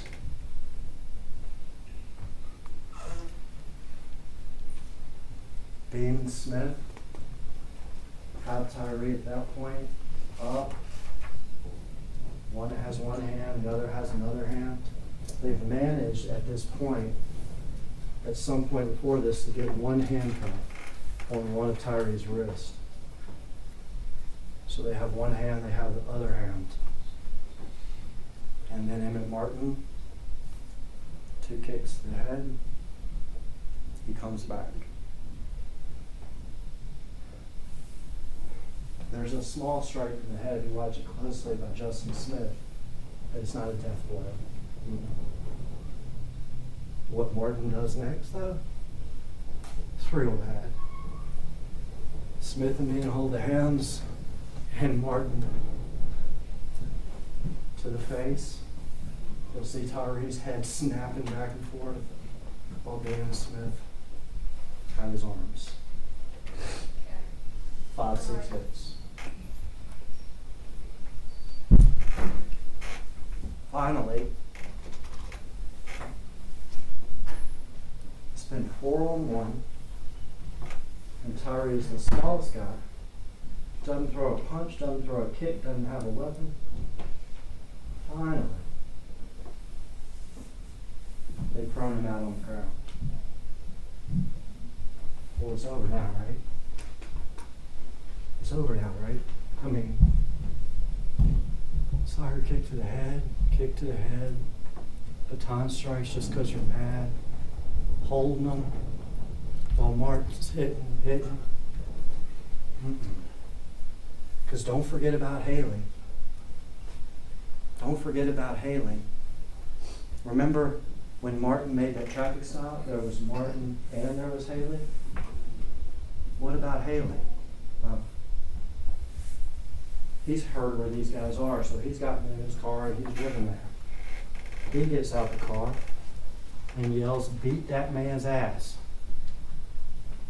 Literally jogs up, has to do a sort of little sidestep. Tyre's totally flat on the ground, 4 or 5 people on him at this point. And he just kicks him just to do it. Don't forget about Haley. And if that's not enough, Martin, I'll better come over there and kick him one more time too. Both big kicks. At this point, there's even other officers. Let's watch it.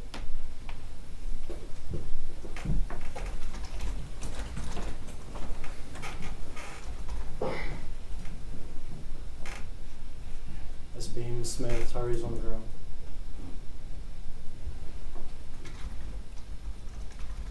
This is Emmett Martin. Elbows to his head.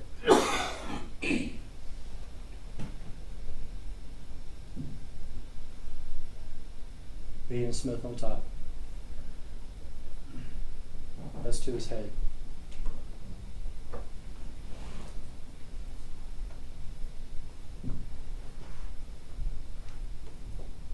Tyre's on the ground.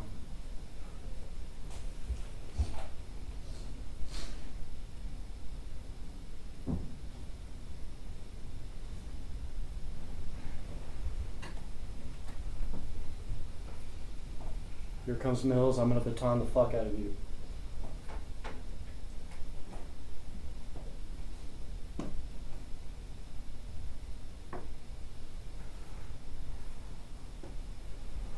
Three strikes with the baton. And now you'll start seeing punches to the face. It's huge.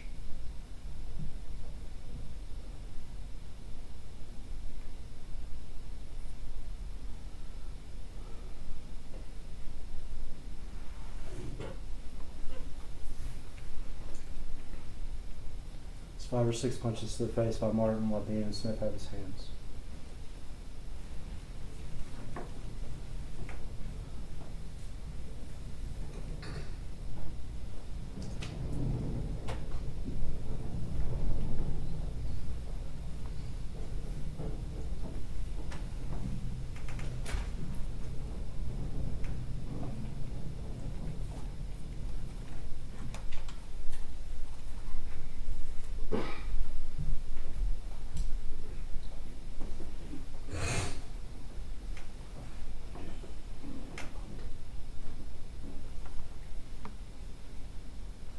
At this point, this is over, but here comes Haley.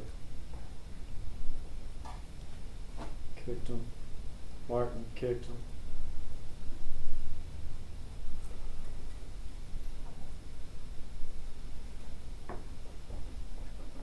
Stop.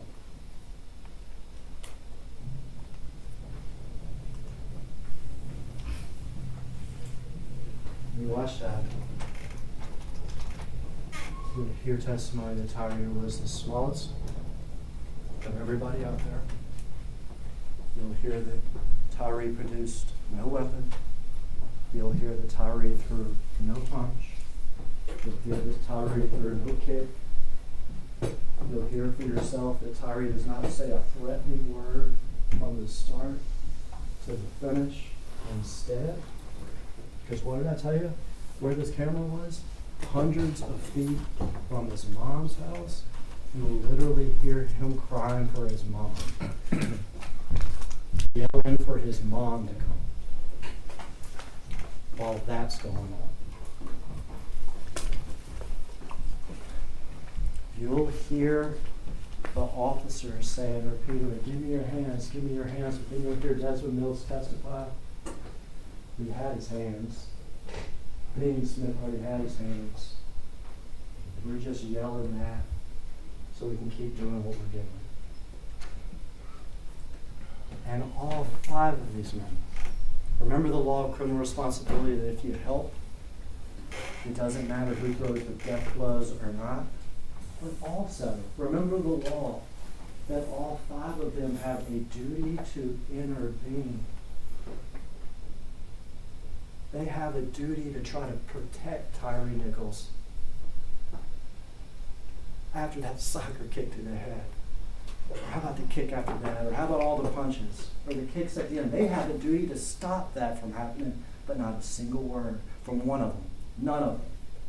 Not from Bean, not from Smith, not from Mills, of course not from Martin. You saw what he was doing. Nobody said stop, not even once.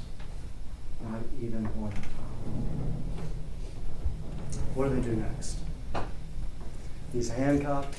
He is dragged, and I mean literally dragged, over to the side of the police car. That is a police car. They're unmarked police cars. And, you know, over the police car and put on the side of it. Before the emergency personnel can come, because they are called for. They are called for.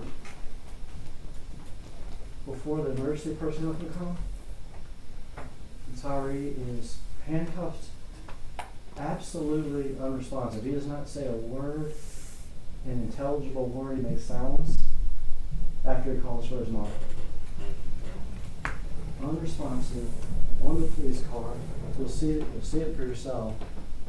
Haley. Remember the don't forget about Haley, the one that runs up and beat that man's ass and kicks him. Goes over with his personal cell phone, takes a picture of Tyre so he can send it to his friends.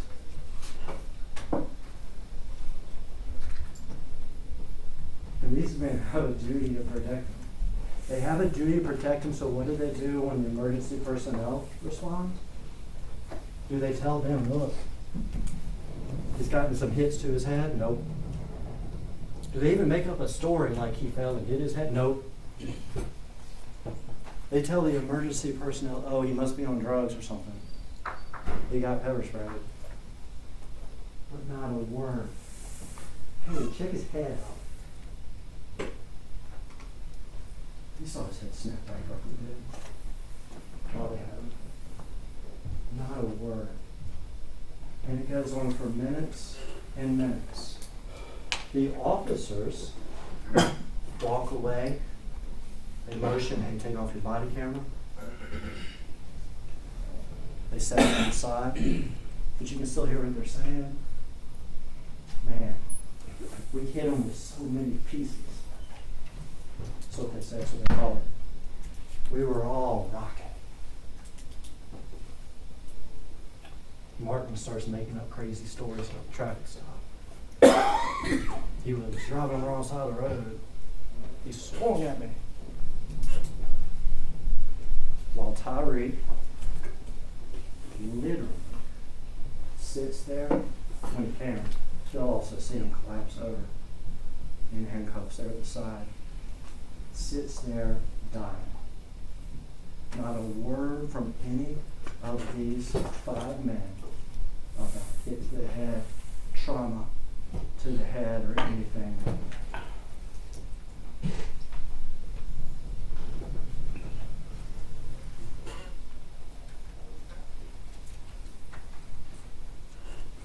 Did they wake up that morning? There will be no proof that they woke up that morning planning on killing somebody. Like I said, not monsters, but men, overcome by anger and frustration and overcome by the moment, who literally beat a man to death, and they all had a part. Can we agree Emmett Martin was the worst? Yeah, we can. But they all had a part, and they all had a legal duty to stop it. Tyre Nichols is the victim's name. We're going to ask for justice for Tyre. This happened because these officers were overcome, reason 1, and reason 2, because they didn't know that pole camera was there.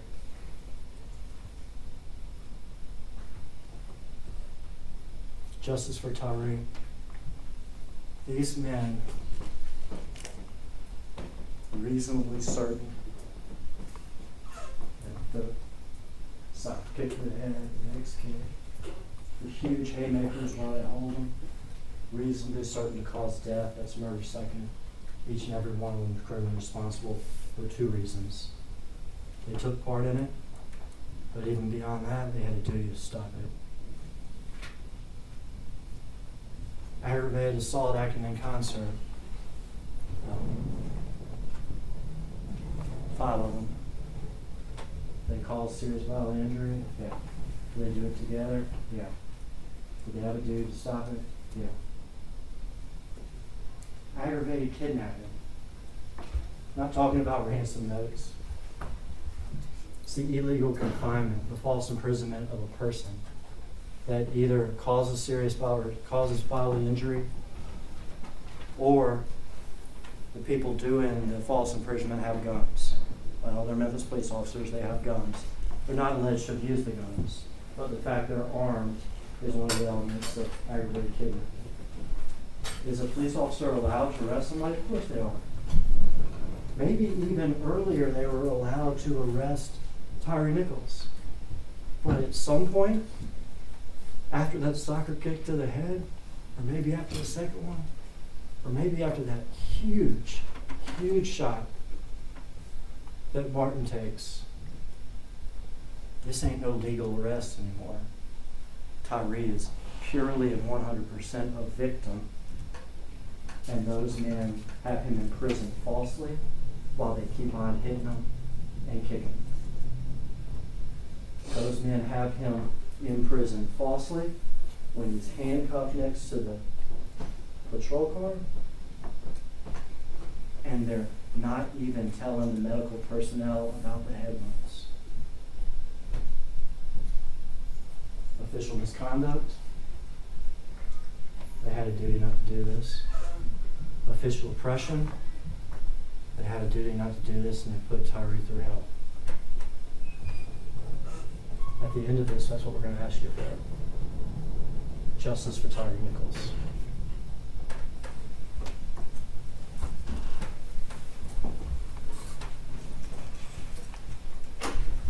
Mr. Perry, are you ready to present your opening? I am, Your Honor. I am. Okay, please, the court.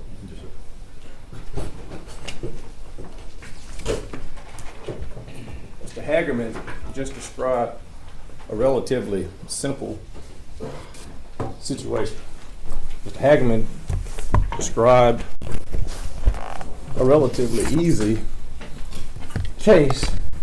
If you look at an overhead camera, and if you start off with the notion that they didn't know that it was there, these trained men that on a nightly basis go out into the most dangerous areas of Memphis, do the most dangerous job in Memphis, are supposedly not aware that the cameras that they rely on in doing their job over and over again is not there. That it's a got you moment. That would be okay if Mr. Hagerman had stood before you all, looked you in the eye and said that Darius Bean, as he's out there on this, be on the lookout for a person who has been tased, pepper sprayed, and overcame 3 officers.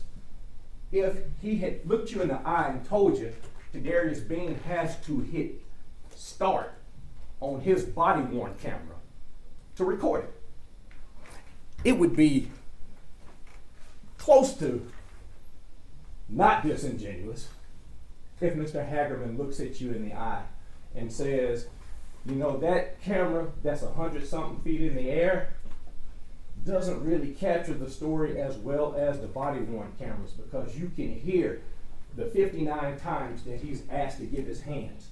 If Mr. Hagerman does not describe the fact that while he's on the ground doing whatever he's doing, that Mr. Bean has just run 80 yards with 40 pounds of equipment on, trying to capture somebody who made eye contact with him, and he asks him, hey man, and as soon as he gets the word man out, he takes off running. It would be an easy case if that night they didn't report to work on Flickr and discuss the fact that they had a spike in crime in that particular area, and that's where they're going to. They say their prayer and they get out of there and they go to those particular areas because their work is important work. Police work is dirty work. It just is. It doesn't mean that the men are dirty. And he continues to say, I'm not calling them monsters. He can't call them monsters because y'all got common sense. He can't call them monsters because the evidence does not bear the fact that these men are monsters. I will start with what I agree with. I agree with the fact that they left Flecker going to East Memphis. I agree with the fact that there was a person seen speeding, a suspect. I agree with the fact that this person drove 2 miles after Emmett Martin, who delivered blows, etc., cut on his blue lights and his sirens. What I don't agree with the fact is that there is a mystery regarding why he was ripped from a car. When he decides to drive 2 miles away from blue lights and sirens, it is high risk. These men are trained to engage in high risk situations. And when you are engaging in a high risk situation, you cannot go up to that window and say, ma'am, please get out of the car. You just can't do it. You get the person out of the car based on your assessment of that situation, based on your training. It's that simple.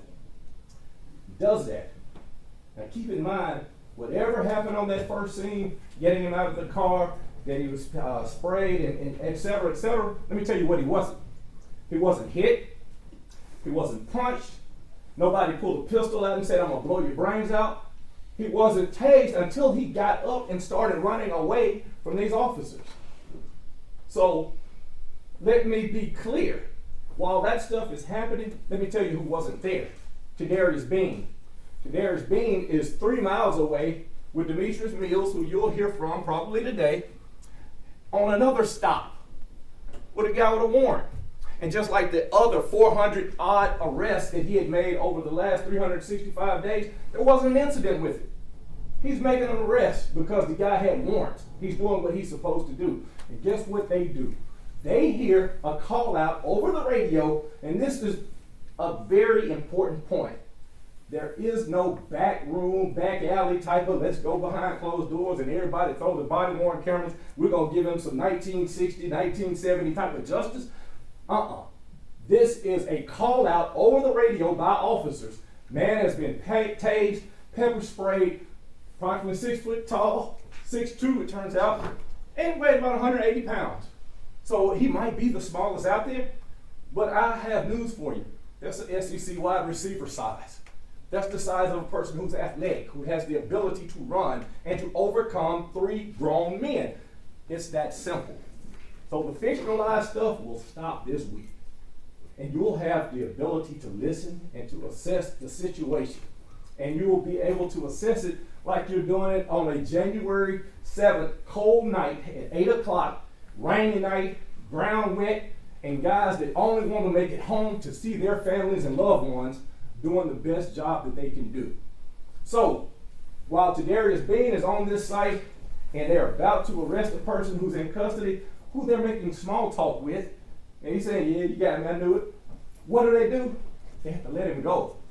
Because when you hear that bolo call, when you hear your person who you just had prayer with and just talked about going out into the world to do what you're supposed to do in the city of Memphis, when you hear somebody say he's been tased, pepper sprayed, and he's got away from you, it tells you one thing. It's danger. Let's go. And so what do? They go. They drive that 3 miles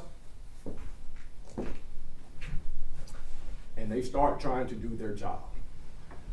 You will see evidence that's clear that Tyre Bean, they said, well, you know, they didn't have a talk about trying to hurt somebody. It's just the opposite.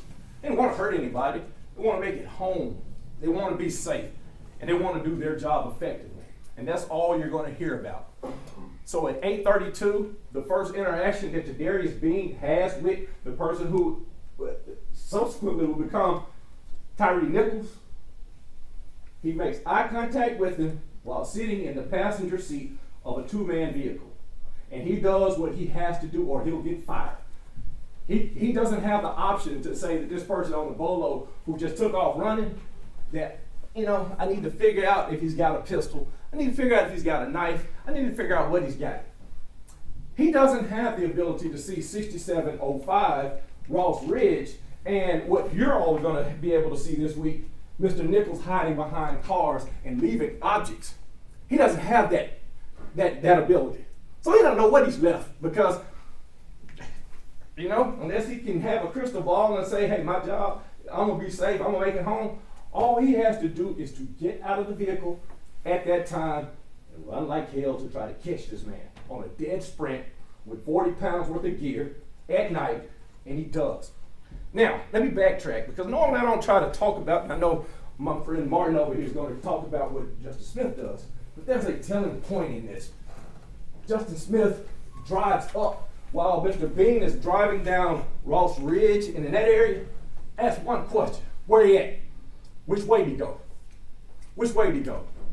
No conversations, no nothing, but he went that way because he knows that my partner in arms might be out there trying to apprehend this person negatively. And when they arrive on that scene simultaneously, and they take him down. Now, there is a 3-minute struggle. You'll get a chance to hear all of that. You'll get a chance to hear the body-worn camera, but keep in mind that Tadarius Bean cut his camera on. So you're not trying to kidnap, you're not trying to ag assault, you're not trying to rob or murder or anything else somebody when you are recording yourself. You'll see you'll see Tyre Nichols do everything but get his hands. He reaches up. And does he get kicked down and then beat down and all that? No. They slap his hands 4 times, hands away from the vest of Tadarius Bean. And then they try to get him. Now, he talked about a recurring theme. This recurring theme of being pepper sprayed. Mr. Mills will come up. And Mr. Mills will testify about he pepper sprayed himself. If he's truthful and is consistent, he's going to also say, I pepper sprayed that whole area. And these other guys who didn't get a chance to go take a break and catch their breath and all this stuff, you know, you'll hear information about that first scene, and you're going to see Mr. Hemphill on that first scene. You're going to hear him hocking phlegm for an hour because he was pepper sprayed. He's not able to catch his breath, blowing his nose over and over. But during that time, who did not have the luxury to let this person go? Tadarius Bean. Tadarius Bean, and you'll hear about him. Graduated from the University of Mississippi, 2020. He goes to the academy in 2020 in August. January of 21, he graduates and he starts as an MPD officer. He was a patrolman too. He had no write-ups before that night. He had no complaints against him before that night. He had no issues or accusations of misconduct before that night. Had no verbal or written reprimands. He took his job dead seriously. He's assigned to Team 1 of the Scorpion Unit, which, by the way, is considered the best of the team in the Scorpion Unit. And he's the youngest member. And you'll get a chance to see what Tyre Nichols has done. And I don't want to get into Tyre Nichols prior to that night. I don't want to talk about who he was and all that. It ain't my business. I want you all to judge his actions. Consider the actions on January 7th, 2023, that he drove 2 miles away from blue lights and sirens. He was at Highway 385 in Riverdale. He drove all the way to Ross in Rains. You'll see that he ran from Bean after making contact. He refused to stop. He refused and resisted arrest. He was actively resisting the whole time. And you can ask the question yourself, does he have a right to do that? Does he ignore the lawful commands of the officers that are involved? Was he actively resisting by running and walking and pulling away from Bean? And you will get a chance to see the actions at 6705 Ross Ridge prior to the interaction with Detective Bean. Scorpion Unit, street crimes operation to restore peace in our neighborhoods.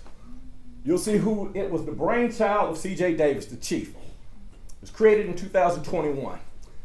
Consisted of 3 teams. And it focused on statistics related to crime spikes in certain areas And Team 1 was sent to these dangerous places to sometime execute warrants and things like that. It was effective. Knocked the murder rate down 18.5 according to Chief Davis. 18.5%. Went from 303 murders during the year before to 258. I've told you about the meeting on Flickr and what they did in the interim. You can go to the next one. You will get a chance to look at policy and training. You'll see MPD policy. You'll hear terms like active versus passive training. Passive resistance training. High risk stops. You hear testimony regarding the response to resistance policy of MPD, and you'll hear about hard hands. Now, kicks might not be the most tasteful sounding thing, but kicks are number one in the hard hands policy. It just is. And they followed the policy. You'll see the use of force continuum. You'll hear test questions that were given through the MPD Training Academy and how they discuss things like tunnel vision. When you're trying to look at a person and you're trying to hold on to them and you're focusing on one thing while other things might be happening. And you'll see training regarding the taser usage and when it's most likely to happen and when it's done the right way. And you'll hear about handcuffing. You'll see the difficulties of handcuffing a person who does not want to be handcuffed. And it will be consistent testimony that is one of the most difficult aspects of the job. It is what it is. You'll see aspartame usage training. Now, Mr. Mills might have buyer's remorse regarding it or whatever, but the fact is, on that particular night, he deployed his aspartame and he used it the way that they train you to use it. 3 strikes to the arm. If it doesn't work and give planning compliance, you put it up. That's what he did. Now, go to the next one. You'll get to weigh the witnesses. Some witnesses might not want to take a chance and they say, hey, you know what, I will do a plea. And that's their business.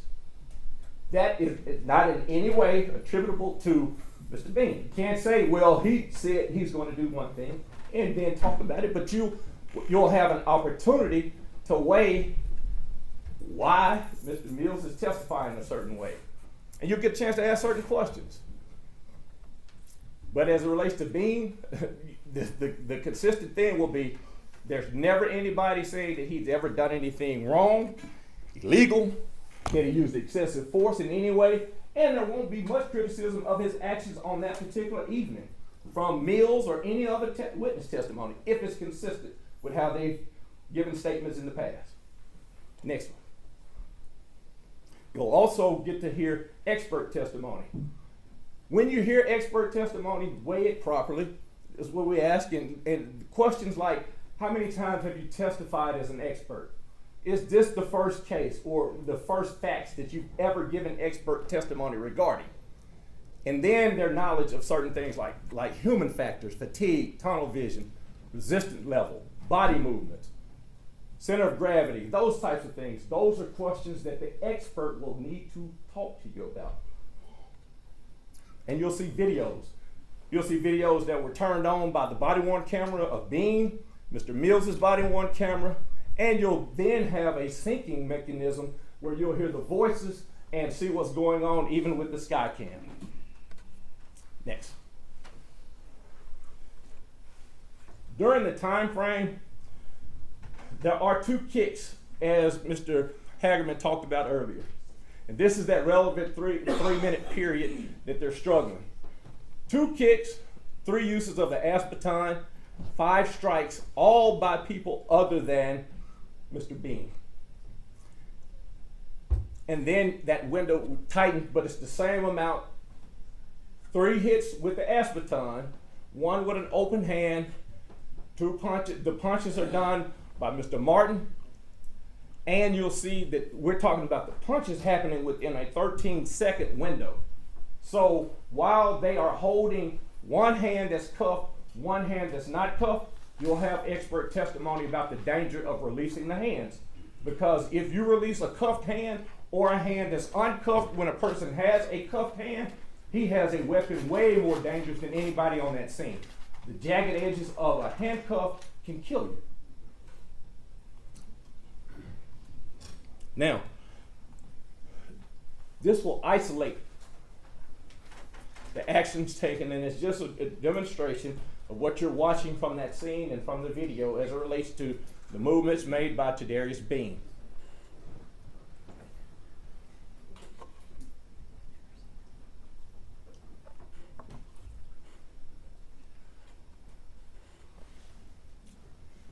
It's just what you saw earlier. And you can write down the specific times that I ask you to give some focus to.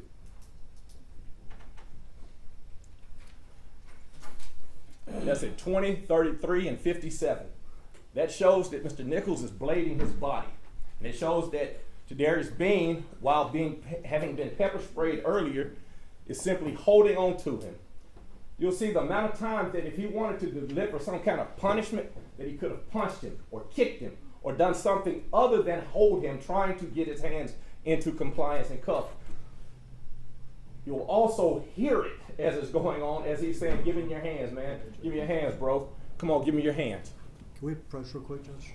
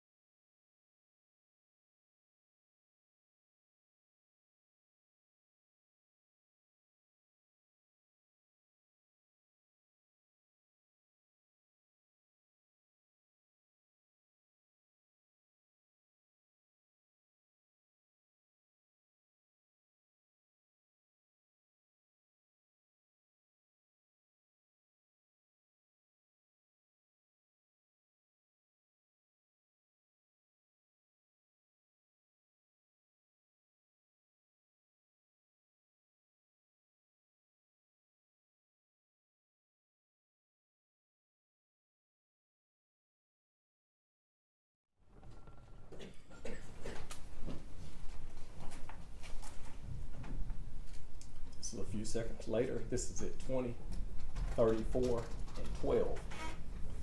Once again, look at where the hands of Mr. Bean will be. Now, the demonstrative is simply for you all to see, to give them a better sight of what to look for, not as any sort of evidence that'll come in when the court allows. But look for his hand placements during that time.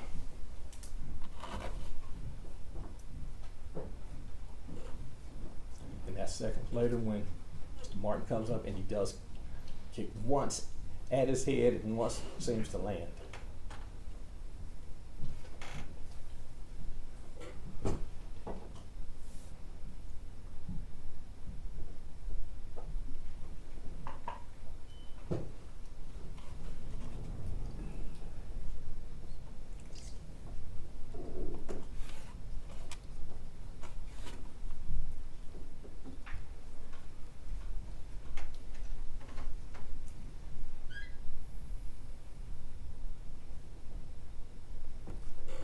This is when Mr. Mills comes up and he tries to deploy his ass baton. Keep in mind, you will get a chance to hear the video, the audio, and of the body-worn camera, and you'll see why they are placing their hands in the way and the angles that they are. Identity that is simply to try to avoid him getting hit in the head by accident, so he can have a clear shot at the arms for pain compliance. And you'll see, but you'll get a chance to see that. But that's 20, 34, and 56. That's when the first strikes from the baton is that was deployed. Second strike, as he turns his body a little bit more, is for that arm to be the target that's intended. You'll hear the evidence about how they are trained for baton placement when they're trying to make a person comply.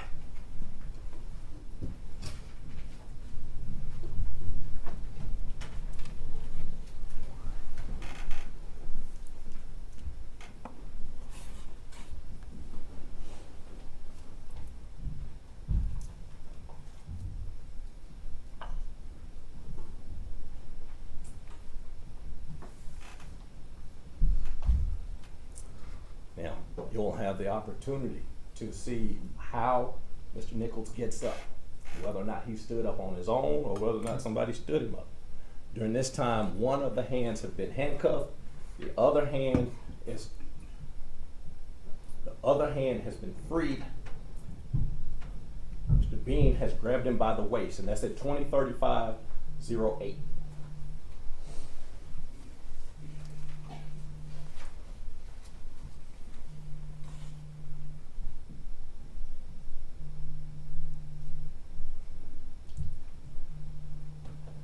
At 20:35:09, I want you to look and be able to isolate how his body movement, in particular his center of gravity, and what he's trying to do. And you make that determination, but look for his body and his body movements and the center of gravity, and how it is pictured there is how we'll picture on that video as Mr. Nichols continues to try to move away.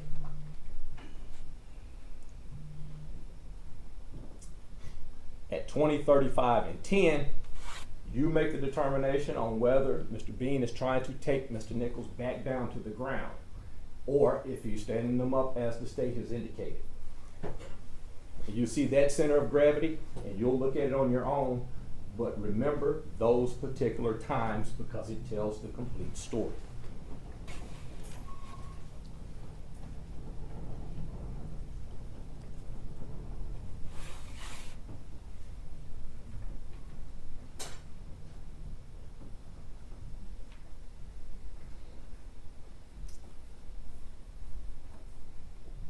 And that is one of the hands, as I indicated earlier. One hand is cuffed, one hand is not cuffed, but has the potential for him to be free, and that creates a danger for the officers. And you'll have an opportunity to view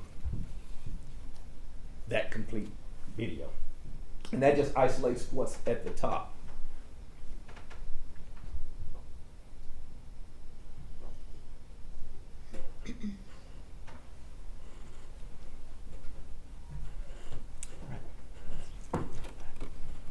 So, you heard during Mr. Hagerman's presentation the sad realities of it. No one is here to in any way diminish the fact that a person's life was lost.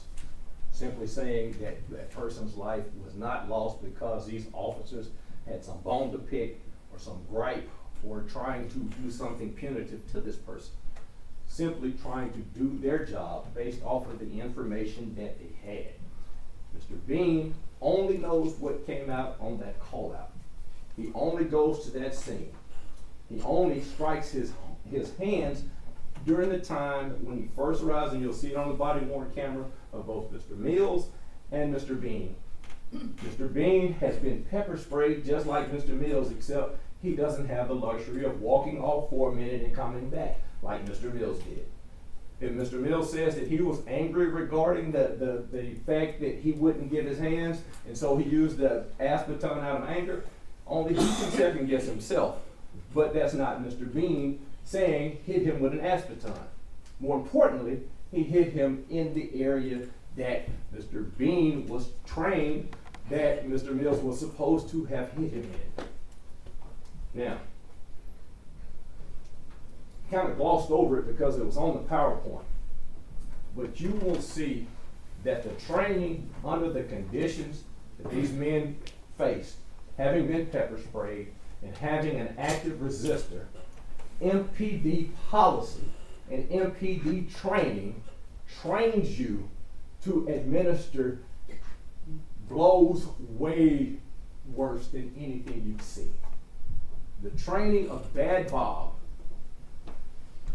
has never been in any way shown in the media or anything like that. You all will get to see it. And you will see how these men are trained under these conditions and what they are supposed to do under the conditions according to their training. And we're simply asking that you not create some account of the actions that they were supposed to have taken in the cool, calm light of this room versus men that are acting under their training and discipline on that particular night. And with Mr. Bean, I'm going to give emphasis to this as I sit down. Consider the fact that he had no prior incidents of anything. And on this particular occasion, he did not have the option to say, no, I'm not going to try to chase, and I'm not going to try to put handcuffs on this man. It's that simple. And I think that if you apply the law the proper way, all 7 counts will be not guilty.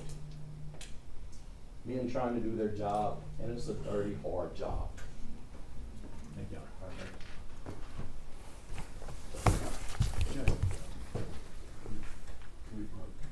Ladies and gentlemen of the jury, your lunch has arrived, so we are going to take a break for lunch. We will come back, we will finish the opening statements and proceed with the case in chief. We're going to go ahead and allow you all to step out. If you can please leave your notes in your chairs. Also, as we've talked about before, and we will say over and over again, please do not discuss the case with anyone. I know you've heard a little bit, but please do not talk about the case, even though you may not be intentionally doing so. As you talk about the case, you subconsciously start making conclusions about things. So please do not talk about the case. Let anybody talk about the case with you, and we will allow you all to step out with the deputies. Enjoy your lunch.